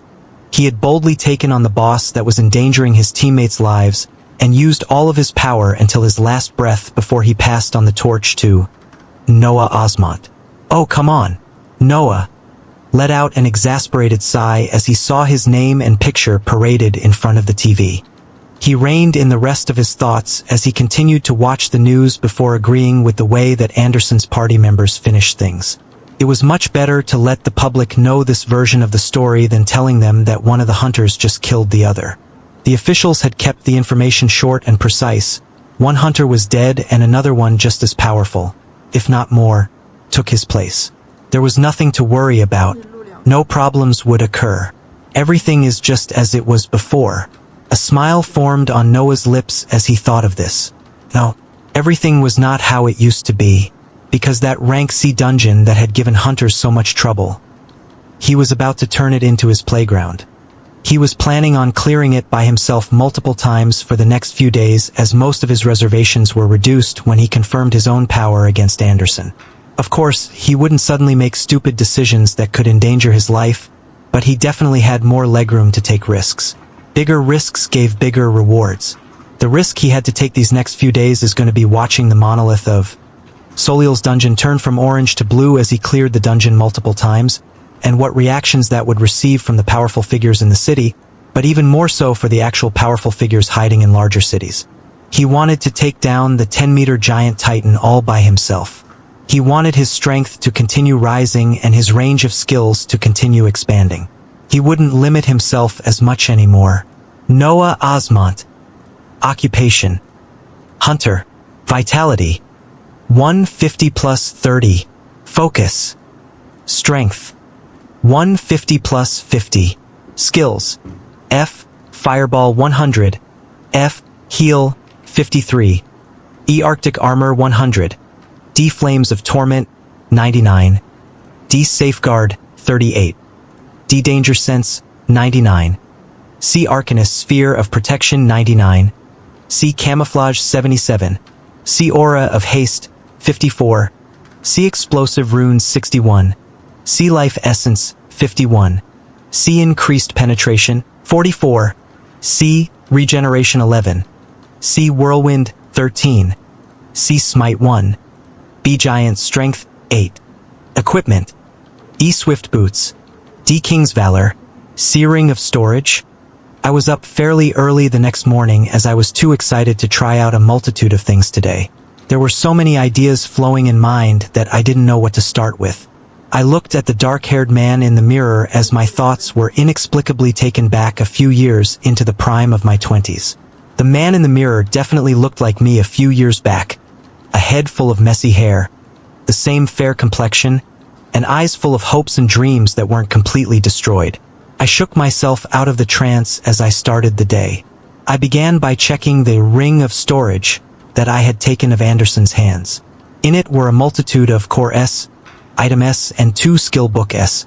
I was extremely content with the finding, as a majority of the cores were rank C, with 8 rank D items and 2 items that were rank C, Lightning Boots and Fiery Helm.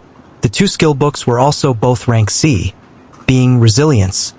Defense and healing effects are increased by 50%, and Supercharged Energy rumbles through you, increasing casting speed by 50%. The supercharged skill would have definitely fit the criteria I had set a few days ago, but Resilience would also be a great addition that goes along with my current plan of even learning skills geared towards other jobs besides mage. The rank D items would all be getting sold, along with a few rank C pieces that I wouldn't be wearing as I waited for the item S that I took off Anderson's body to self-repair. I damaged them pretty heavily with Explosive Rune, but they should be fully repaired by tomorrow. As for the Caress, anything below rank C found in the ring would be sold, and I began absorbing the rank C Vitality and Strength cores. I had both the ones that went as my share plus Anderson's, so it was a sizable amount, but I was only able to bring Strength to 167 and Vitality to 170. With these preliminary things completed, I checked out of the room and shot a text to that lovable fat salesman I never bothered to remember the name of as I went to the Central Awakened Center. My face had been shown around heavily throughout the night, so many people recognized me and snapped pictures, but I ignored everything and arrived at the Awakened Center in a few minutes. The fat salesman seemed to have been promoted, as he had 2 assistants with him when he saw me walk in. He threw out that usual shrewd smile and brought me to a more luxurious room in the back compared to last time. I took everything in a stride, as the moment my name was released last night, I knew something like this would be happening. The first thing the salesman did was open a suitcase and hand me a shining blue card that held my name and picture, along with a title of Rank B Hunter. I grabbed it and gave my thanks, as it saved me the hassle of looking for the advancement area and wasting time there. I then took out all the cores and items that I wanted to sell while I asked him for a registry of all Knight and Berserker skills they had in stock. He was puzzled at this but did as he was asked, and I was browsing through all the skill books soon after. I had done a significant amount of research on mages and their skills, as that was the path I wanted to walk on when I awakened, but I wasn't too well versed on the skills that Knights and Berserkers commonly used.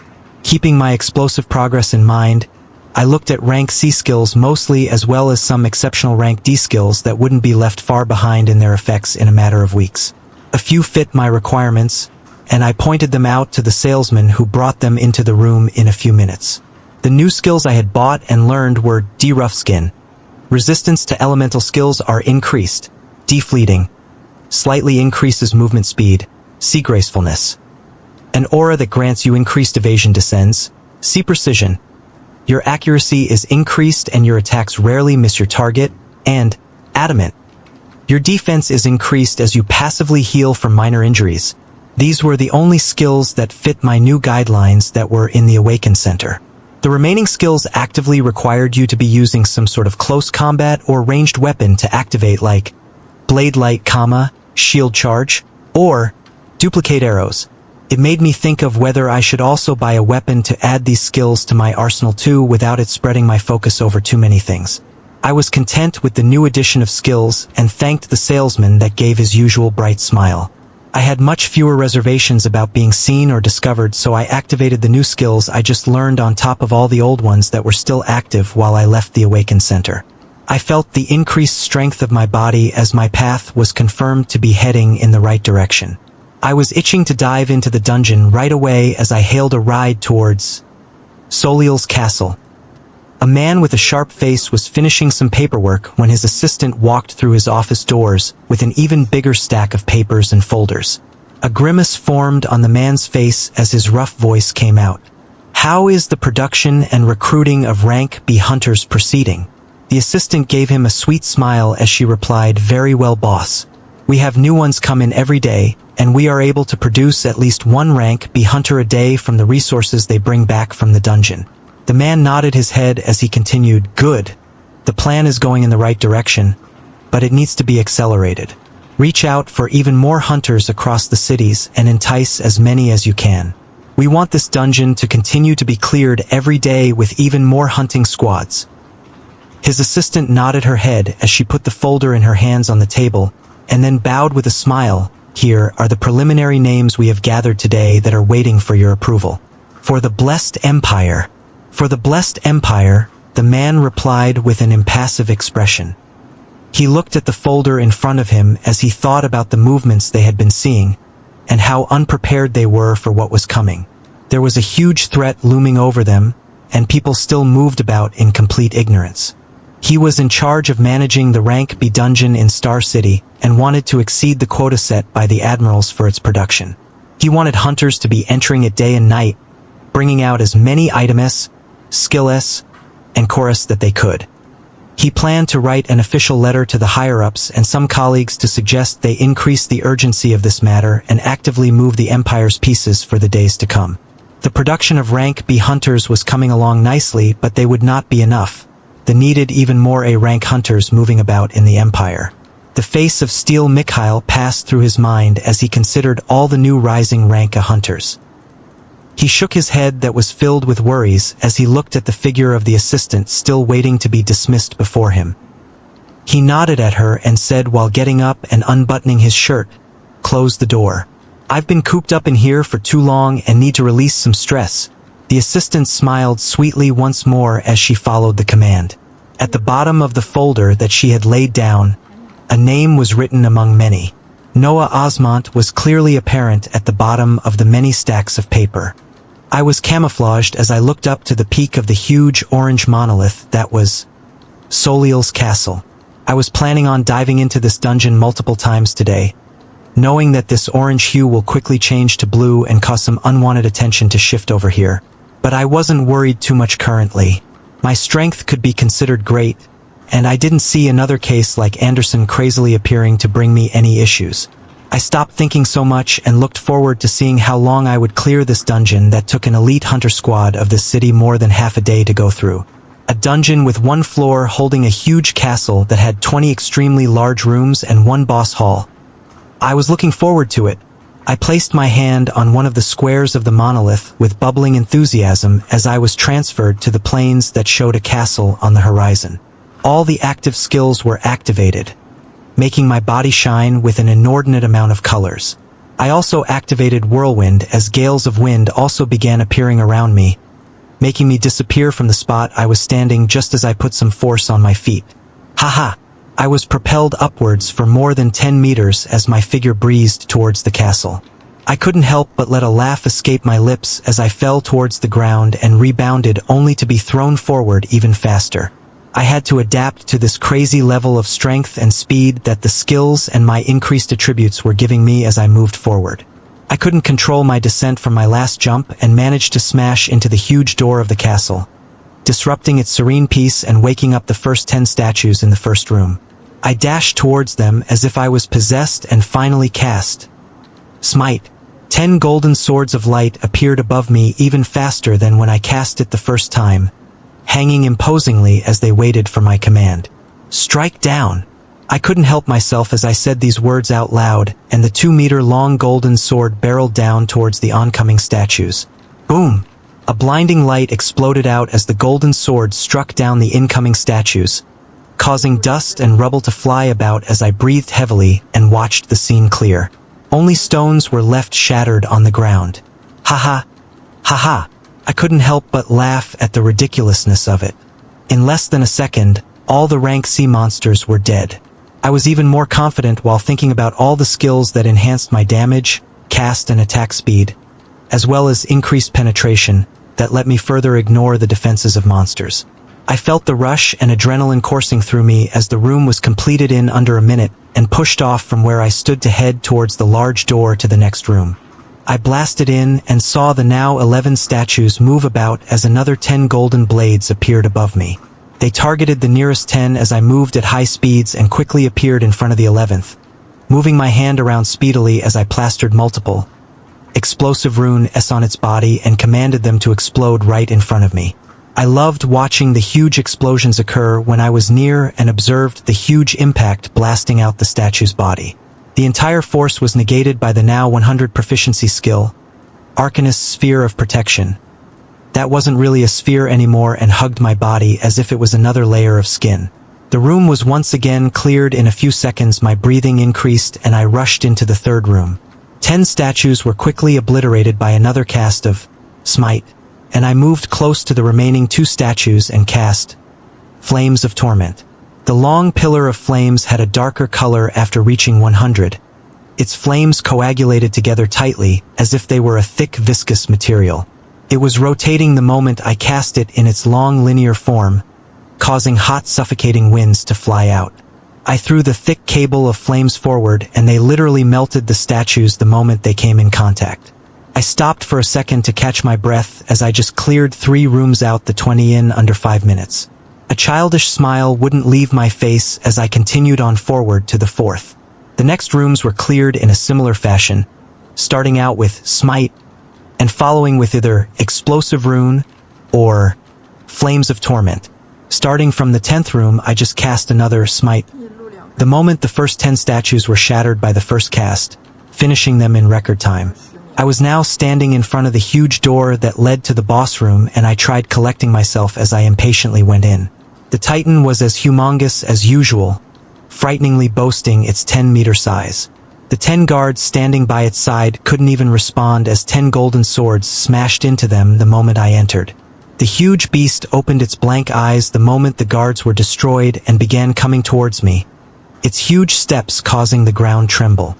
I watched the boss menacingly come towards me as 10 swords of light appear, then another 10, and another 10 as Smite was repeatedly cast 3 times.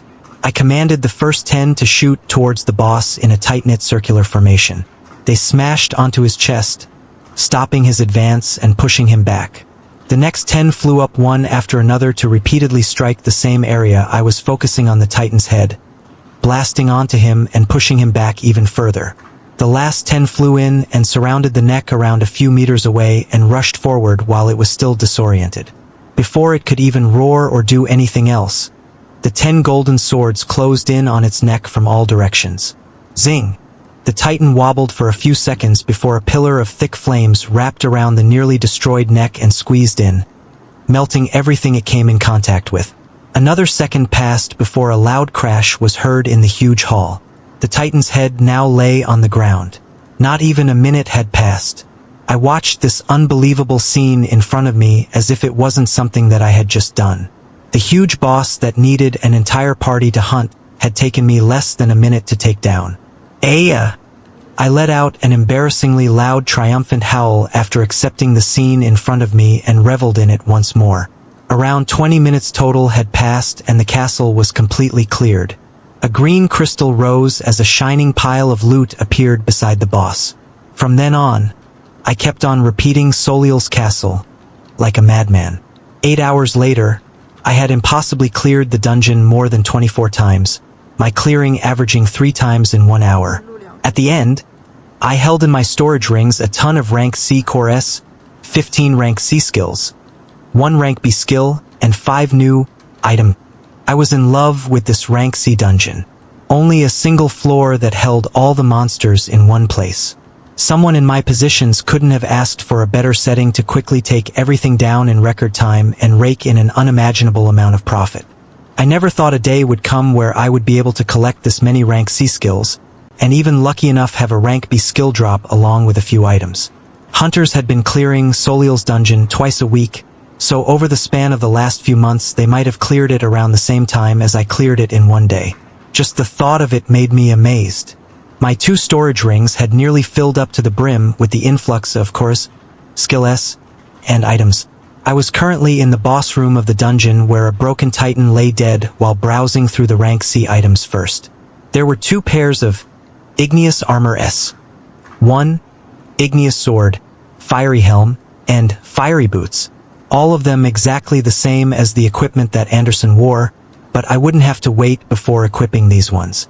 The ones I had obtained from him were still repairing from the heavy explosions done by Explosive Rune.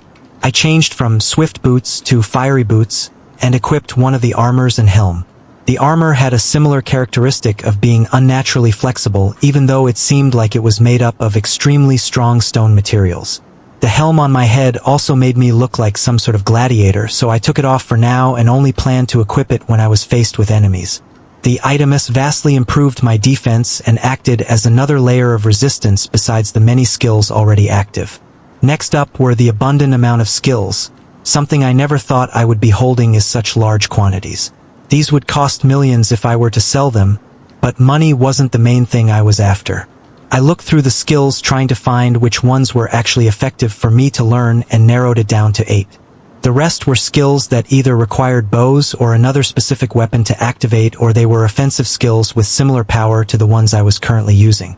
I would learn as many supportive and defensive skills, but I would choose my main attacking skills with close scrutiny, as those are the only ones I have to actively cast and use. If I held too many offensive skills and switched from to another when using, I would just have many skills in a similar level of power and not a few skills with high proficiency that have even more power. The 8 that I absorbed and learned were Sharpen. Your attacks and skills deal more damage to your enemies. War Cry. Motivate yourself and your allies, increasing attributes by 5%. Retaliation. Reflect back some of the damage from your enemies. King's Rage. The rage of a king flows through you, granting a boost in damage. Military Tactics. The qualities of a fortified soldier are activated, increasing all attributes by 10. Unpredictable. Attack and casting speed increased by 10%. Elemental Damage. Any attacks using the elements deal destructive damage. And Stealth. Move undetected as all the energies you emit are absorbed. Learning and activating the skills gave me another sense of exhilaration. Military Tactics that increased each of my attributes by 10 added the specified amount to vitality and strength, while focus remained as blank as usual. The rank B skill book that had been lucky enough to drop was Stealth, which was such a great skill that it trumped everything else I gained today because of its high utility.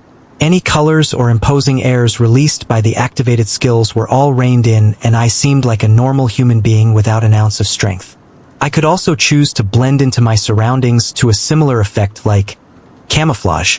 Adding these two skills together would just be a killer combination. I would keep Stealth active at all times and only activate Camouflage or use the blending in effect of Stealth when I really needed to. I didn't grasp the full strength of a full-fledged rank B hunter that held multiple rank B skills and items, but I felt like my strength was at the peak of B if not higher. I would make no conclusions before meeting hunters that I can test against though. My next move was to absorb the multitude of chorus, filling up the 2 storage rings, there being more than enough to bring my attribute points to 200 after an hour of extensive absorbing. Feeling the packed strength of my body that had been increasing way too fast, I took a second to reminisce how it was barely just a week since I awakened. My body felt like it could explode with tremendous power anytime I wished, giving me even more confidence on the path I was walking on. I rose up and touched the green crystal to leave the dungeon, looking back and seeing the dungeon monolith now having a color of light blue. Soliel's castle was now a low-risk dungeon that had no chance of a dungeon break occurring anytime soon. Hunters that were stationed a distance away in shops and stalls quickly noticed the change a few hours ago and began discussing amongst themselves as to which peak hunter had come across their city. I didn't want to completely break their common sense with them seeing me enter the dungeon every 20 minutes, so I took off Camouflage, while still keeping Stealth active and hiding the assortment of colors and armors around me from the skill effects every 2 hours for them to see a figure be transported out of the dungeon and diving back in right after.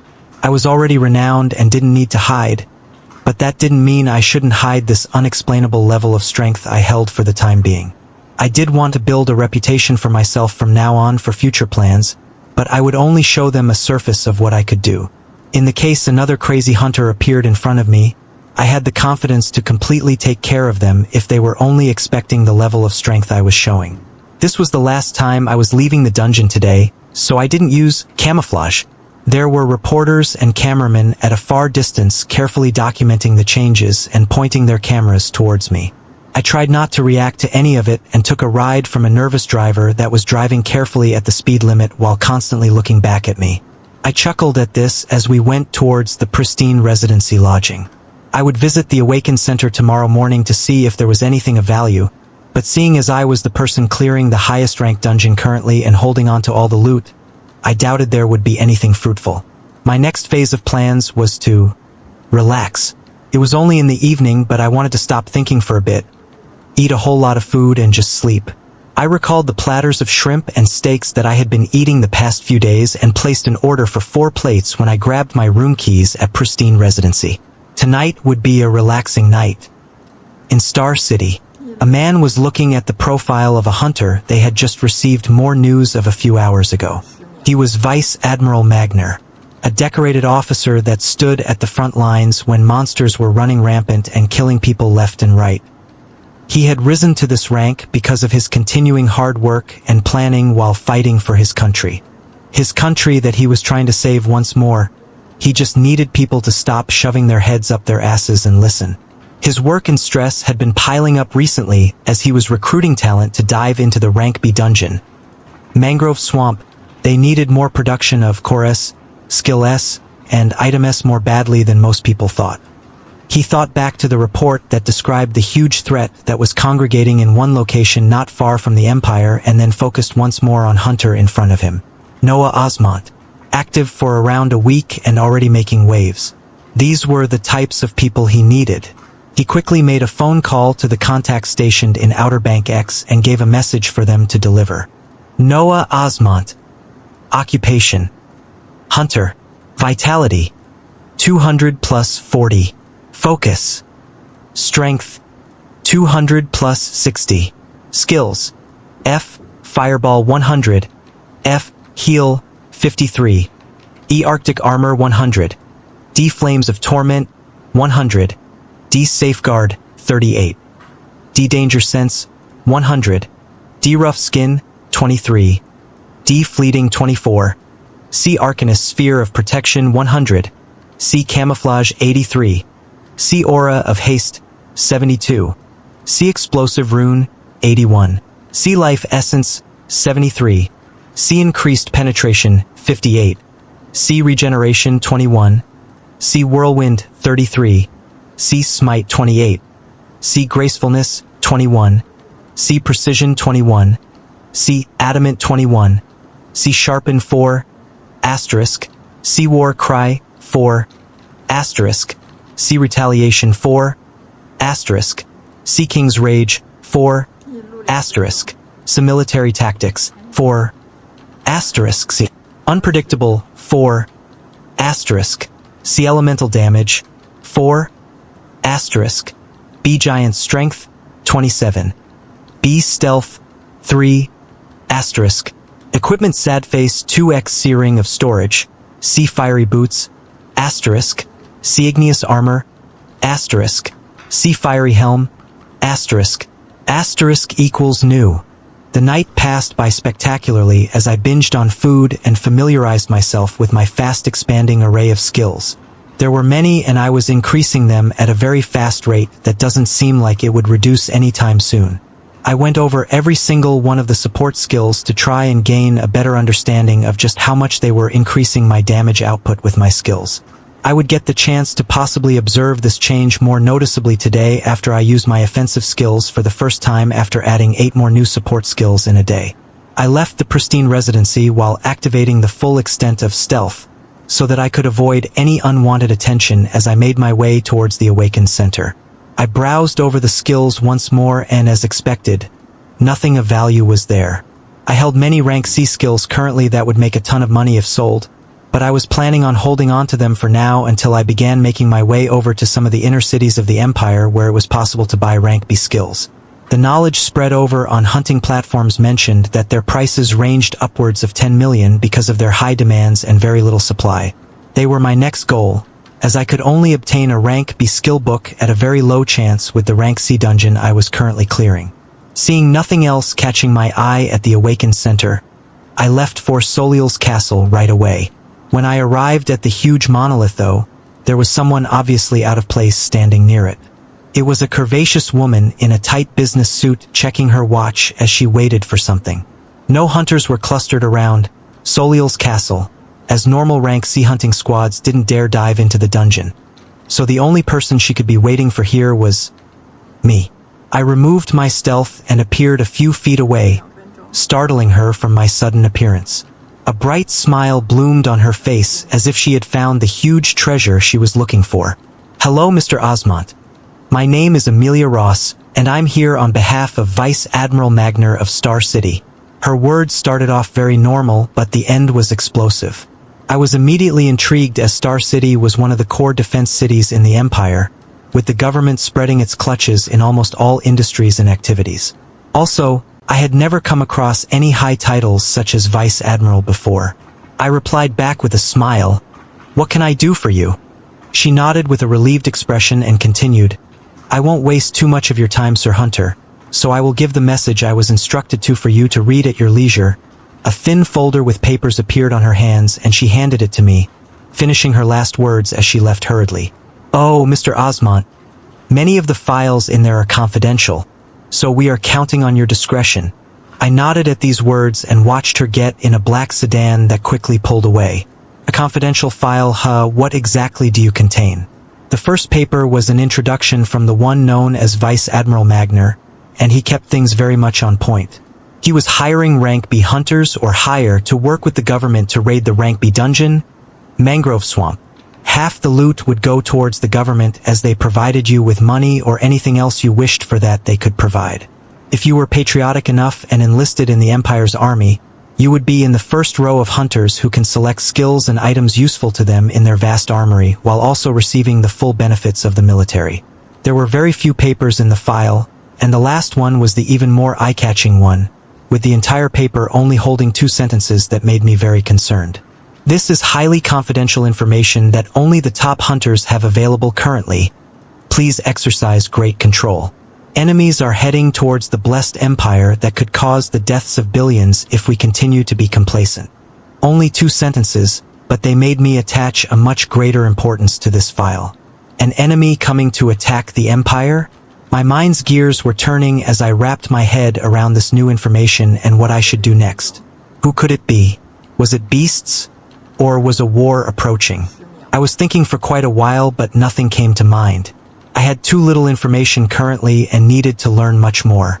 I made some quick calculations and change of plans and shot a text towards the people I had dived into Soliel's castle with 2 days ago.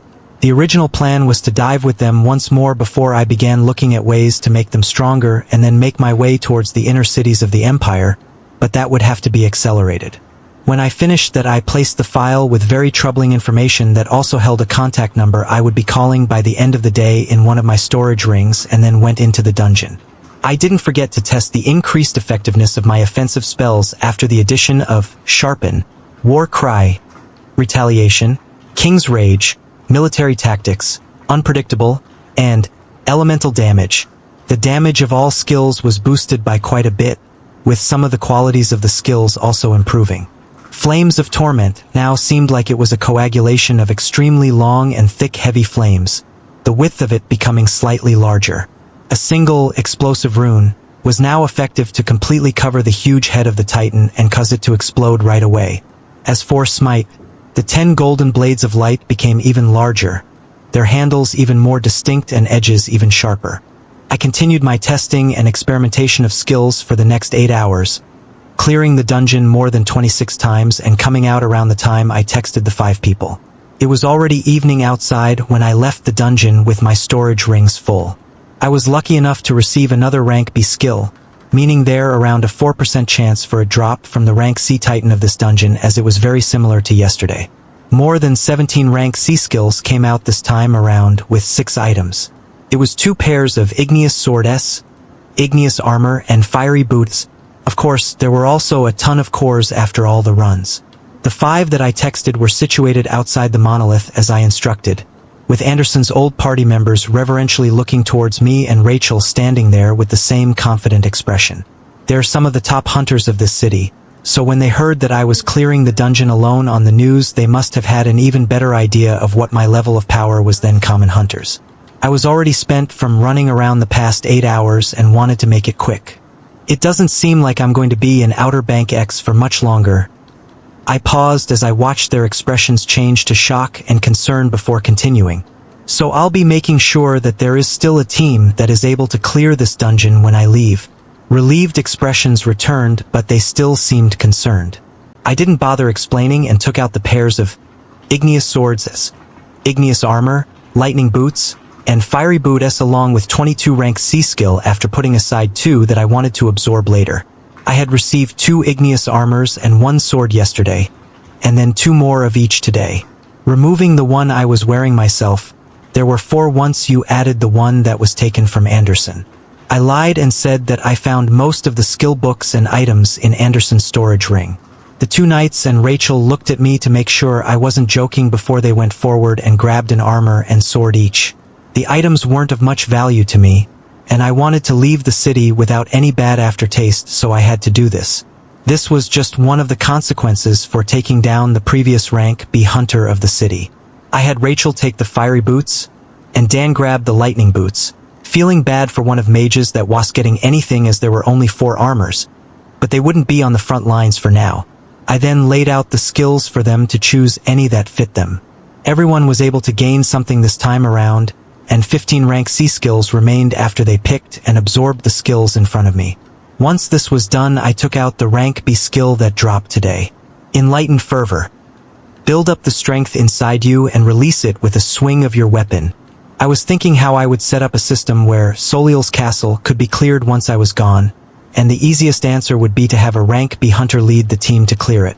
One of the faster ways to do this was to have a hunter with stats nearing the peak of rank C and have them learn a rank B skill.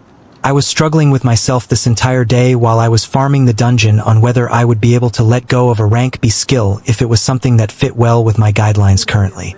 Luckily or unluckily, it was a skill on the far spectrum of berserker skills that also required a weapon, so it made the decision much easier. I also understood that it would become even easier for me to gain rank B skills, whether that was by staying here and diving into Soliel's castle daily to get one a day or move towards an area that had a rank B dungeon for me to gain them even faster. So today, I'll be making someone a rank B hunter and have them dive into the dungeon. Of course, the person I was choosing to be the next rank B hunter in Outer Bank X was Rachel, the only person that ever showed a backbone among the hunters I met. She also unflinchingly questioned when she saw something wrong happening, and this was a type of naivety I could trust. She was shocked to receive the skill book and even more shocked when I told her that we'd be entering the dungeon as soon as they finished absorbing some rank seeker. I had so many of these piled up in the last 2 days that a few tens of millions could be made if I chose to sell them, and they should be more than enough to raise the attributes of these hunters to the peak of rank C. I took a few of the piles of course out of my storage and had the hunters absorb them. They jumped at them after I gave the go-ahead and soon brought their attributes to 200. I watched the sun go lower and lower while waiting for them to finish. When they were done, I let them know that we would be diving into the dungeon right now for me to just confirm Rachel's capabilities against the boss of the dungeon. They could easily take care of the statues appearing in the rooms of the castle with the equipment and new skills they just obtained. Only the boss remained a mystery. The entire group was soon transferred into the familiar landscape that I had appeared in multiple times today. I led the way into the castle and told them all to conserve their energy for the boss fight and let me do all the work on the preliminary monsters. After the 10th room, I could already tune out the sounds of amazement as these hunters watched me take down monsters that they would spend a few minutes on in a matter of seconds. I briefly stopped here for 20 minutes with the excuse of recovering my energy as I didn't want to surprise them too much. I kept using Smite all the way through because of its multiple enemy targeting attribute that took care of the increasing number of statues quickly. I wasn't worried about them seeing me cast the rank C skill repeatedly, as higher-ranking hunters had enough reserves of energy to cast lower-ranking skills multiple times, and at most they would attribute it to some sort of inherent skill that increases my focus. Before we opened the door into the hall where the boss lay, I wasted another 20 minutes with the excuse of recovering my energy just in case something went wrong, and then we entered the boss room. Rachel and the rest of them had been talking up strategies on the way here as they had nothing better to do, and already had a plan that used their new skills the best. The recently buffed up knights went forward with their huge shield as they blocked the 10 guards that the 2 mages then sniped with colorful lightning. Rachel went forward and stood against the boss, activating Enlightened Fervor, and releasing powerful blasts with every swing of her sword that kept the boss at bay. She was soon reinforced by the hunters that had taken down the guards, as the knights focused on blocking the boss while Rachel and the 2 mages continued to damage it. It very quickly roared and boulders began falling from the ceiling, and the mages were quickly covered by the knights while Rachel actually weaved through the falling stones and built up her power using enlightened fervor, releasing a strike that blasted the already damaged head of the Titan away. I was standing on the side watching everything, not even bothered when the boulders were falling, as the moment they got in contact with my skin they were repelled away because of the defensive skills that were always activated. I clapped my hands as the team was cheering amongst each other and gave the new rank B Hunter a thumbs up. She rushed over and gave me a tight hug, thanking me for all my help and wishing me well for where I was going. I pushed the rest of them away when they continued giving their heartfelt thanks and felt a load lifted off my chest. The city I had been living in all this time would continue to be well even after I left it. I wasn't overly attached or anything like that.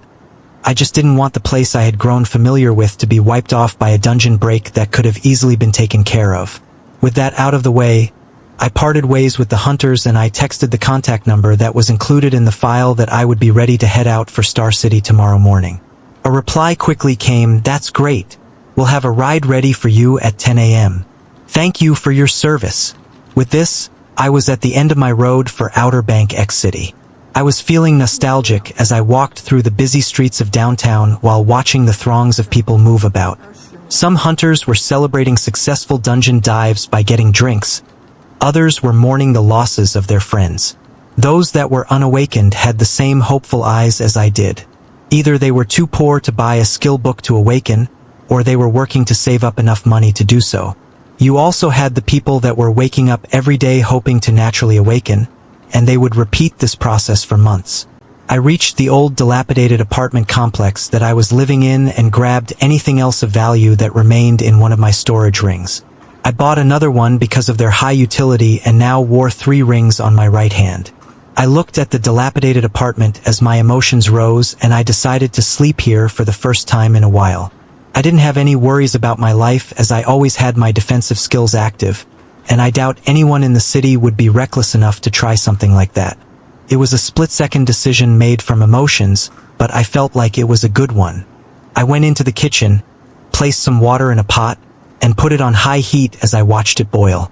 I then opened one of the creaking cabinets and pulled out a cup of ramen noodles.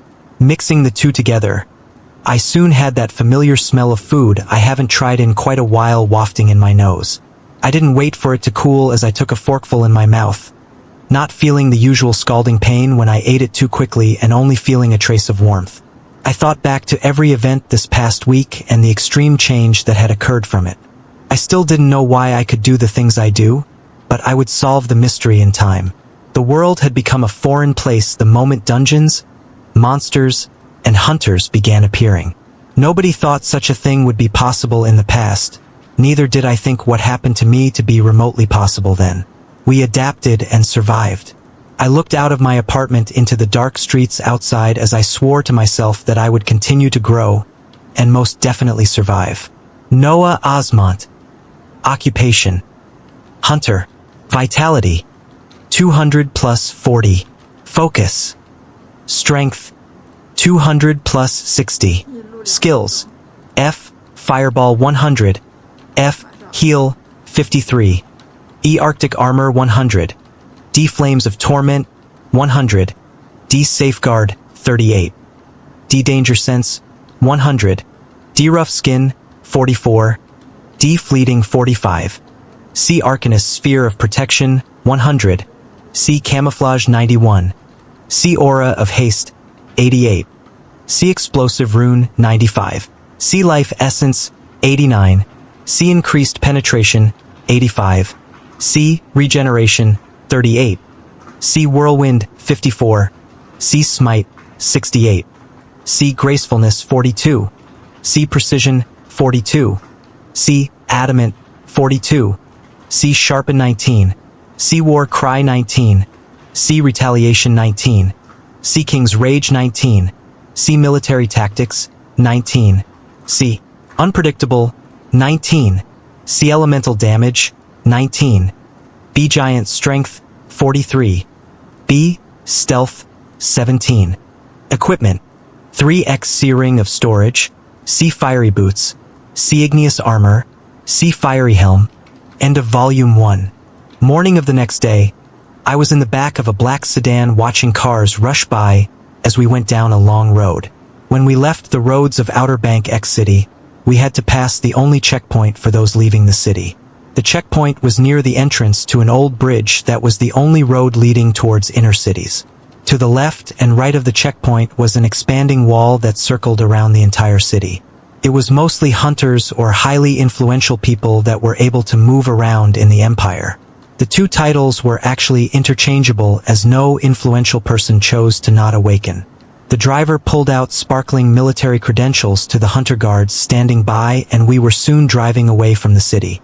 We went across the bridge when I looked back for the last time to see the city surrounded by a wall, not knowing if I would ever return. The scenery around us quickly changed to destroyed buildings and architectures as we saw guard posts every tens of miles down the road. I couldn't imagine the job of these people that stood in the barrens for days, only switching their shifts when someone else came to relieve them. The barrens were the empty and destroyed lands that nobody was living in. You would only find roaches or rats, or mutated animals that were hungry enough to attack anything there. The only people who took the post as guards along these long roads leading from cities were people that had nothing in life and were offered an olive branch from the government. They were contracted to work for them after they were given the resources to awaken and had to follow the contract for a specified time. I felt sad thinking of the people that had no option but to resort to these kinds of work. We drove through the barrens with no complication, passing other cities surrounded by walls throughout the day. The road got cleaner and cleaner as we went further inland, and we saw guard posts more frequently, eventually leaving behind the dystopian barrens and becoming exposed to a few green trees. The greenery kept on increasing as the hours passed, and we were soon nearing a huge walled-off city in the distance. This city had a slightly taller wall surrounding it with huge convoys of military trucks moving in and out. It was definitely much more bustling than the cities I've seen on the way here. We were able to get inside after the driver flashed his papers on the guard's face in an annoyed tone, as the process was much more thorough this time around. The inside of the city was filled with lights. It had taken the entire day to get here, and after the time it took for us to bypass the gates, night had already arrived. I was able to see the city come to life with countless lights shining into the night. We had arrived at Star City. The streets were so clean with huge buildings pointing to the sky all around us. It was a stark contrast to the destroyed lands we had passed by this morning, as if we were in a completely different world. Masses of people that definitely had happier faces than those I have been used to move around busily. I watched the beauty of the city as if I was back to a time when no dungeons had appeared, as if I had traveled in time to the bustling metropolis I used to know. The scenery constantly changed as we moved further in. I had counted multiple blue monoliths so far, seeing a few rank F, E, and D dungeons based on their size. I was able to see blue monoliths similar in size to Soliel's castle after we passed another checkpoint to go further into the city, counting more than 5 as time passed. The large city continued on as we passed through roads with hunters dressed in military outfits patrolling, arriving at a huge compound that had a sizable monolith with a light orange hue shimmering around it. This monolith was almost twice as big as a rank C monolith, its pressure coming down on me and taking my breath away. I got out of the car and breathed in the air of the city, feeling it to be much fresher than what I've been used to. The driver led the way as we entered the huge compound that was teeming with movement with a scan of his ID. The military compound had a variety of eye-catching buildings all around, with a ton of armored vehicles going in or out. We arrived at the tallest building and went inside. I found myself waiting for a few minutes while seated onto a very comfortable sofa before an imposing man came out. He had a long scar on his jawline with his tanned face glistening in the bright room. A powerful voice broke out from his smiling face. "Mr. Osmont, I was very glad you could make it." The rough voice rang out clearly as I observed the man in front of me, noticing him to be very different from the people I've come in contact with. I smiled back and said, "It's only right I come for something as important as this." The discussion went well after this as the man introduced himself. He was Vice Admiral Magner, earning my goodwill, as the first thing he mentioned after his name was how he wanted to personally come to meet me as soon as I arrived. "Now, I know you must be tired from the trip, so formalities can wait until tomorrow. Commander Kyle will lead you to your resting area, where food and..." Entertainment will be provided. The Vice Admiral finished his introduction and left as I began thinking about the words he had said. Entertainment? Commander Kyle led me away and we walked to the living quarters while I thought about how I planned to live in this city. The first thing on my mind was finding out exactly what major threat was quickly approaching, and the second was my capabilities to solo that huge dungeon monolith near this compound. I'm already assuming that the first time I'll dive in it, I'll be accompanied by a team, which is a safe way to play it as I currently have no idea about the increase in difficulty from rank C to B. After we finish the first dive, I'll make my decision then. We passed a few serious faces and I was given a smooth blue ID card that only had a golden letter B on it. Kyle mentioned that this card allowed access for a majority of the facilities in here, and also had access to the room in front of us. I thanked him for taking me around and he saluted and left. I scanned the key card and opened the door, expecting to see the living quarters of rank B hunters that the government provided. The room was slightly bigger than the large rooms in the pristine residency, boasting even more luxurious looks all around it. On the table were a wide array of foods and next to it was a huge bed, where a woman with a statuesque figure was flashing the brightest smile. Oh, so, last night was different to say the least, as I found myself getting some sleep later than usual. The food and everything else hit the spot, taking my mind off the many thoughts constantly clashing in my head. A hunter's stamina was nothing to laugh at. I went out of the room early in the morning to walk around the living quarters and observe the compound a bit more. Even though it was this early, there was already bustling activities with people and trucks moving about. I enjoyed the cool morning air and looked towards the huge monolith a distance away, itching to go towards it and give it a go, but I calmed myself down and walked back to the living quarters. Someone quickly called out my name. It was Commander Kyle saying that the Vice Admiral was looking for me. I nodded at him to lead the way and found myself led into an office room that had an abundant amount of folders and papers lying around. I apologize for the mess. Please have a seat. The imposing Vice Admiral has his usual air of confidence as I sat down opposite him. I didn't waste any time as I asked the thing that was heavily weighing on my mind. Magner paused for a second before pulling out a red folder and laying out multiple photos across the table. These are aerial pictures of the Barrens quite a distance away from the Empire. They were taken over a span of a few weeks. The pictures showed a terrifying sight of small dark dots that were uncountable, and large mass that could clearly be seen in the middle of it all. The large mass had a patterned obsidian shell that covered its entirety, only having a large head with pointed horns come out in the front.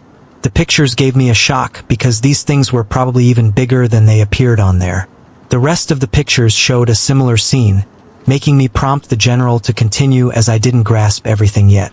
These pictures were taken at a different location each time. They are moving. The Vice Admiral had a cold expression as he looked at the pictures and said this. My mind was moving to keep up as I took all of this in and asked him, "How long do we have?" Magner looked at me with a difficult expression before sighing. "That's the problem. We don't know.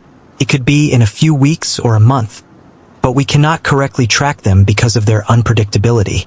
A few weeks? Possibly a month? Few." I let out a relieved sigh as I heard and laughed out loud, startling the man before me. I looked towards him and said, "If it is a few weeks, then we have more than enough time to prepare." I knew myself and it was why I said this. Barely a week after I awakened and I was already standing in a position to hear information that many people had no idea about. If I was given another week or two, I was confident in getting much stronger than where I am right now. The question is, what strength will be enough to contend with the huge beast and the things it was bringing this way? I asked the Vice Admiral whether they were confident in pushing these monsters back, and his reply was less than favorable, adopting a dark expression that contained a trace of anger. He spent the next 2 minutes ranting about how they were not fully prepared, but the people at the top were still hesitant to institute measures to prepare for what was coming. The cities in the outer periphery of the Empire had to start the process of migrating soon, or the military needed to increase and institute its main defenses past those cities and prepare for the fight that was coming. Otherwise, a tremendous amount of people would be sacrificed for nothing. I listened to this as my mind went back to all the cities I passed when coming here, and one of the cities at the outermost of the Empire, Outer Bank X. My gaze turned cold when I looked back at the Vice Admiral. He saw my eyes and then said, "I've already rallied the relevant people though. Even though there is still some pushback, we have already begun the process of moving supplies and equipment to the front lines of defense in the outer perimeters." He continued when he saw my gaze calming down. "While this will be an ongoing process to fortify our defenses on the border, we also need hunters to lend their help in diving into dungeons and bringing out as many resources as possible. Chorus, Itemus, Skillbook S. They will all go towards the awakened soldiers that will be giving up their lives to fight on the front line." He finished with a sad expression as he mentioned the people that would be the first line of contact between us and monsters. I thought about all this and asked how they were doing things currently. "We have 3 teams of 6 rank B hunters alternating like clockwork to clear the rank B dungeon, Mangrove Swamp. The 3 teams are able to clear the dungeon 3 times a day and have a rest period in between, with other similar teams acting the same manner in nearby cities, but we don't know if it'll be enough." He looked at me as he said the next words. "That's where people like you come in. I haven't met any rank B hunters that have been able to dive alone into a rank C dungeon repeatedly, so your power should be among the highest. I would love your cooperation to hasten this process with one of the teams we have clearing Mangrove Swamp." He said these words carefully while watching my face. I thought over everything and the amount of time we possibly had before nodding my head. "When is the next team diving?" A relieved expression appeared on his face as he told me the next team was going in within an hour. We then discussed how the resources were split up between the hunter teams diving in Mangrove Swamp. The military would pay handsomely for all the chorus, itemus, and skill S they received while providing for all their needs. If you became a hunter enlisted in the military, you would be given a rank with even more benefits. I thought about everything and decided to go with the plan of seeing the Mangrove Swamp while diving with a team. I would decide how to move forward from there. The talk with the Vice Admiral finished on a happy note, with him leading me to personally meet the rank B hunting squad I would be joining today. Half the group had already gotten together and I got the chance to meet the first genuine rank B hunters. Their mannerisms were a notch above other hunters and their bodies seemed packed with power that could explode at any moment. These were rank B hunters that could bring their attributes all the way to 250. When paired up with corresponding skills, it was a deadly force to behold. The first 3 that I met were 2 berserkers, one holding a broadsword that was just as tall as him and the other holding long blades on either side of him. The third one was a short woman that was about 4 feet 1 inch in height, and she was surprisingly the knight of the team. The power emanating from her in no way matched her stature as a huge tower shield larger than her was strapped to her back. I got acquainted with the 3 while the rest of the team came in. They were all relatively polite with a mild interest in their eyes when we were talking, with the only one different being the short woman who went by the name Lana Stone. She was staring at me with eyes that blazed with fire as she showed much more interest than the others. The remaining team members were 2 mages, a man and a woman dressed in long purple robes with long staffs sparkling with ice elements. The last one was another knight, this one with a round golden shield covering half of his body and a flail on his other hand. More introductions followed and the 6 usual rank B hunters that were about to dive into the Mangrove Swamp were joined by me. I didn't like the Mangrove Swamp the instant we were transferred in. We appeared in the middle of muddy ground where I could feel my feet sink in a couple of inches. All around us were huge mangrove trees that shot to the sky. The smell was horrendous.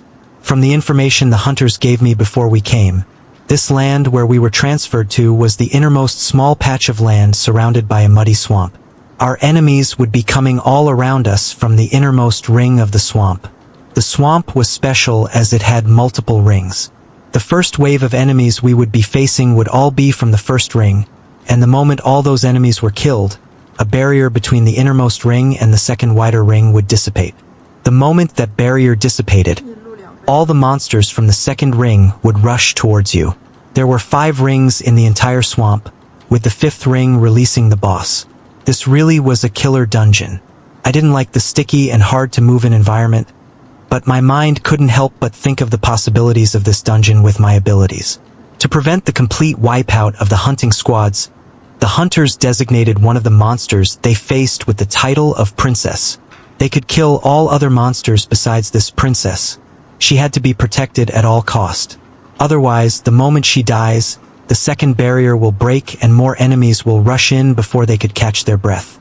I understood their entire system and soon began to feel the earth trembling beneath my feet. Humongous monsters were coming. The first one entering my eyes was a 4-meter large alligator, its huge jaws wide open as it lunged at our group. I instantly cast Flames of Torment and flung the thick pillar of flames forward as if it were a spear heading directly into the open jaws. Sss. Sounds of meat being burnt rang out, with a burnt smell right after as the inside of the alligator was destroyed by the rotating pillar of flames. I was thankful that this rank D skill had reached 100 proficiency and continued to be enhanced by support skills that allowed it to take down rank B monsters. Haha! Good work, newbie! The short tank, Lana Stone, was holding the tower shield twice her size, shouted as she and the rest of the group members moved to block and attack the other incoming alligators. I'll hold on to the princess, the other tank with a flail and golden shield said as his body glowed blue and withstood the charges of other alligators. The berserker with the broadsword held his sword now enveloped with flames and swiped at the neck of another one, making a clear clean cut as if there was no resistance from their scaly armor. The other berserker with 2 swords struck out and unleashed a huge cross-shaped sword light that went forward to butcher another set of alligators. The 2 mages weren't lagging behind as they had already cast their spells. The area in front of them quickly became icy and froze all the incoming alligators, which is when the berserkers came in and shattered them with a swing of their swords. The mages then pulled back behind Lana before continuing to cast other spells. I liked their teamwork and began moving seriously myself. 10 golden swords appeared in the air and rushed down to each of the remaining alligators besides the princess, piercing their hard, dry scales and nailing them to the ground. I did this repeatedly a few times, taking down tens of alligators before the hunting squad looked at me in surprise after witnessing the enhanced power of Smite, and shouted words of encouragement soon after as they went to reinforce the knight with the golden shield on holding off the princess. Newbie, I knew I felt something special from you. Don't hold back, Lana said as she went to help hold off the one remaining alligator, her small body powerfully moving the large tower shield as if it was weightless. The 2 knights rotated on holding off the princess until 10 minutes passed when everybody had regained most of their energy. A sword bathed in flames ended its life. A sound was heard as if a bubble had popped, before even more tremors could be heard as more alligators rushed in. The squad members always stayed in a tight-knit formation throughout, with the mages and I in the middle, the knights and berserkers on the outside. Even while being swarmed by tens of alligators, they held them off successfully. I was casting Smite after about every minute thereafter, cleaning off a majority of the alligators without completely overpowering everything and making the short tank throw me even more fiery gazes. The chosen princess of this round was kept alive for 20 minutes before everyone was good to go once more. We repeated this process until the 3rd and 4th barrier was released, the thrill getting to me as I watched these powerful rank B hunters throw out skills in similar power to mine. The release of the 4th barrier was only done after a princess had been held down for half an hour, the hunter squad regaining their strength at their peak before all of their gazes focused on the male mage. They seemed to come to an understanding as they nodded their heads and told me to not go away from them under any circumstances while we began clearing this next wave. I nodded curiously as I waited to see what surprise they were going to pull off as I watched more than 100 huge alligators desperately clawing their way towards us. The mage held his staff forward as he was protected in a circle and aimed it toward the incoming monsters. 30 seconds passed with nothing happening, and then the heat began to rapidly rise all around us. I was shocked as I looked up and saw balls of thick magma raining from the sky and barreling down to the large groups of alligators making their way here. Boom! Sounds like bombs were constantly going off could be heard whenever the large balls of magma fell down and burned everything around it, turning any that were near into mincemeat. More than half of the alligators were wiped out with this one attack. My eyes shined as I looked at the heavily panting mage that had fallen to the ground. That type of skill, I wanted one. My heart was pounding as I replayed the scene of the raining magma balls from before. This skill, I really did want one badly. If I could grab a skill like this with my abilities, I was imagining how I could easily clear out large groups of monsters in seconds. I was daydreaming too much as someone had to scream to get my attention back to the monsters. Come on, newbie. Don't lay there gaping and let's take care of the remaining beasts. The miniature tank was laughing crazily as she went forward to block the remaining wave that had reached us. I clicked my tongue while bringing back my focus and cast Smite once more. I shaved off a majority of the remaining crocodiles by casting the 10 golden blades every 30 seconds. With the 2 berserkers butchering with their swords, only a princess soon remained. The moment this remaining alligator was killed, an unimaginably large titan would be coming for us. I was curious to see how they usually handled this boss if their mage chose to cast such a powerful skill just before to avoid being surrounded by hundreds of alligators. Which hunter would come out with another surprise now?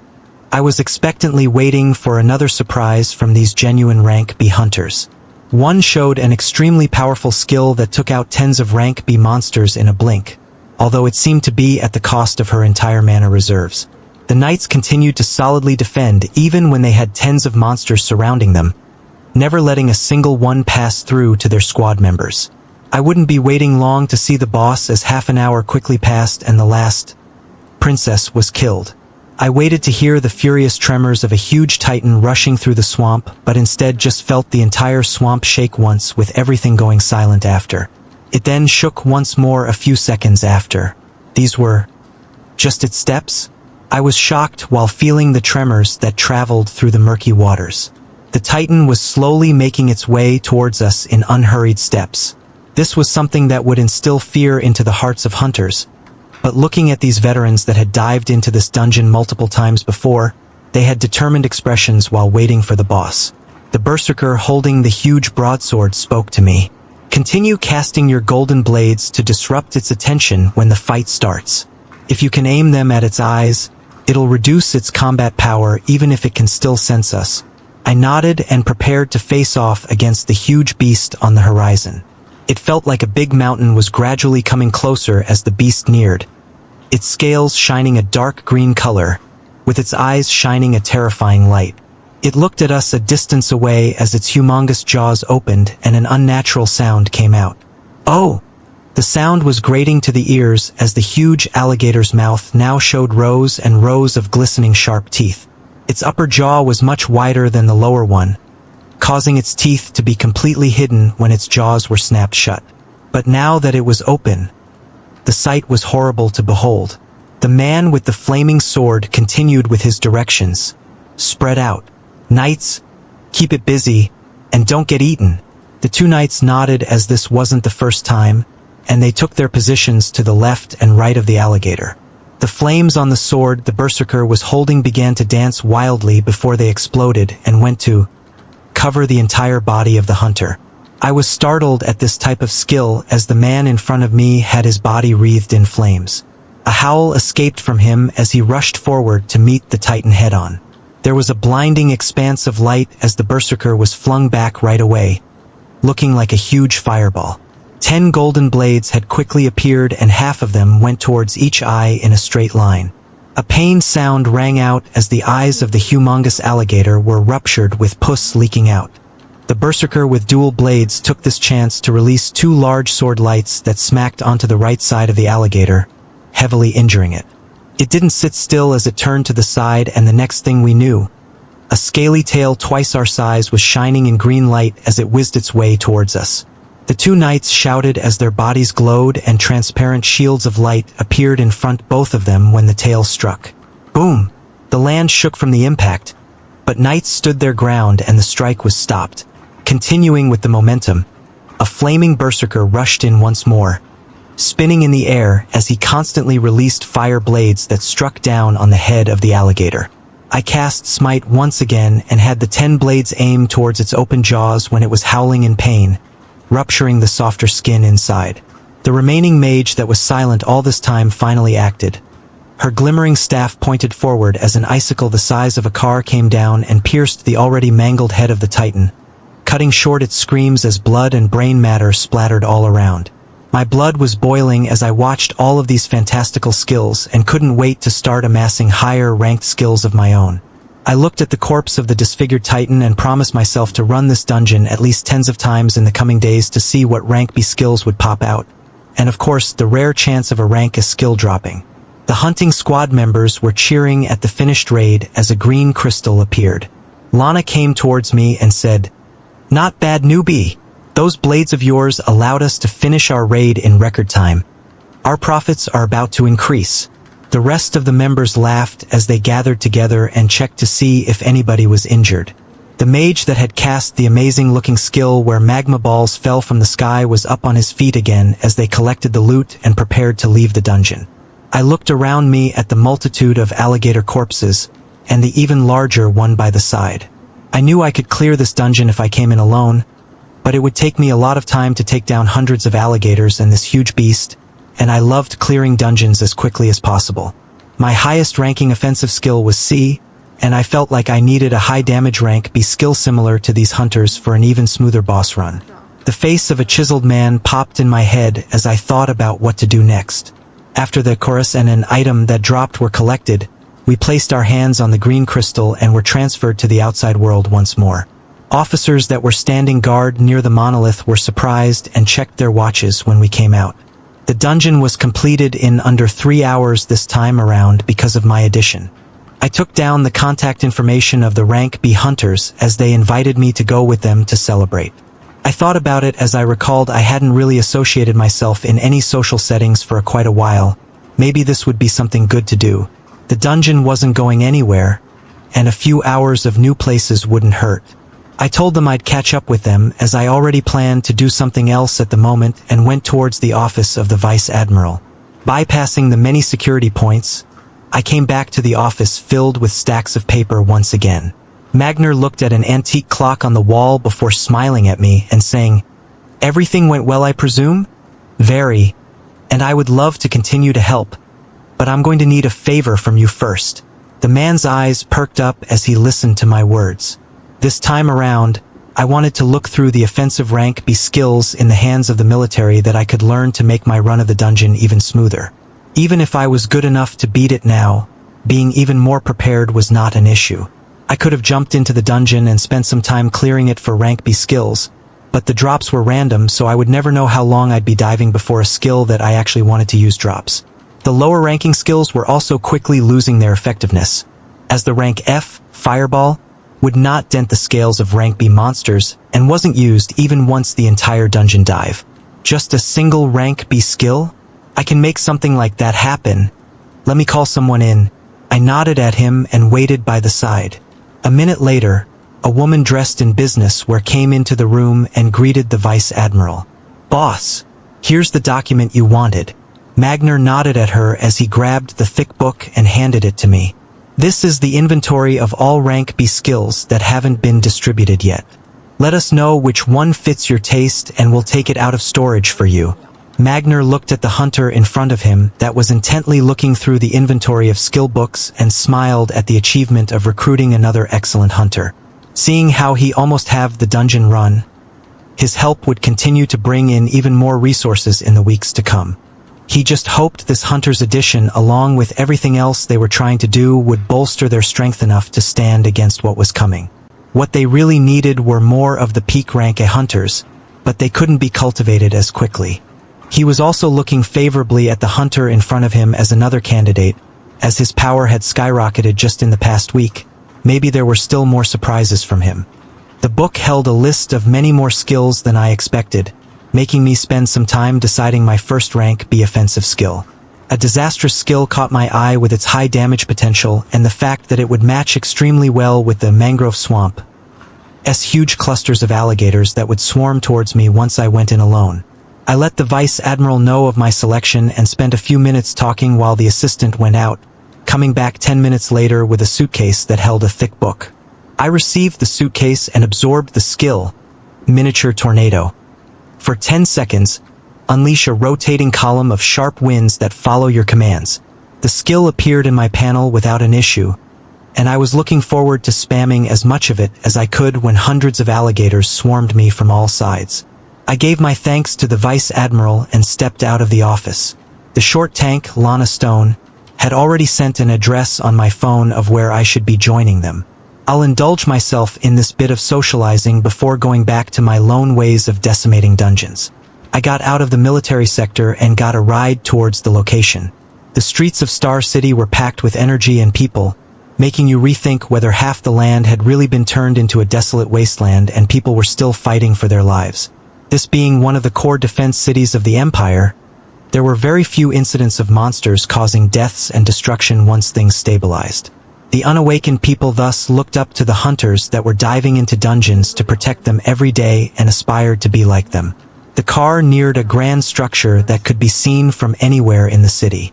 It took my breath away as I remembered seeing videos of structures like these that were in multiple inner cities across the Empire. The excited faces of people rushing in through the huge double doors and the shouts and screams could already be heard from here. This was the place where hunters fought and competed for fun. This was the Colosseum. I shot a text to Lana that I was here, and someone approached me a few minutes after to lead me past the lines of people. Booming sounds of boos and cheers were already resounding throughout the huge building as we went in and neared spaces with fewer people.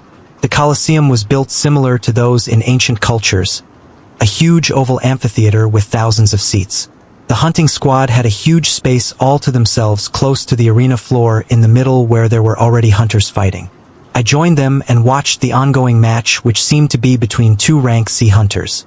The fights were brutal, as the bloodier they were the more cheers the crowd gave. Drinks and food were already brought in and we began talking when the short tank turned to me and screamed in my ears over the loud cheering. We might be lucky enough to see an amazing show in a few minutes. Apparently Lightning Hand is bored enough once again and is announcing a competition soon. I listened to her words as I recalled who Lightning Hand was. This was one of the few known rank A hunters of the Empire. I didn't realize he was in Star City. What was someone strong like him about to do?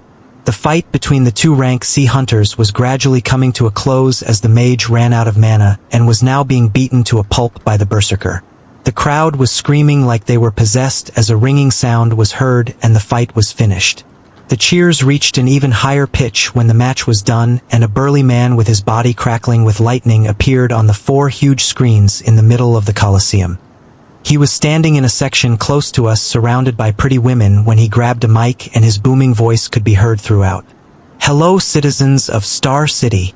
The strong voice rang out like a clap of lightning and the cheers from the spectators reached a fevered pitch. "We're in for a great show today, as I will be putting forth a prize that no hunter can say no to." Lightning Hand rose his hand in the air as a thick book appeared between his fingers. "This, my dear citizens, is the rank A skill book, Flight." The crowd went silent for a second before even louder cheers resounded. My mind received a shock as I looked up at the man on the screen and the glistening skill book he was holding.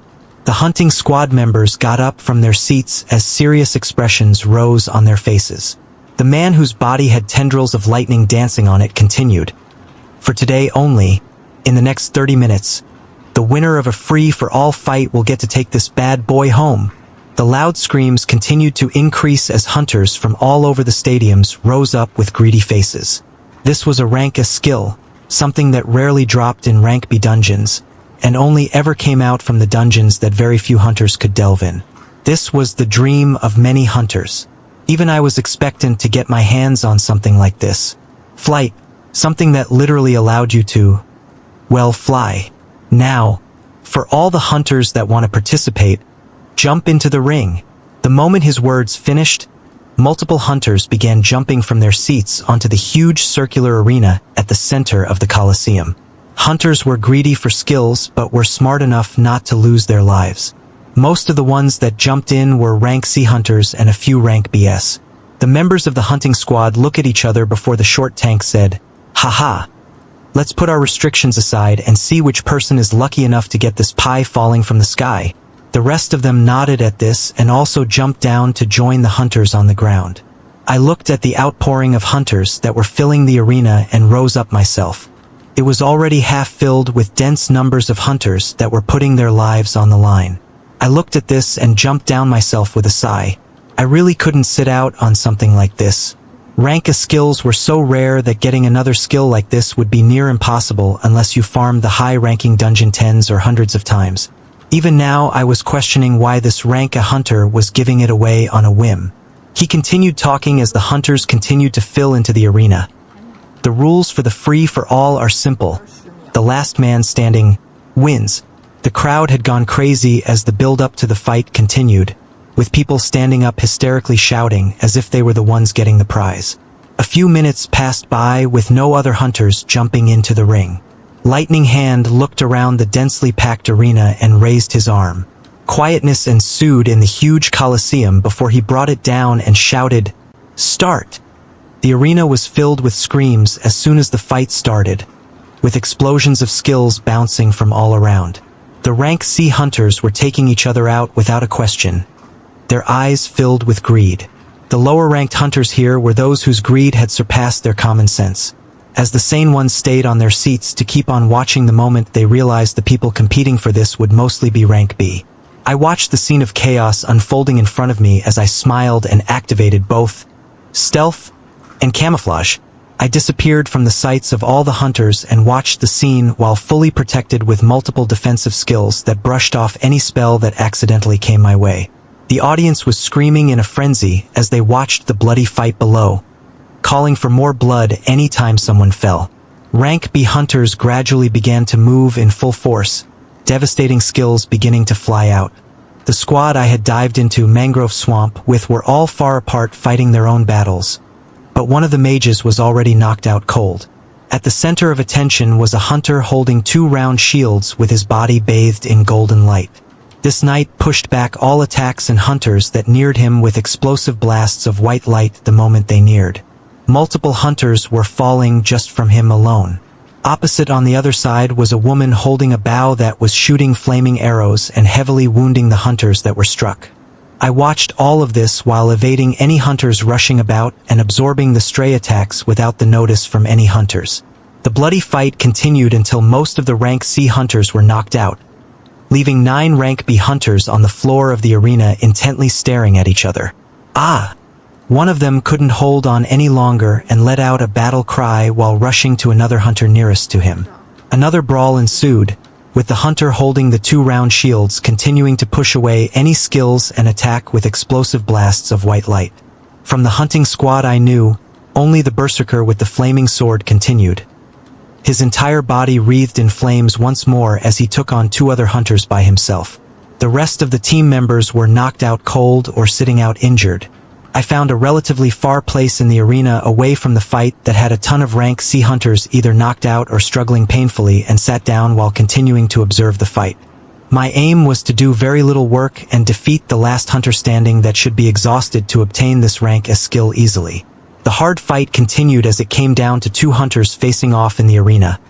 The hunter bathed in a golden light that was holding 2 shields and the hunter with a bow that shot scalding hot flames. Their standoff was building up the anticipation among the audience as the cheers continued. I was looking forward to doing very little work and win when I felt the air change.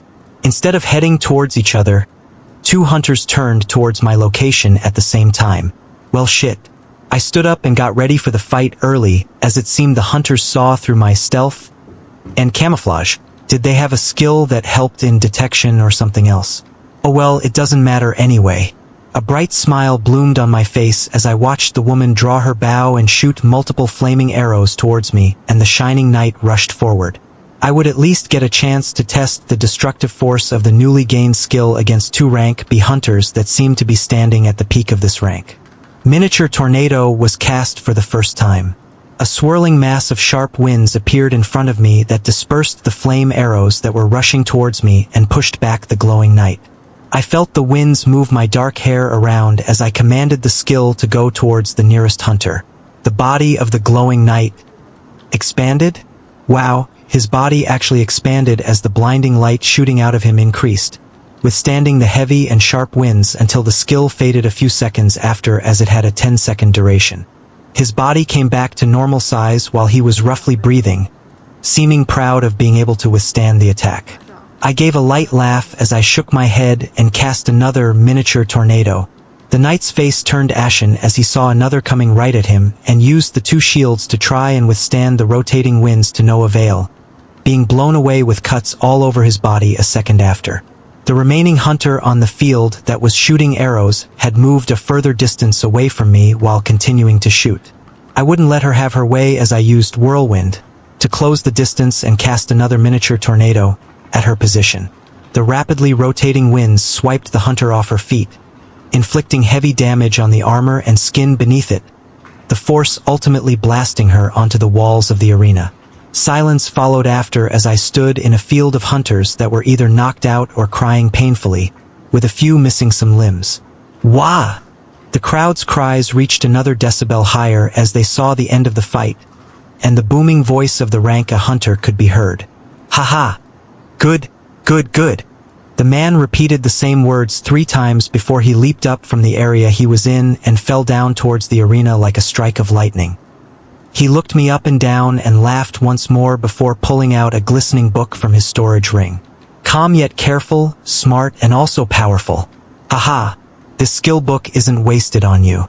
It was supposed to go to the rank B hunter with the highest achievements in the city, but I'm impulsive and I believe in opportunity and luck.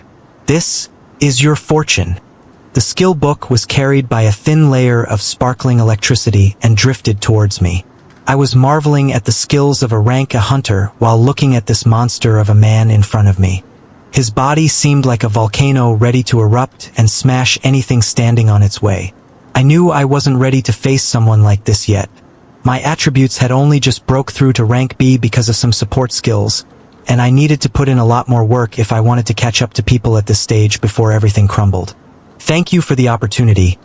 I grabbed the skill book, absorbing it right then and there without wasting a single second as I thanked the man surrounded by lightning. Use it wisely and try to reach for higher places. He nodded as his body lifted off the ground effortlessly, leaving behind a few words before shooting up to skies and being gone in a flash of light.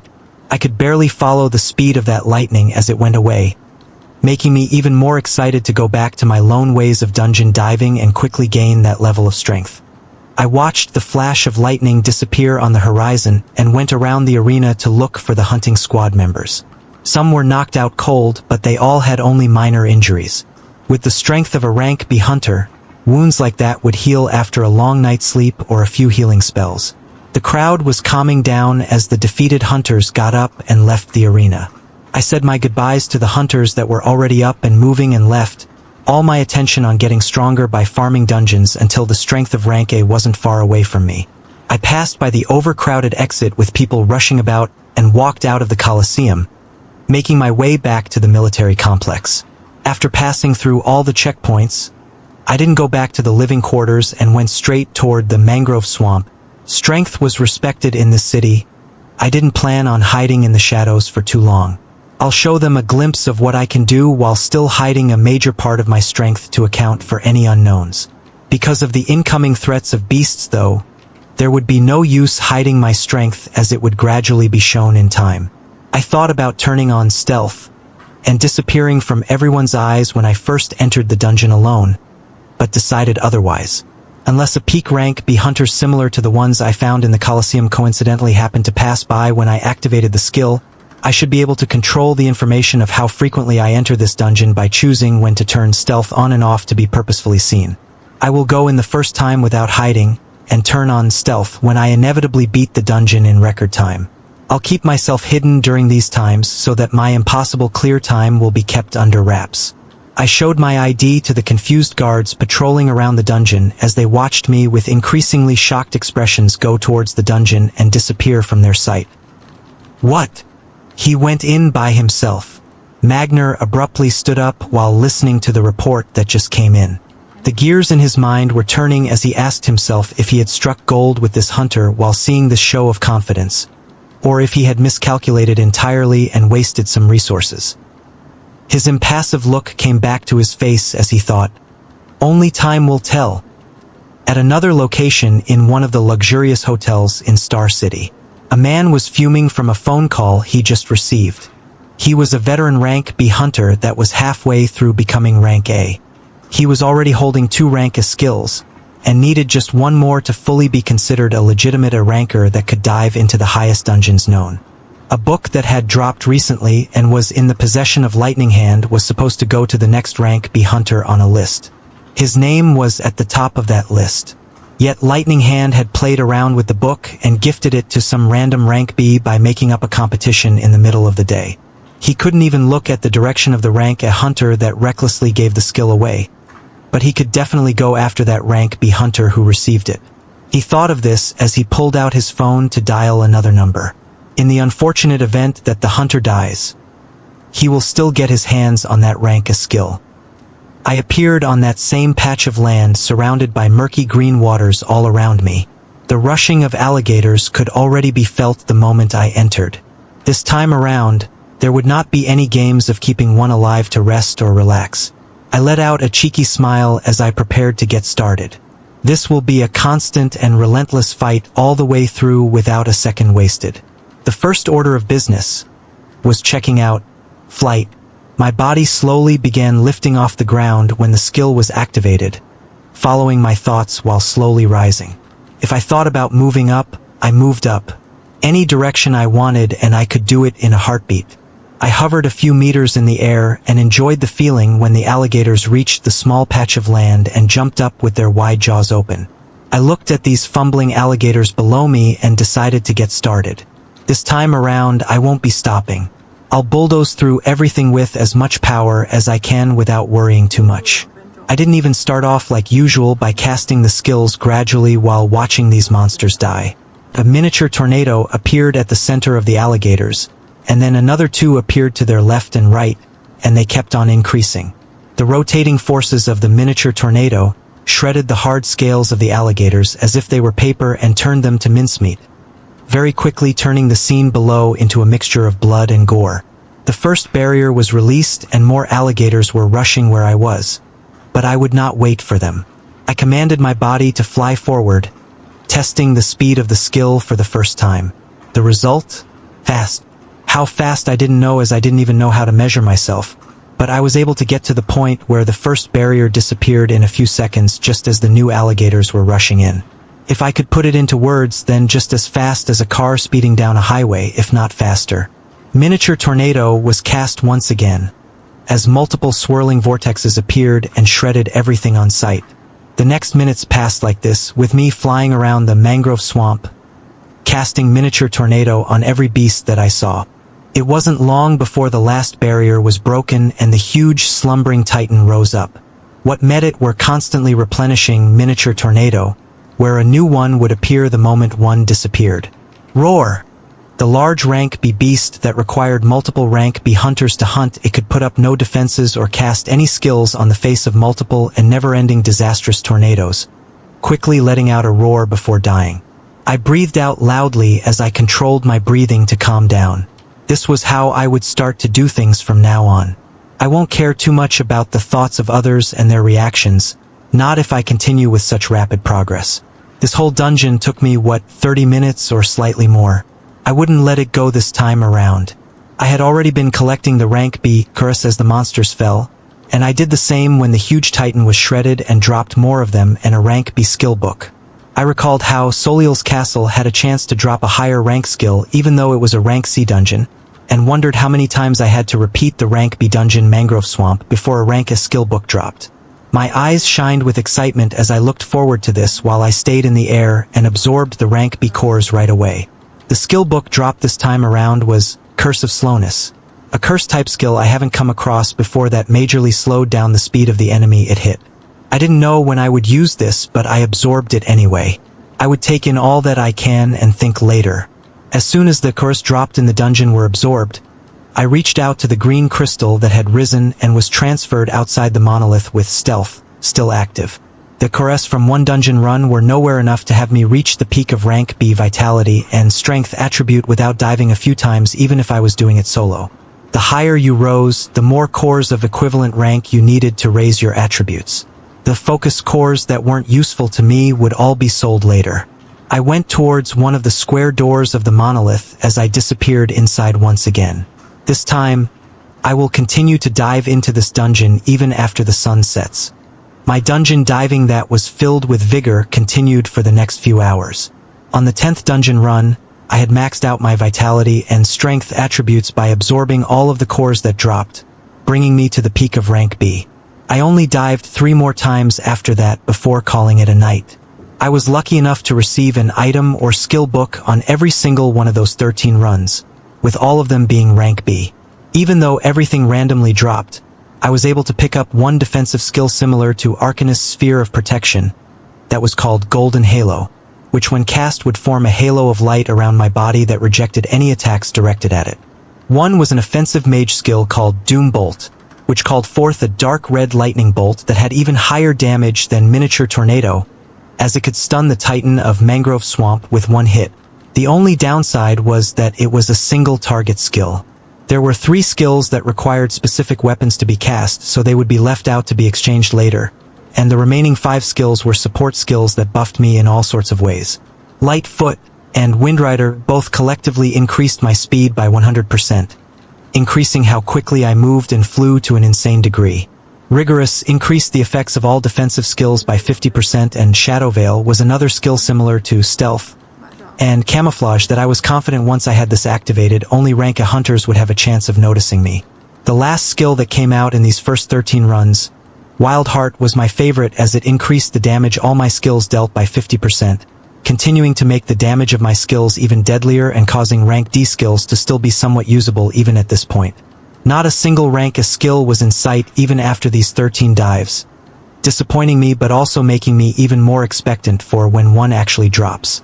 There were 3 items that dropped along with the skills, 2 of them being Scale Armor and a Fang Sword. Scale Armor was a rank B item that had vastly better defenses than the rank C Igneous Armor, so I changed those right away. Noah Osmont. Occupation: Hunter. Vitality: 250 plus 40. Focus: Strength: 250 plus 60. Skills: F, E, D Flames of Torment, 100. D Safeguard, 57. D Danger Sense, 100. D Rough Skin, 100. D Fleeting, 100. C Arcanist's Sphere of Protection, 100. C Camouflage, 100. C Aura of Haste, 100. C Explosive Rune, 100. C Life Essence, 100. C Increased Penetration, 100. C Regeneration, 88. C Whirlwind, 89. C Smite, 95. C Gracefulness, 100. C Precision, 100. C Adamant, 100. C Sharpen, 100.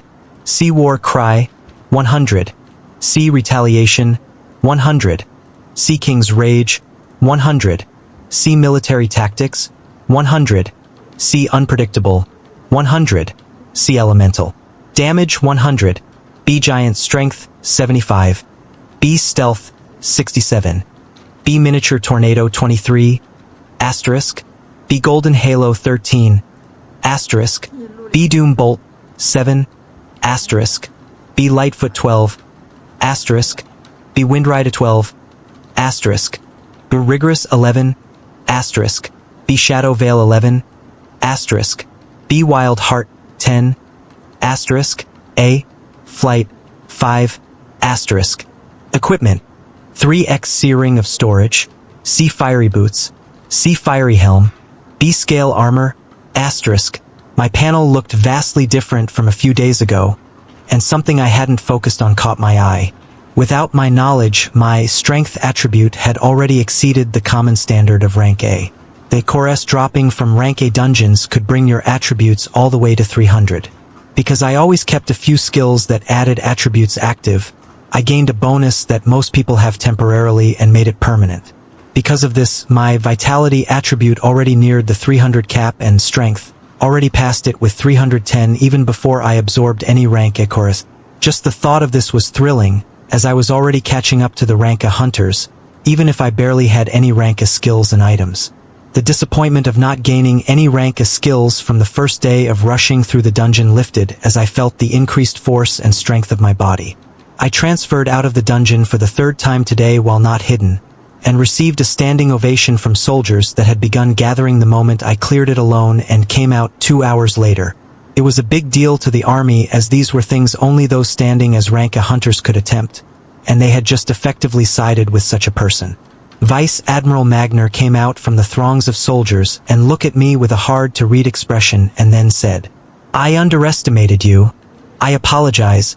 I laughed off the Vice Admiral's apology and pulled out the extra-scale armor and Fang sword. Along with one of the rank B skill books, I didn't use that dropped in the dungeon. I was unlucky enough to receive loot that didn't fit me at all in these 3 dungeon runs. I kept the lie going and was planning on selling these to the military, or better yet exchange them for skills that I wanted from their inventory. The Vice Admiral looked at the items and skill with a thankful expression before his face turned dark. "I'm thankful that you came to our city and are already contributing to the cause as much as you can. But it seems we might have just brought trouble to you." I was surprised at the Vice Admiral's words and asked, "What happened?" He looked at me briefly before sighing and continuing, "A death match has been issued and confirmed between you and Hunter Andrei Nikolaev. Tomorrow is the set date for the match." What? This was a complete surprise, as this was something I had never thought to find myself associated with. Death matches were set up between high-ranked hunters that had irreconcilable differences. The Empire didn't want it to be a habit for its peak hunters to kill one another. So deathmatches were instituted if 2 hunters found themselves at a point where the only way to solve their issues was to fight. The matter was to be taken seriously though, so before the match could be issued both the hunters had to agree to put their lives on the line. Only then would the match be confirmed. So why the hell was a match involving me that I had no idea about confirmed? Seeing my angry expression, the Vice Admiral seemed to have confirmed something. "I heard what happened at the Colosseum today. The issue seems to have arisen from there. Andrei, the son of the Blessed Empire's Admiral Chekhov, was next in line to be receiving the rank as skill that Lightning Hand was transferring." Things quickly began clicking after hearing all of this. I was still irked and asked, "So because he's the son of an admiral, he can target someone else entirely, call for a match, and just get to bypass the rules of death matches?" The general looked down with an apologetic tone as he continued, "They cannot touch Lightning Hand for his actions unless they want to cause a fight between the peak powers of the Empire. So targeting you was the easiest thing for them. This is why I have to apologize to you. Me bringing you to Star City indirectly put you in the middle of this." I thought about this new situation and then asked, "So what happens if I attend that death match tomorrow, and the other guy ends up dead?" I was fairly confident in my strength and didn't plan on losing to someone who should have yet to be rank A. What I was worried about were the repercussions from it. There was a difficult expression on the Vice Admiral's face as he said nothing. I looked at this and at the soldiers around me that were listening in and saw the anger and resignation on their faces. To them, I was a strong hunter that just began clearing mangrove swamp by himself multiple times a day. This meant there would be more resources flowing into their department. Yet, this hunter was now about to be taken away. Nobody had to say what would happen if the son of the Admiral of the Empire were to be killed in broad daylight, even if it was in an arena match. None of them saw a way for me to come out of this. The Vice Admiral's voice rang out again. "I've made multiple calls to friends and higher-ups, but nothing worked. Admiral Chekhov has many people among the higher-ups and his pull is strong. The match cannot be rescinded. The one who doesn't show up will also be blacklisted." I nodded at this and laughed to ease the tension. "Haha. There's no need for all that gloominess. We still don't know who will still be alive tomorrow. Tell me about this Andrei Nikolaev." Attributes: Vitality 250 plus 30 from Life Essence, plus 10 from Military Tactics equals 290. Strength 250, plus 50 from Giant Strength, plus 10 from Military Tactics equals 250 plus 50 plus 10 is equal to 310. The Vice Admiral dispersed the gathering of soldiers and took me back to his office to continue discussing the matter. Andrei Nikolaev was the son of one of the Empire's admirals. He was following his father's footsteps and neared rank A in power, having 2 rank as skills and needing just 1 more to be qualified and listed as rank A. So the ticket he was expecting to receive to become one of the peak powers of the world was given to someone else, and now he was using his connections to get it back. I had no qualms fighting and even taking the guy out, as this would even mean I get to receive one of his rank as skills when he goes down. But I couldn't stop thinking of the consequences thereafter. I looked to the frowning general that seemed to be using every last brain cell to think and asked, "What are the possible fallouts in the case that Andrei Nikolaev dies tomorrow?" His head shot up as he heard this question from me and said, "The full rage of Admiral Chekhov, who has thousands of soldiers under him, and he himself is a rank A hunter." I listened to this and asked again, or, as we need to be conserving our strength and increase our battle power with the threat of beasts coming down on us. The strength of rank A hunters is important, and there cannot be a confrontation between them. I nodded my head as I heard this and replied with a smile, "Then it isn't a problem. As long as I have power rivaling rank A, I can take care of anything that comes my way." I looked to the Vice Admiral in front of me as his eyes glowed when he heard this. He seemed to think before replying, "If that's the case, then there's another call I can make that can handle the fallout happening tomorrow." With the discussion being over, I left the office holding a folder that held more information on Andrei Nikolaev as I made my way to the living quarters. There was only food for me to enjoy this time around, as I had to focus on understanding the skills I just gained today and prepare for something momentous tomorrow. I wasn't fearful of what would happen when the son of an admiral died. This thought passed in my mind, making me realize just how far I had grown in such a short span of time. Admirals were at the top of the food chain in the Empire, and now I was in a position where I could be facing one sometime soon. I was eating the exemplary food on the table as I ran simulations in my head for the battle to come. Because of keeping skills that drained a huge amount of energy but gave a great momentary boost in power active all the time, my attributes already met those in the A rank category. That wasn't to mention all the skills that increased my overall defense, speed, casting and attack speed, evasion, and overall damage by huge percentages. These skills layered on top of active defense skills like Arcanist's Sphere of Protection and the recently acquired Golden Halo made me realize just how strong I currently was. Even though nothing was tested, I doubt a single rank B could get through my defenses, and maybe I would be injured from the attacks of a rank A hunter. The classification of having 3 rank A skills before being coined a genuine rank A hunter was to satisfy the high pedestal that rank signified. Only those that were truly strong could be considered in that rank, and having the versatility of using 3 rank A skills affirmed that.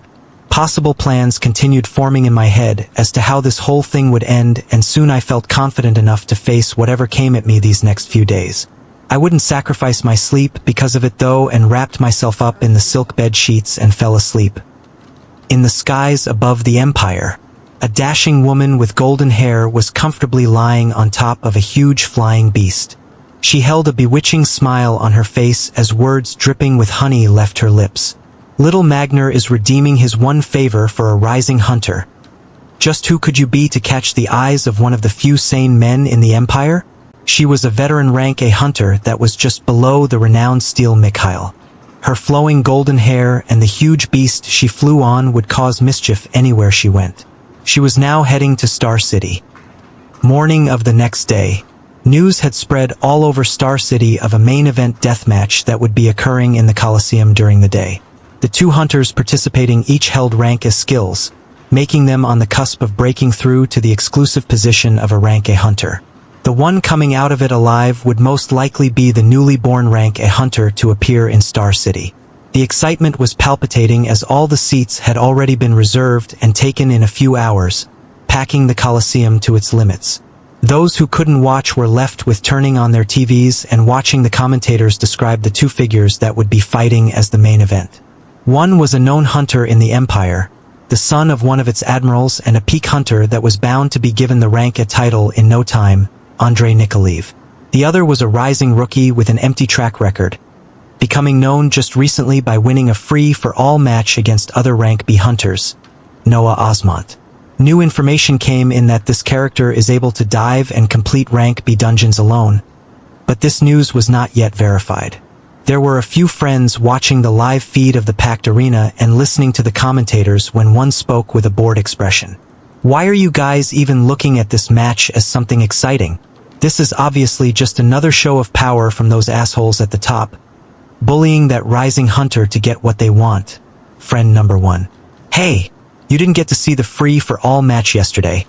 That new guy blew away the golden tank and the flaming witch as if it was nothing." Friend number 2. "Haha. No way a random nobody will even touch a hair on Andre. We're just gonna watch another bloody fight today. I just hope he lasts long enough and the match isn't cut short." Friend number 3. The bored friend listened to this as he shook his head despondently while thinking.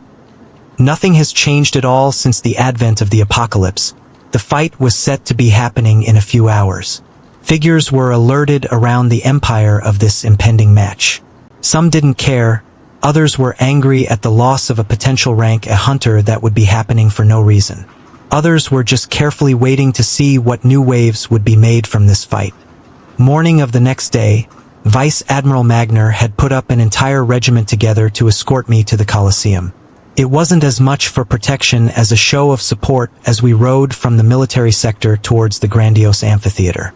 I was touched with the support Magner was showing, whether it was purely coming from him as a person or because he knew I would give back to them even more after this ordeal was past. The streets were busier than usual, and military trucks rolling through them didn't help it. We arrived at the Colosseum that seemed to be impossibly even louder than the day before, with people screaming to get in and hunters almost becoming overwhelmed. Most of the members of the regiment were stationed outside while me, a few key figures and Magner went through another door to an expansive room that overlooked the arena below. There was a fight going on currently where 2 rank C hunters were working as a team against a rank B opponent, the fight going fairly well with the use of their teamwork.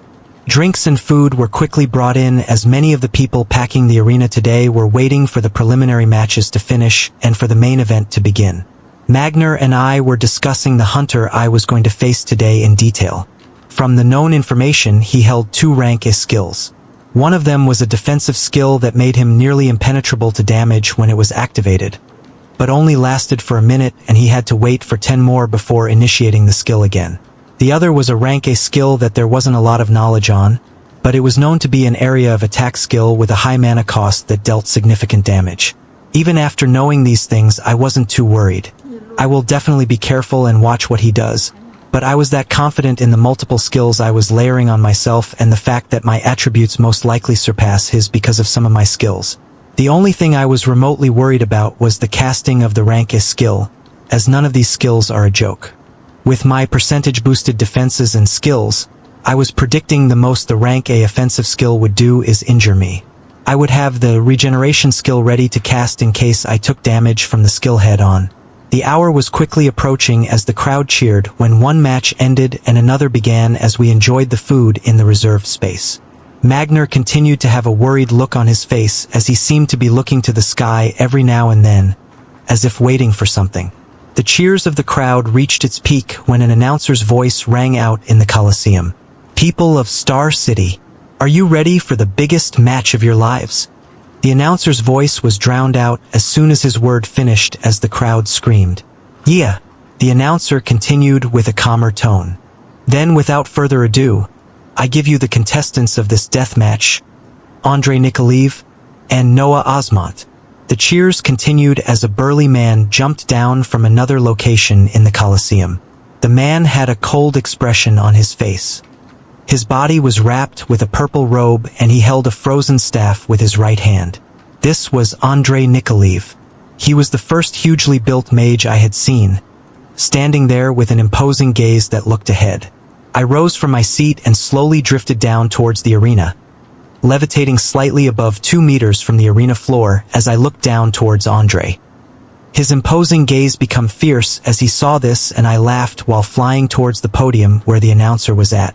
The crowd was already screaming at their peak as they saw this. My voice rang out loud and clear towards the announcer. "I just want to confirm something with everyone as witnesses. What is the outcome of a death match?" The announcer heard this and fervently replied, his voice ringing out through the Colosseum once more. "The match ends in death. With death, the feud is over, and the possessions of the other party are all yours." "Yeah!" The crowd continued screaming as the announcer said this. I nodded my head and landed on the arena floor, watching the enraged mage standing opposite to me who couldn't wait to rip my face off. Match start. The fight began with cheers as Andrei moved first, pointing his staff towards me and casting a skill that formed 5 spinning dark orbs that flew towards me. I used flight to evade the balls coming after me, my speed being fast enough to watch them as they whizzed by me and smashed onto the high walls, exploding into a mass of darkness. I wanted to test the guy out as I cast my newly gained Doom Bolt. A large streak of red lightning quickly formed and crashed down towards Andre, his expression quickly changing as his body was enveloped with wind elements, and he rapidly disappeared from his location. Boom! The lightning bolt was abnormally powerful as it blasted apart the grounds of the arena. This was a rank B skill boosted by many active support skills, its power becoming more terrifying. Andre appeared at another location in the arena, his face turning abnormally serious as he looked towards me. I returned the stare back and said, "Don't get scared now, I'm just getting started." I wanted to enrage this man as much as I could. The angrier he got, the more mistakes he would make, and the easier I can take him down. The main challenge was what would be happening after he fell. His serious face became red as he seemed to have made up his mind. I smiled at this and cast a miniature tornado towards him while also casting Doom Bolt to descend on him once again. He watched these deadly skills coming towards him as his body began shining in a golden light, his skin rapidly adopting a color and sheen similar to a statue. Rank as skill Regal Armament was cast. The golden skin shone in the light as the Doom Bolt struck down and the sharp winds of miniature tornado neared. Cheers rang out in the arena as these iridescent colors appeared on the arena floor. Boom! Another loud explosion resounded in the arena, and when the dust cleared, a golden man was still standing there, matchless. I looked at this and prepared all my attention. If he has already cast his defensive skill that only lasts a minute, he should then be planning to let out the deadliest attacks in this 1 minute. I didn't seem to be wrong as his staff began glowing hazy white, and the danger sense that hasn't activated in a while dimly began ringing. Andre looked at the confident face of the man in front of him as a swirling mass of winds were coming and another red lightning bolt was crushing down. He wanted this man who had taken something that should have been his to die as quickly as possible, but his power seemed to be greater than anticipated. He wouldn't back down though, as his father was watching this fight. He had to prove to himself and to his father that he deserved the title of rank A. He deserved to join those standing at the peak. He just needed to take the skill back from this man. The rage inside him calmed a bit when he thought back to the lessons from his past and acted, casting Regal Armament right away. The skills struck him, and he only felt a stinging pain on his skin as they disappeared. This was the power of rank as skills, something no normal hunter would be able to get their hands on. Andre came out unharmed and moved quickly before the timer of the skill ran out. He barely had half of his mana remaining, which might be enough to cast the next rank as skill that would obliterate the confident hunter in front of him into nothing once or twice. He raised his staff and Frigid Impermanence was aimed towards the area with the hunter at its center. Boom! An explosion of ice erupted out from the location where Noah was, utterly destroying 1/4 of the arena floor and sending nearby spectators screaming from the impact and shock waves thereafter. This was the terror of rank as skills, their damage was unmatched. Andre breathed heavily as he looked at the epicenter of the explosion where the hunter was nowhere to be seen. Had he done it? Had he finally grabbed the chance to reach the peak? He looked for the hunter's body before he sensed danger and looked up, seeing the man floating in the air. There was some blood gushing out from his right thigh that was rapidly closing up at high speed. Seeing the man was still alive, Andre moved to cast the rank as skill one last time before Noah recollected his wits. He only had a few seconds remaining with Regal Armament, and already felt another 2 red lightning bolts smash into his skin seconds after he saw Noah floating in the air. Just how many of these can you cast? Boom! Boom! Boom! Andre was trying to get the position of the man that was rapidly moving in the air as more lightning bolts crashed down on him, not giving him a moment of rest as the stinging pain gradually became unbearable. Feeling that he had only a few seconds left before the skill's time ran out, he cast Wind Escape once more, moving his body to another location where he got the chance to aim at Noah again and cast the skill once more using all his remaining mana. Frigid Impermanence. Boom! Another resounding explosion filled with ice elements rang out, causing the screams of those who were near and the cheers of those that were far. The blast this time occurred in the air, sending shock waves that damaged the eardrums of hundreds of people in the audience. Andre rapidly moved his eyes while roughly breathing and holding onto his staff as support. Was he finally dead? Despair slowly filled his face as he saw the same man back down in the arena floor. His armor tattered, and it seemed like he received minor cuts that were already healing. How? How? I'm sure the skill hit you head on. He was rapidly thinking about what to do now that all his energy reserves were gone and the golden skin he had on was rapidly fading. He looked to the man with the same confident face that was now flying towards him as he finally became scared for his life and unwillingly looked towards a certain area in the audience stands. Father! His voice rang out loud and clear, as if it was his last resort. A booming voice then rang out that drowned the cheers of the audience. Spare him! The voice was calm, and yet resounded in the ears of every single person in the Colosseum. A red streak of lightning had already formed and was heading down towards Andre when it stopped. He breathed out a sigh of relief as he saw Noah come to a stop and look towards where his father was. He sighed in relief and disappointment at not being able to take this hunter down. But at least his father was here to make sure he won't lose his life. He wanted to get up and go, but still felt the bolt of lightning not too far from him still hanging in the air. The voice from the stands rang out again. The match is over. A heavily built man with a low fade had risen up from the stadium, staring down at Noah who was holding his hand in the air, as if that was the only thing keeping the red lightning from striking down. Andre regained his calm as he saw the figure of his dad coming out and rose up. He would be... What? A deep sense of dread and fear arose in him as he felt his scalp tingling and then began burning. The red streak of lightning had struck down. Boom! Silence. There was a shock to all the people that were watching the match, whether it be in the arena or those watching at home, because they knew the figure of the man that had risen up. That was Admiral Chekhov. Why was he in Star City? What just happened? The hunter Noah finished the death match, but what made him so bold to defy the words of an admiral? What would happen now? The silence remained as the body of Vice Admiral Magner began shining and he began to move. Noah looked towards the location where a pile of burnt flesh lay and flew in, reaching for the glowing skill book that appeared and the staff that was in the hands of the dead Andrei Nikolaev. A bubbling power was rising in the stands that made people begin to scream and rush out of their seats for the exit. Those watching at home were shocked at the turn of events and appearance of an admiral that should not be in Star City. He was normally stationed in the capital of the Empire and rarely came back to visit his hometown. The powerhouses that were coincidentally watching quickly began making calls to people that were near the city. A catastrophe was about to break out. Vice Admiral Magner was still looking towards the clear sky as he looked for something that wasn't yet there and shook his head, preparing to see if talking would work. He wasn't able to get near the arena before a pained scream rang out as mad power exploded from the stands. You beast!